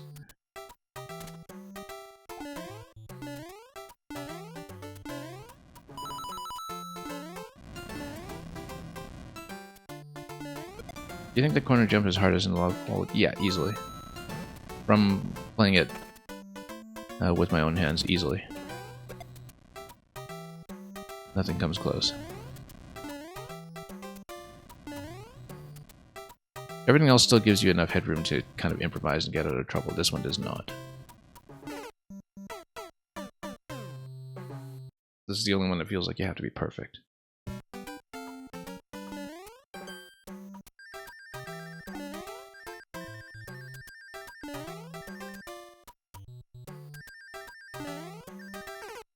Nope. Oh, held too long.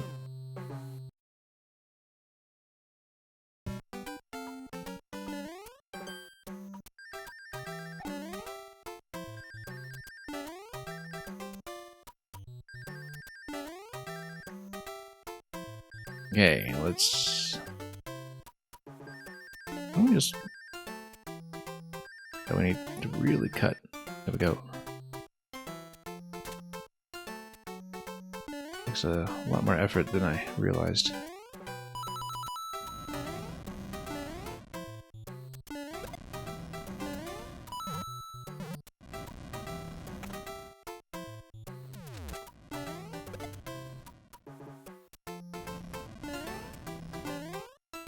Kind of like that bonsai at the front here, just for a tiny bit of time pressure, but mostly just flavor.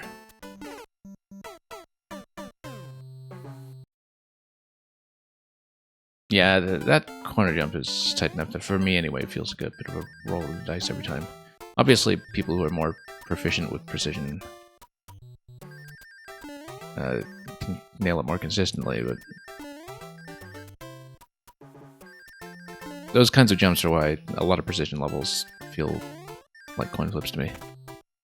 You know, I get it or I don't, depending on which pixel I'm on. It's the only jump here that feels like that, actually. The only one in the whole level. So we'll do what we can with it. We have gotten through it twice, obviously, up to this point, so it's doable. Plenty of choke potential near the end. Whoops.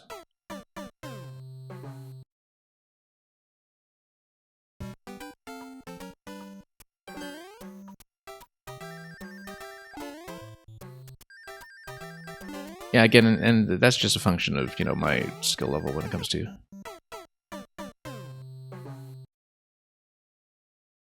tighter corners like that. Plenty of players can handle that perfectly well, and I'm aware of that. Oops.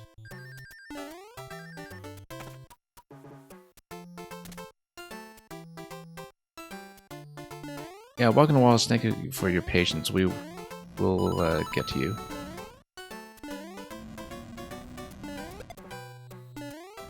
Particularly if anybody ahead of you dropped or fell asleep or something. We'll prioritize you for sure if you're active in the chat. Oh, whoops. First time I got into that trap. I've never been trapped by that before.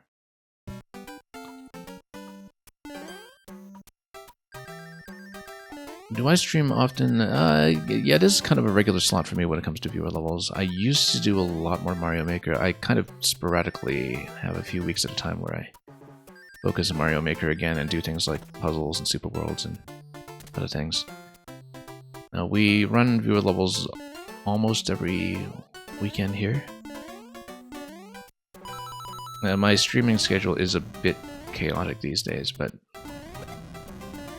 we try to make this time as much as we can. I might not next week, but special circumstances.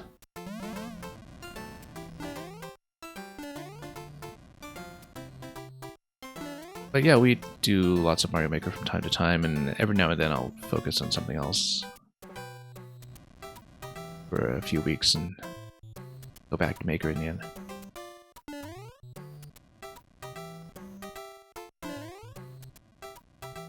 Okay. Oh, wow. What a corner to die on.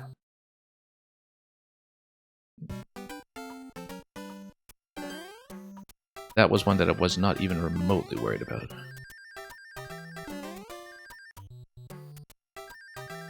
Yeah, I'm glad you like the commentary. And,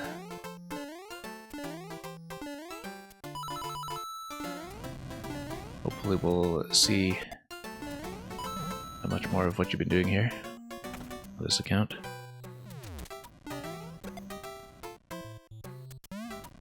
Nope. Second time we've been caught by that.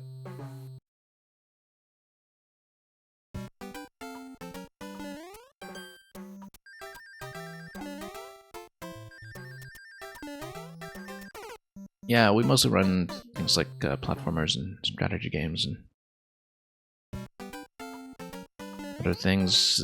This week I started SteamWorld Heist 2, which will be the main thing on the weekday streams for the next little while until I finish it. Shouldn't be too long. I've been meaning to catch up and more indie games in the backlog again, so that might fill up a bit of space between now and Zelda, which is the next big landmark on the calendar in terms of what we cover here.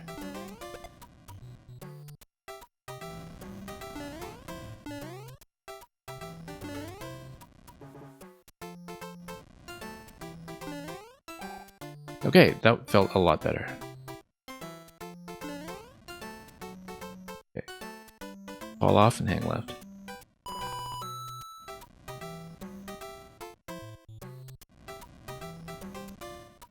Nope.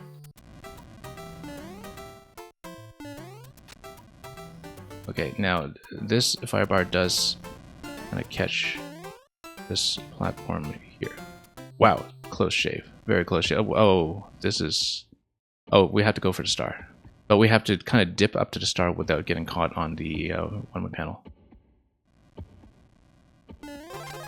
We got caught in the one-way panel.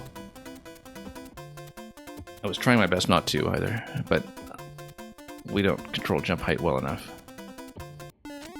That's kind of a nice finishing trap, actually. I like that as a final idea.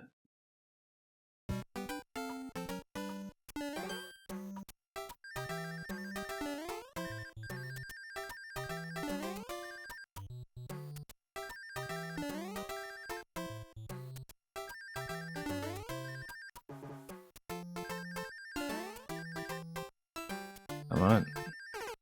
Oh. We'll see how quickly we can recreate that.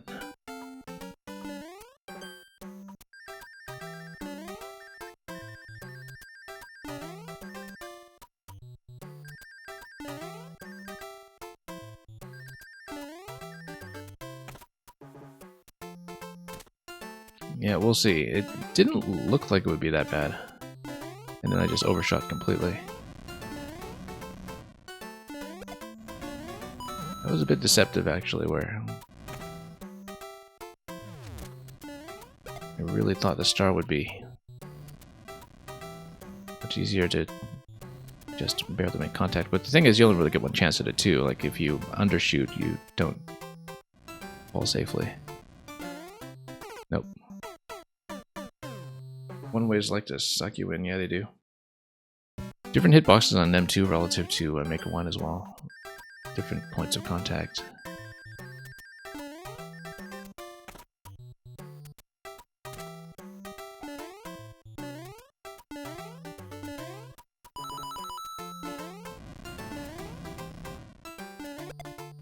Okay. Oh, wow. There's nobody made that mistake here. That's okay.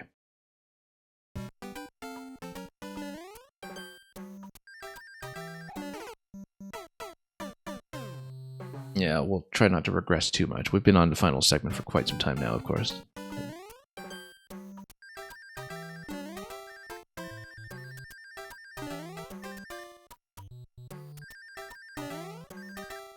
Nope.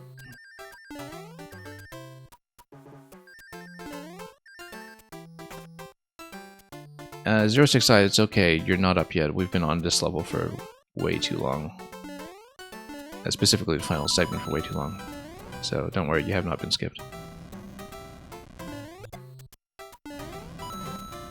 I'm accustomed to people falling asleep on this stream. In fact, some people put this on deliberately as a sleeping aid and have told me so. I really don't mind. Whoops. Yeah, the thing is, if you get trapped by a bumper, you can't really get out.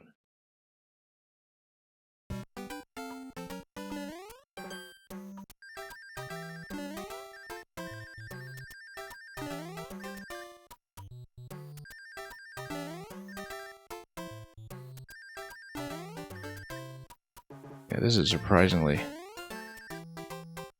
tricky to manage. The spacing is just risky enough. There we go.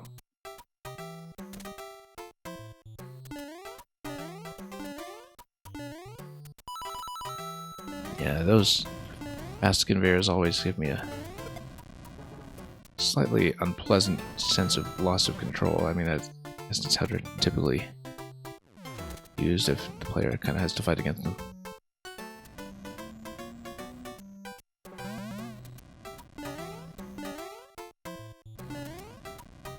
Okay, let's see if we can find it. Oh, we're getting a little more consistent. Okay, let's not have trouble here. Well, first someone died on that corner, and we just pulled back too late for some reason. Reacted late to falling off.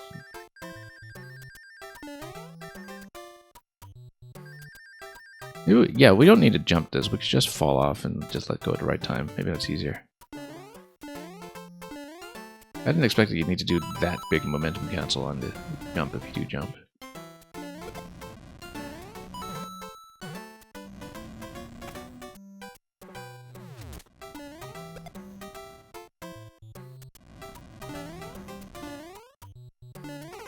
Oh. A lot of consistency problems trying to get to the end there. And who knows how many attempts it will take us to get that star as well, right? So I'm kind of at the point where I barely even remember what the earlier parts of the level were like. Because we've been on the last segment for so long.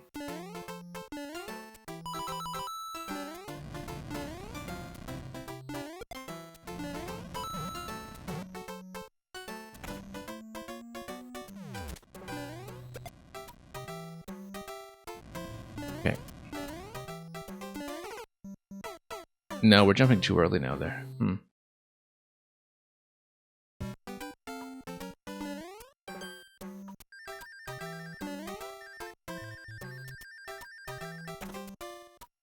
Yeah, that's much, much better. Much less fighting.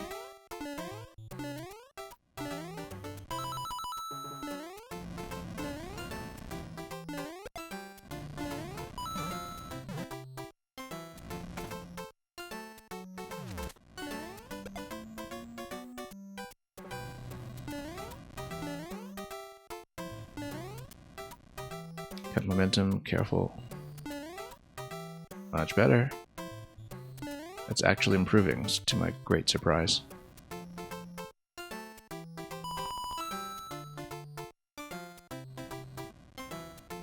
Okay, all the way to the corner, and that is actually safe. And then we go. Ooh, it's a close one. And we go quickly after this drop here. Get out. Okay, here we are again. Didn't even make it up to the star that time, huh? Yeah, I do need to have a bit more speed going forward, but not too much because the speed does send you up too high.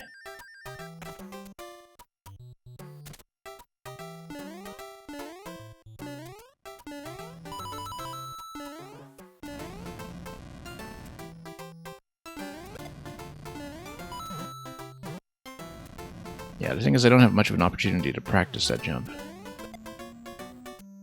And see what kind of adjustments are necessary. Some of these traps are pretty well put together, like the bumper trap here. You know, it looks completely innocuous because it's easy to not get hit by it, but then once you do, you realize, wow, you really do get stuck there.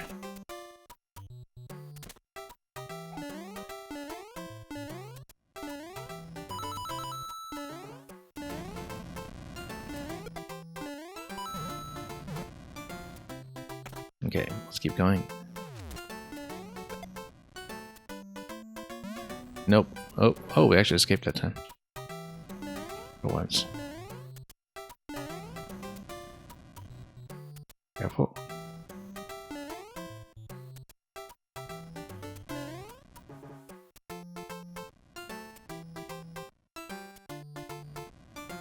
Backed off too early that time.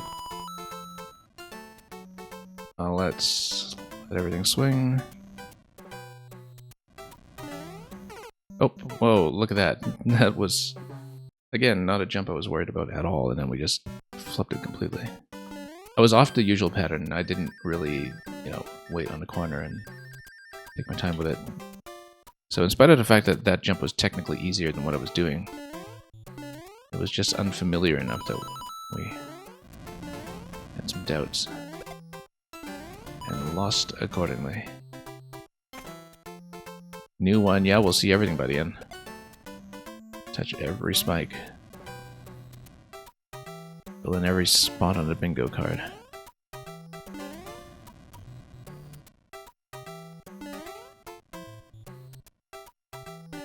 I'm as surprised as you are that I'm starting to get that corner jump so much more often now.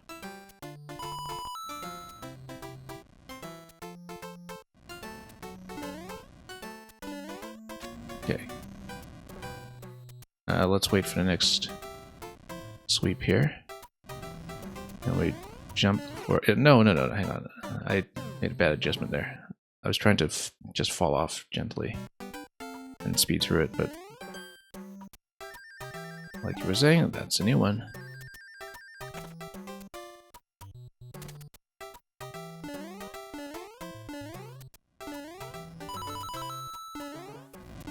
Well, I mean, you know, every potential trap was placed here deliberately for a reason. Not every player gets to see them all, but I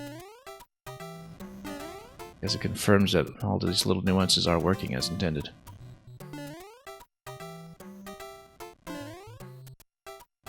Yeah, using that ceiling there makes things easier on this jump, in fact.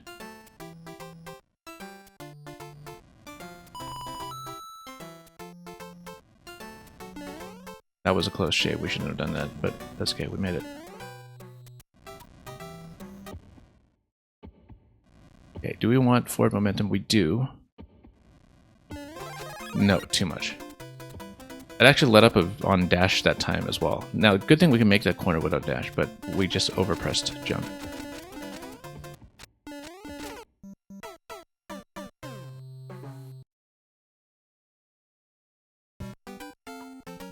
Love how the wigglers are just there to laugh at you until you finally touch the gold card and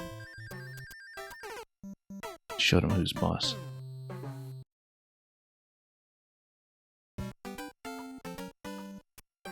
You feel like my voice reminds you a little of Judah from BoJack Horseman. So here's the thing. We actually had somebody submit me a BoJack Horseman themed level at the beginning of the stream, and I was just saying at the beginning of the stream, I know nothing about BoJack Horseman, and I don't get any of the references here.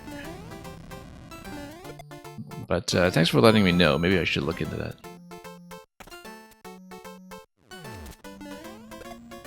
It's funny that you mentioned that because of the fact that we had received the BoJack Horseman level earlier today, which is, you know, the one and only time this has been relevant to the channel. But yeah, your recommendation is noted.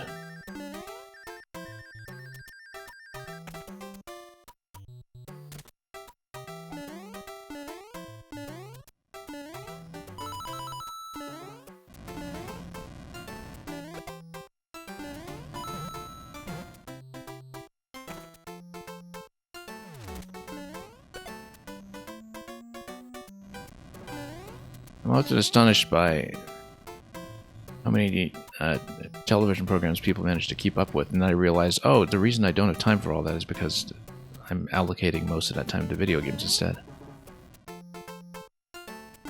Whoops. Yeah, because I've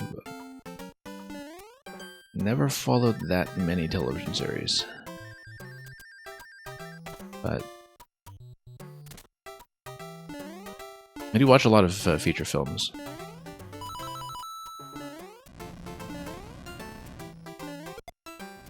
Used to go to the cinema more often and attend film festivals more often before, well, first of all, the pandemic shutting things down, and secondly, just, you know, spending as much time on Switch. Whoops.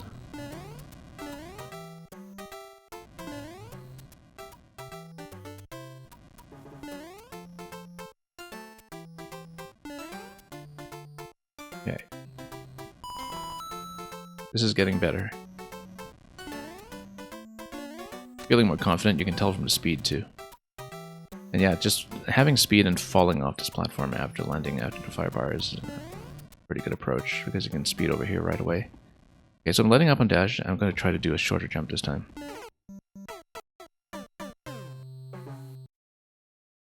And we'll hit the corner once again.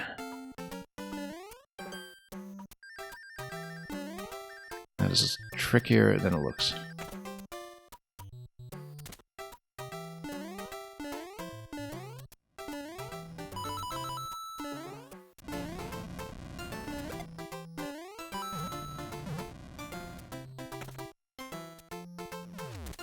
anyway.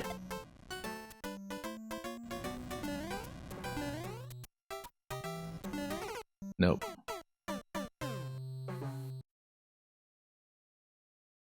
Yeah, we've definitely spent a lot more time on the segment after checkpoint 2 than on anything else at this point, but things are getting better.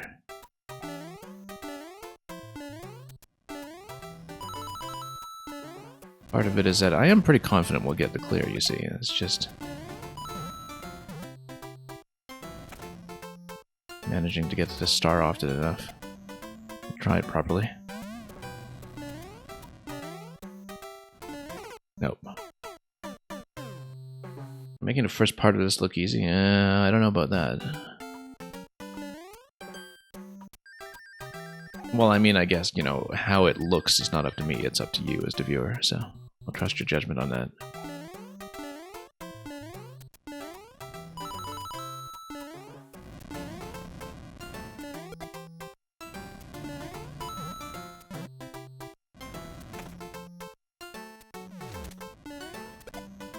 Okay.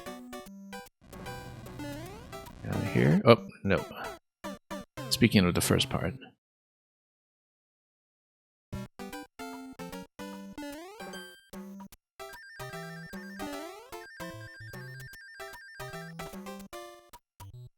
Oh, it could be here. Oh, wow, whoops. That's okay.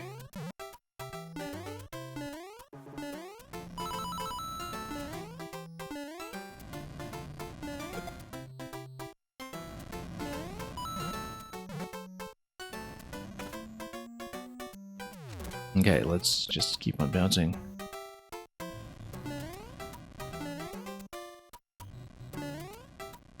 Back off a little bit here.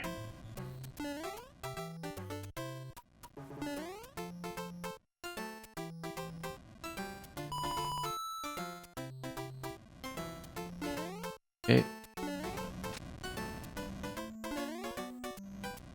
Back off. Here we are.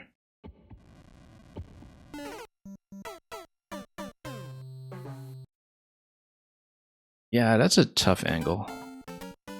It's a tough angle to hit without overshooting because, you know, you feel like you need tons of momentum to get up on that wall.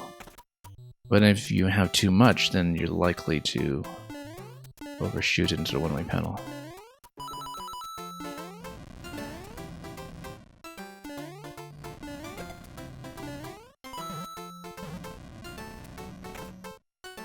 Gotta take a breath at a star, yeah, probably. It's not the breath that matters, though, because the thing is, you know, I just don't know the input there at this point. Like, I don't have a good enough sense of height control in terms of how long I should be pressing the buttons to prepare it properly.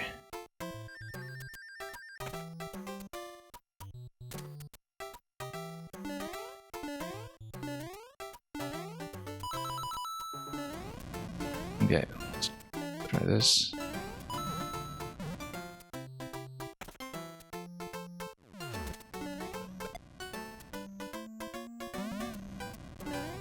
Could be worse. I could be the one clear checking this.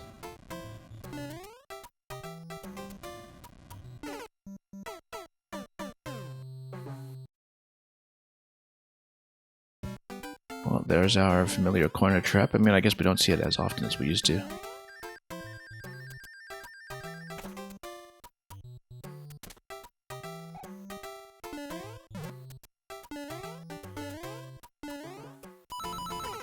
Oh, okay, that was kind of odd as far as accidents go.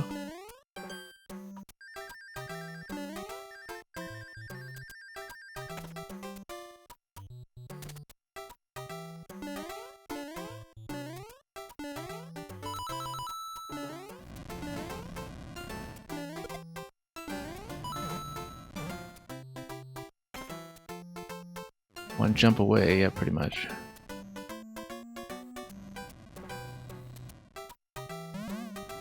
But it's a critical one. Very accident prone.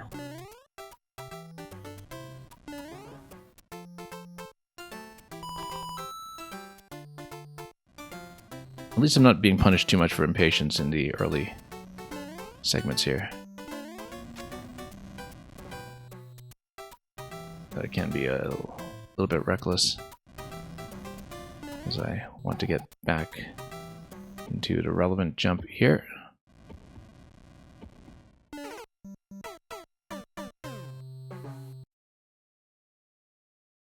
See, that's another one where you really do have to go right off the edge. And we already know I have trouble judging that. Whoop.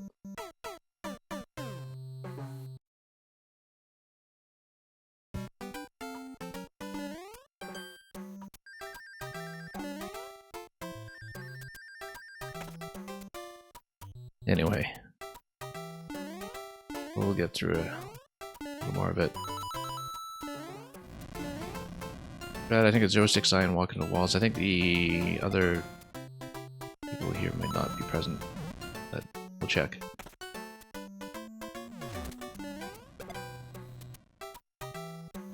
We usually go about 4 hours on the stream, but again, I extend as necessary to cover people who got in the queue, so we'll stay and play. Unless any kind of emergency calls me away. Which has rarely ever happened.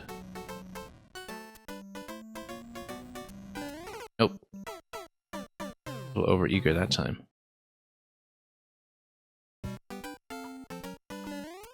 We're feeling so comfortable on that jump too.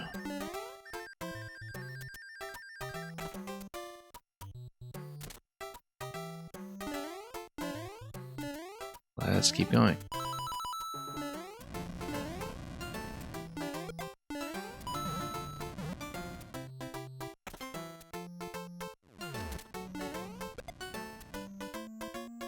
Down here.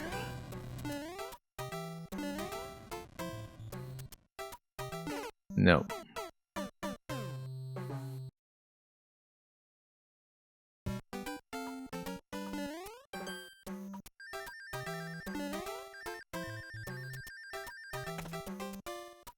It is going smoother now that we've found, you know, just dropping off the conveyor belt works so much better.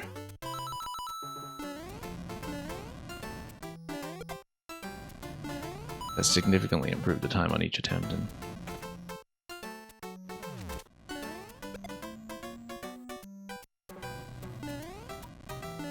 that's very beneficial. Nope. I knew that was going to go badly that time, actually. It fell off.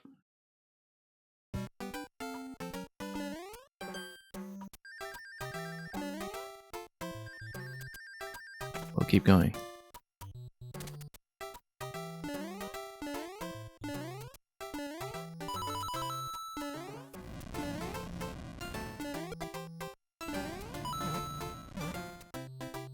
Here we go.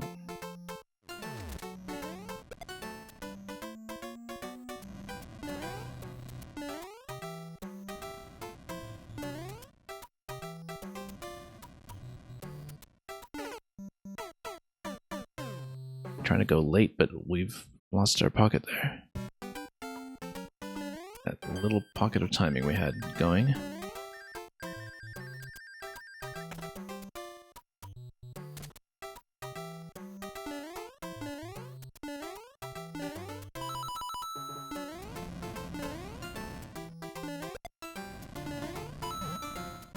Yeah, I do like the idea of the star very much as the final challenge, though. It is a nice moment. Just hard for me to execute so far.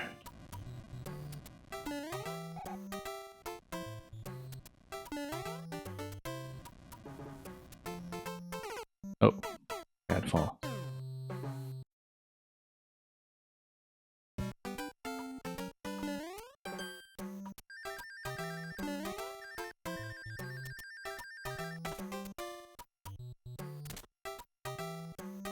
Let's keep going.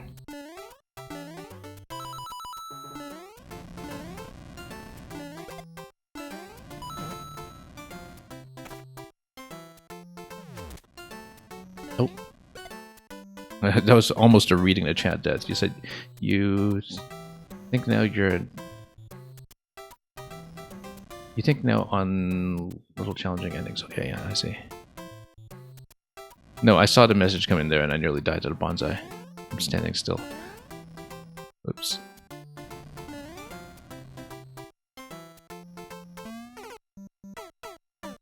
Almost salvaged that with a 50 coin, but no.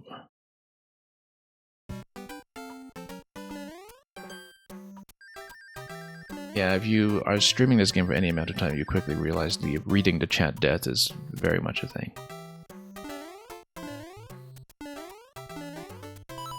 Even with a great deal of experience, it doesn't really go away.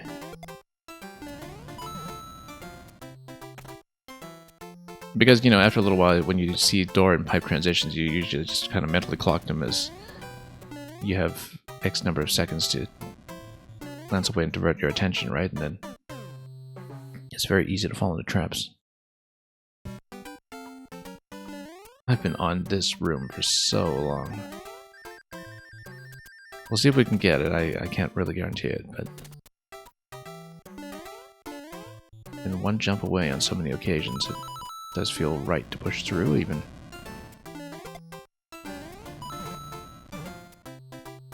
Though it is making some people wait and wait. Oh, no. Yeah, typing on a phone so you can't see the whole text you're writing. Yeah, understandable.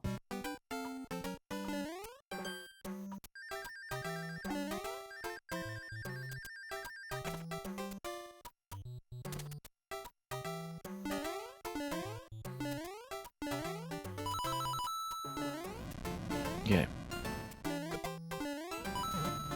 See this?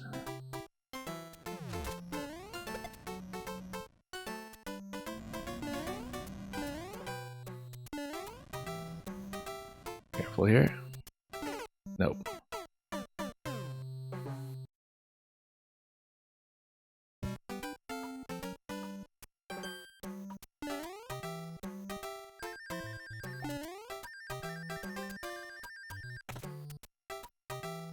Alright, let's see if there's any room for improvement here.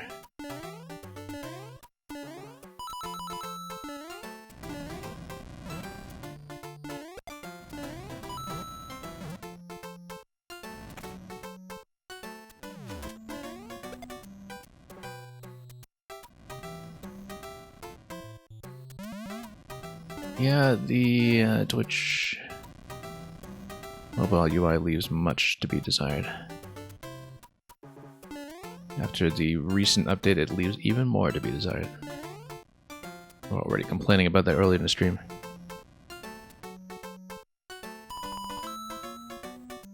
Okay, let's not die to the easy stuff. We can avoid it.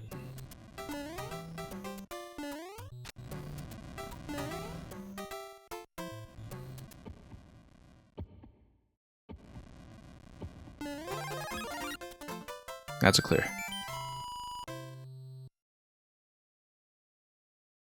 Well, thank you so much, Artsuki. And much appreciation also to the makers waiting behind this one. But we did snag first clear, and it does seem like it is in a very good state from what I saw. Definitely a difficulty spike near the end, but, you know, just in those very specific locations, I think we definitely were lulled into a sense of complacency by the relative freedom of the early segments, but in the end we made it. We raised the clear rate from 0 to 0.7, and we'll see what eventually holds in that respect. So, thank you so much.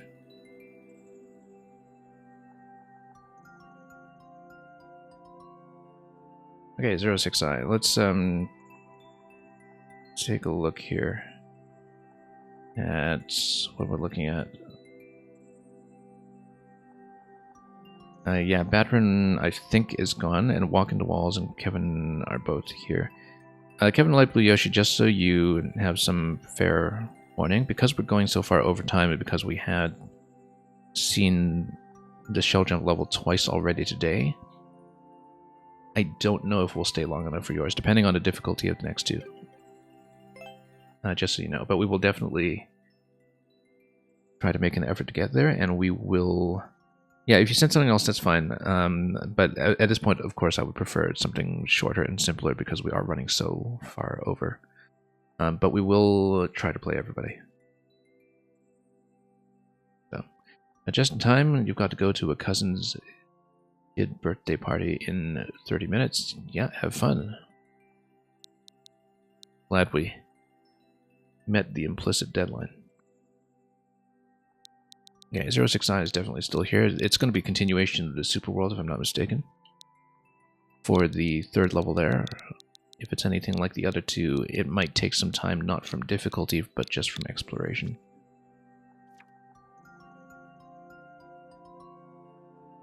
.06i last spoke up about 20 minutes ago. Let me just wait for a check-in here, in case he fell asleep again. In which case, I'll rotate to walk into walls first.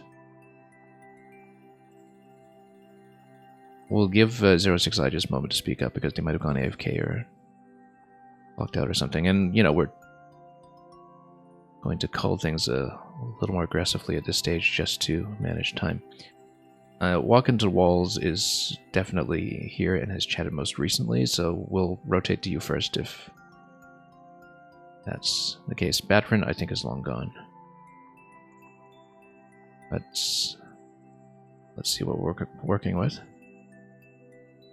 So yeah, we'll just bump 06i back one slot for now until we have a clear idea, because he does drop off near the end of the stream sometimes, and that's something we know happens.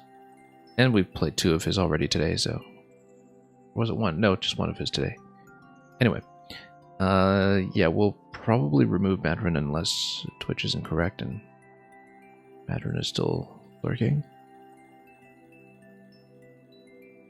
And we will put walk into walls... hang on. Let's rotate first. Thank you once again for waiting so long. We kept you here for hours.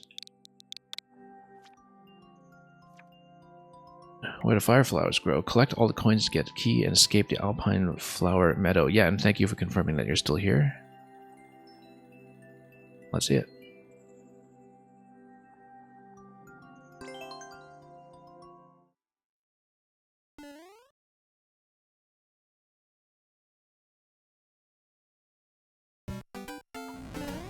Yeah, back in Maker 1 when the bots just directly used the public data from the bookmark site and its API. It was much easier to, scrape for information like clear rates and other records and the like. And I say that because I often wish that there were a way to have a weighted viewer level queue that goes by difficulty sometimes, so you can kind of prioritize people with short levels.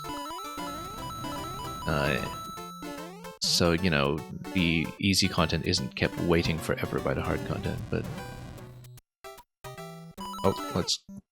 Oh, I see, yeah. We do need to sneak under, but we need to do it better. Where was that first one? Yeah, you're just supposed to jump over.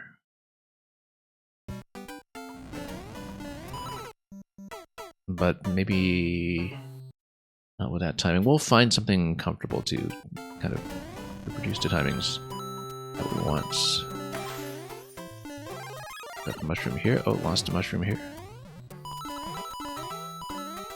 The coins do give you plenty to work with, but the thing is, the prawn actually just takes up 2 spaces, so I wonder if you can actually wind up in that white semi-solid and still escape off the top. Probably isn't any kind of block, I would think. Whoops.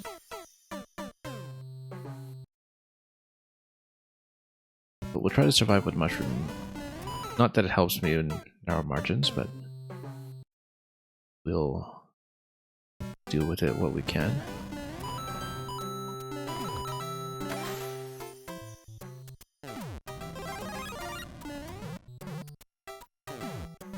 No. You know what? Let's not go low. Actually jumping over to bullet's probably the best idea. Nope, didn't work. Yeah, doors up there, but the thing is, there's no point in coming up here without some kind of, like, a P-switch. You actually do have to go below, I think. But how do you go below? There's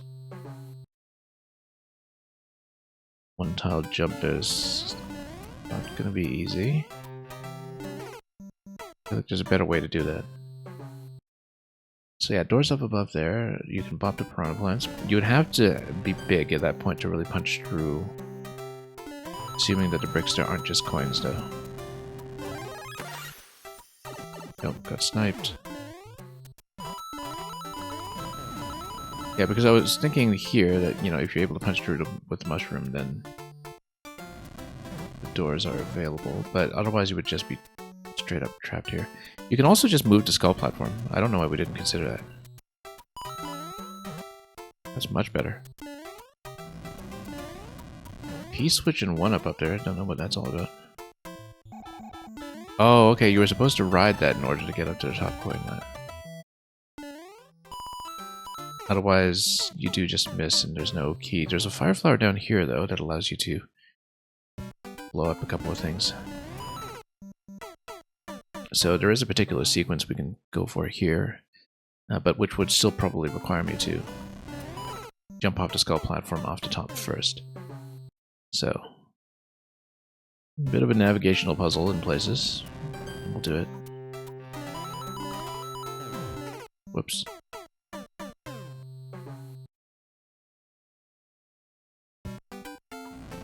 Definitely not rocket science, you're saying?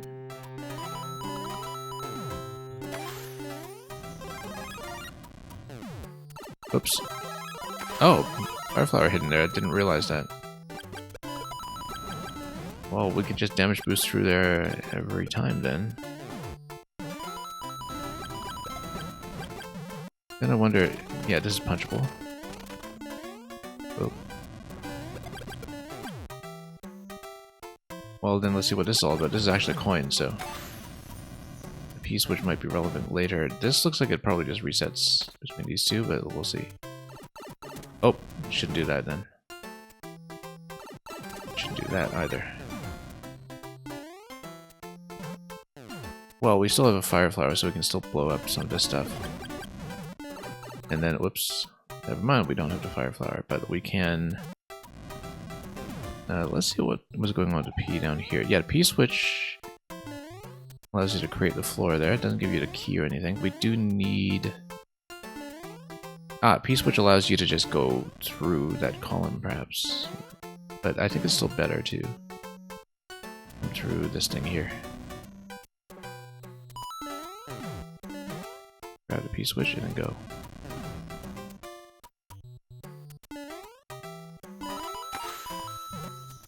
That was dangerous, but we did it.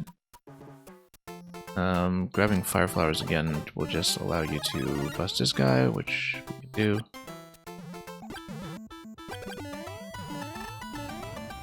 And then P-switch will allow you to just go through that wall.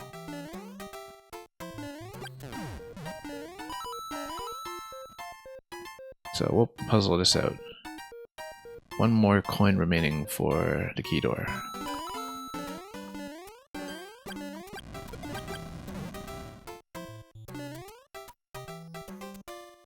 Let's just proceed carefully here. P door over here. Oh, interesting. Whoops. Lost a flower.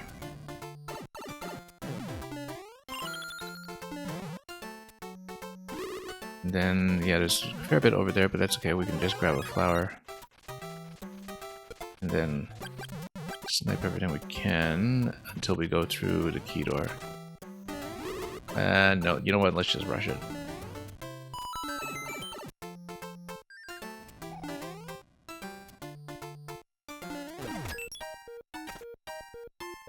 Lost that P-switch, and that's okay. We'll just punch through. Okay, we made it eventually. Yeah, a lot of that is just sort of understanding the kind of puzzle structure and understanding where you can just run through things. And once you see where the coin locations are, then it's actually relatively straightforward. Okay, thank you for that, Walking the Walls. Kevin Light Blue Yoshi, if 06i is seemingly gone, we will do yours first. But like I said, I prefer something a little bit shorter and easier just because of how late we are in the stream. Yeah, Walking to Walls, thank you once again for waiting so long and for the level, of course. Yeah, second call for 06i, but we'll prioritize Kevin first.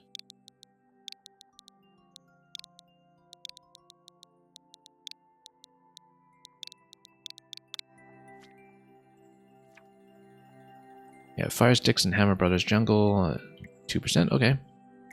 Might be a good closer for today if it is the last one. Let's see it.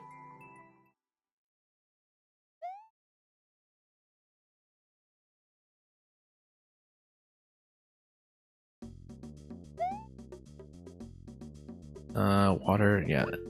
I mean, we knew it would be water, so we aren't too concerned as long as we can make it through. Can we just swim it? Or do we need to jump? I feel like we might need to jump later. I mean, it is a jungle level. Let's scout. I feel like we definitely need to jump up there. But we'll explore what we can. Yeah, we're definitely off track here. But we might as well check the layout just to see how the goal is positioned. Yeah, later on there's going to be some big platform up there, and yeah, you do need something. Unless you want to carry something for, I don't know, shell jump out of the water. Similar. Okay, at least we know what kind of length we're dealing with. It'll be a lot of jumping through the fire bars from up above. We do need to land somewhat accurately. Although no camera that we can see over here, which is a bit of a problem. Yeah, that's the problem, is that it does feel a little blind off of that one. Because if you just crank forward, then you still miss. Yeah, I don't see how that's really that doable. Maybe there's something to momentum into a jump out of the water that we don't know about. But no, we just need to land accurately onto a blind fire bar, and so maybe we need to read that relative to the semi-solid or something. No. Because I really don't see what kind of visual cue we have for the drop. Whoops.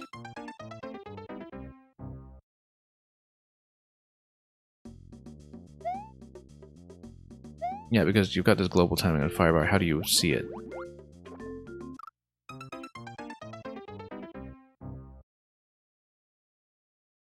And you can see a lot of death markers there from people who just do the drop. Whoops.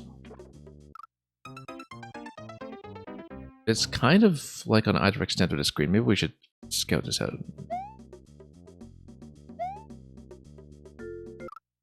Yeah, and you see, there's no way to plan around that. Unless you're just supposed to go over it. No.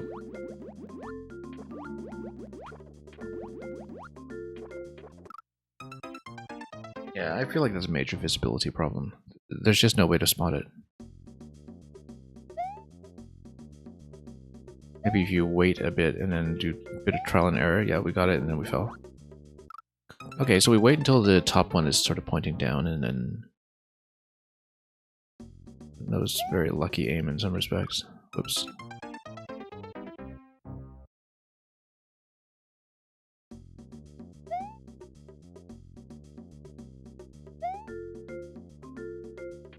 Yeah, I really don't know how you're supposed to read it.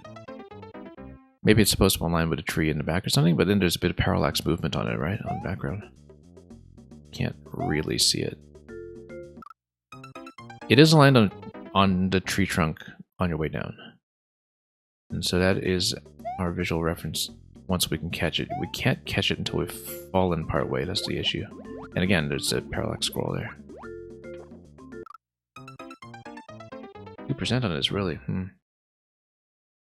Seems like a great number of deaths are just going to be on the blind drop here, so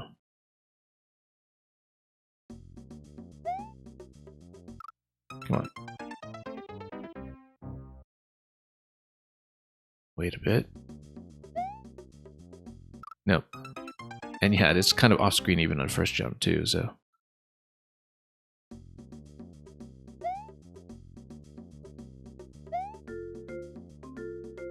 Nope.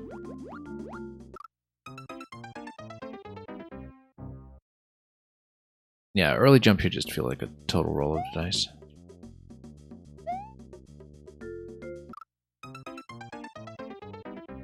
If the timing is slightly delayed past that, then we might be okay, but we'll wait until it's pointing, say, down. Okay, that was lucky. We need to not die to the hammer. We'll be extra cautious here.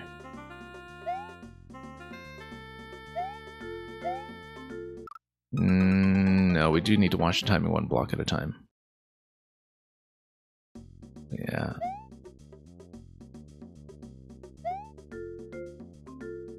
I feel like the opening jump here is responsible for several percentage points on the clear rate. Just by itself. Nope. Take it patiently. It's doable patiently once things are within view. Pointing down. Oh, missed.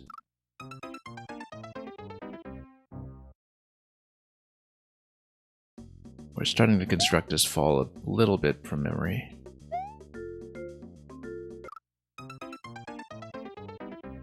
Just need to not go at full speed, and we just need to wait a little longer for the firebar to point down to about 6 o'clock, and then that's a miss.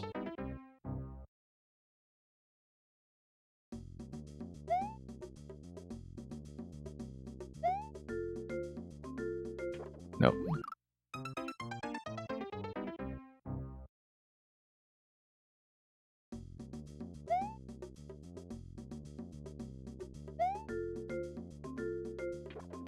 Yeah, there's no visibility on this drop. I just think it flatly doesn't work.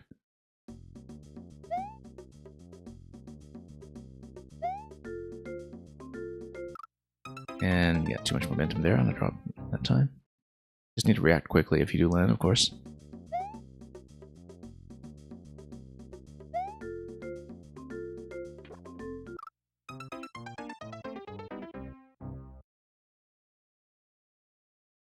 Kind of wonder if it's possible to just make it directly over to the platform, but I feel like we've already tested that as out of reach.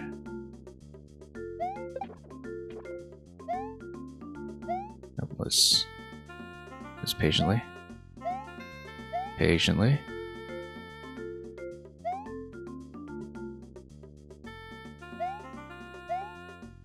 Nope. Yeah, we really do need to stop and do it block by block. We do have enough momentum to do it, I think.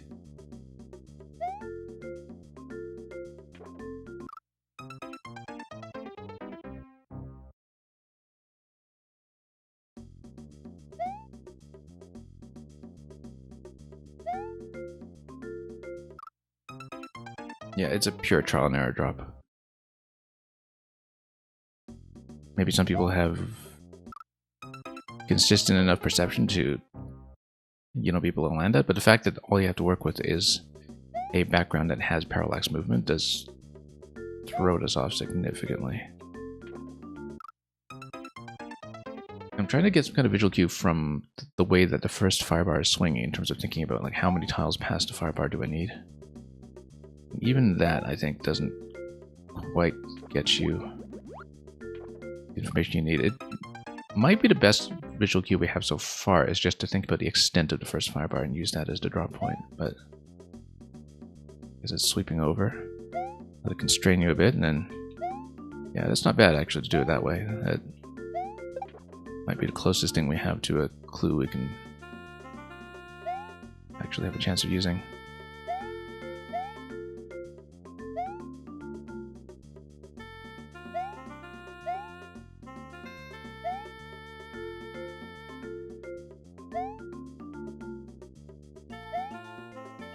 Okay, careful. Then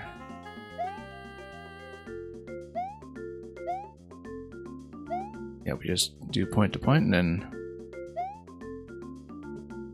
as long as we take it patiently, wait, we're going to die.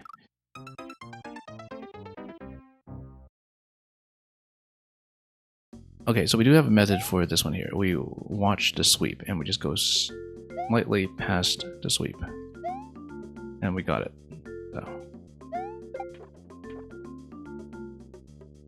I mean, I still don't like it, but at least we have something we can use.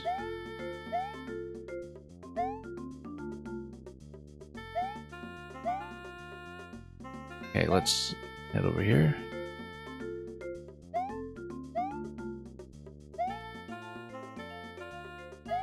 First hammer throw. And just get ready over here. Whoops. Yeah, these are not difficult jumps. We do just need to watch timing a bit. And again, let's watch the firebar sweep. Maybe not that far. But as a cue and as a timing as well, it works reasonably well.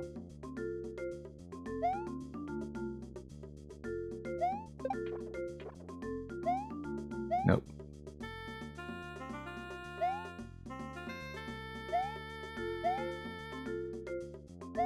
Have to take it slowly.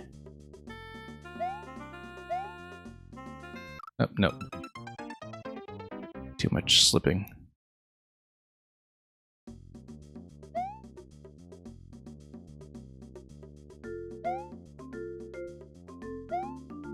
Okay.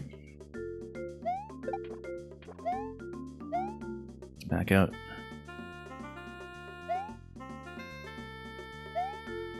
Yeah, I do need a bit of forward momentum off every jump, but we usually have just enough time to charge it up without running into the bar.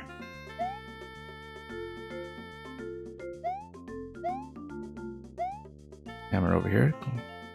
Let him throw once, bob him.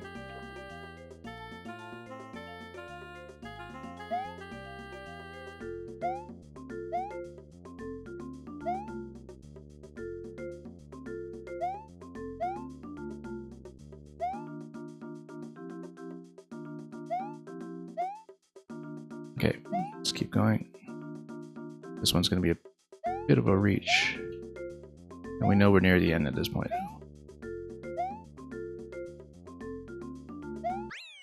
Okay, that's it.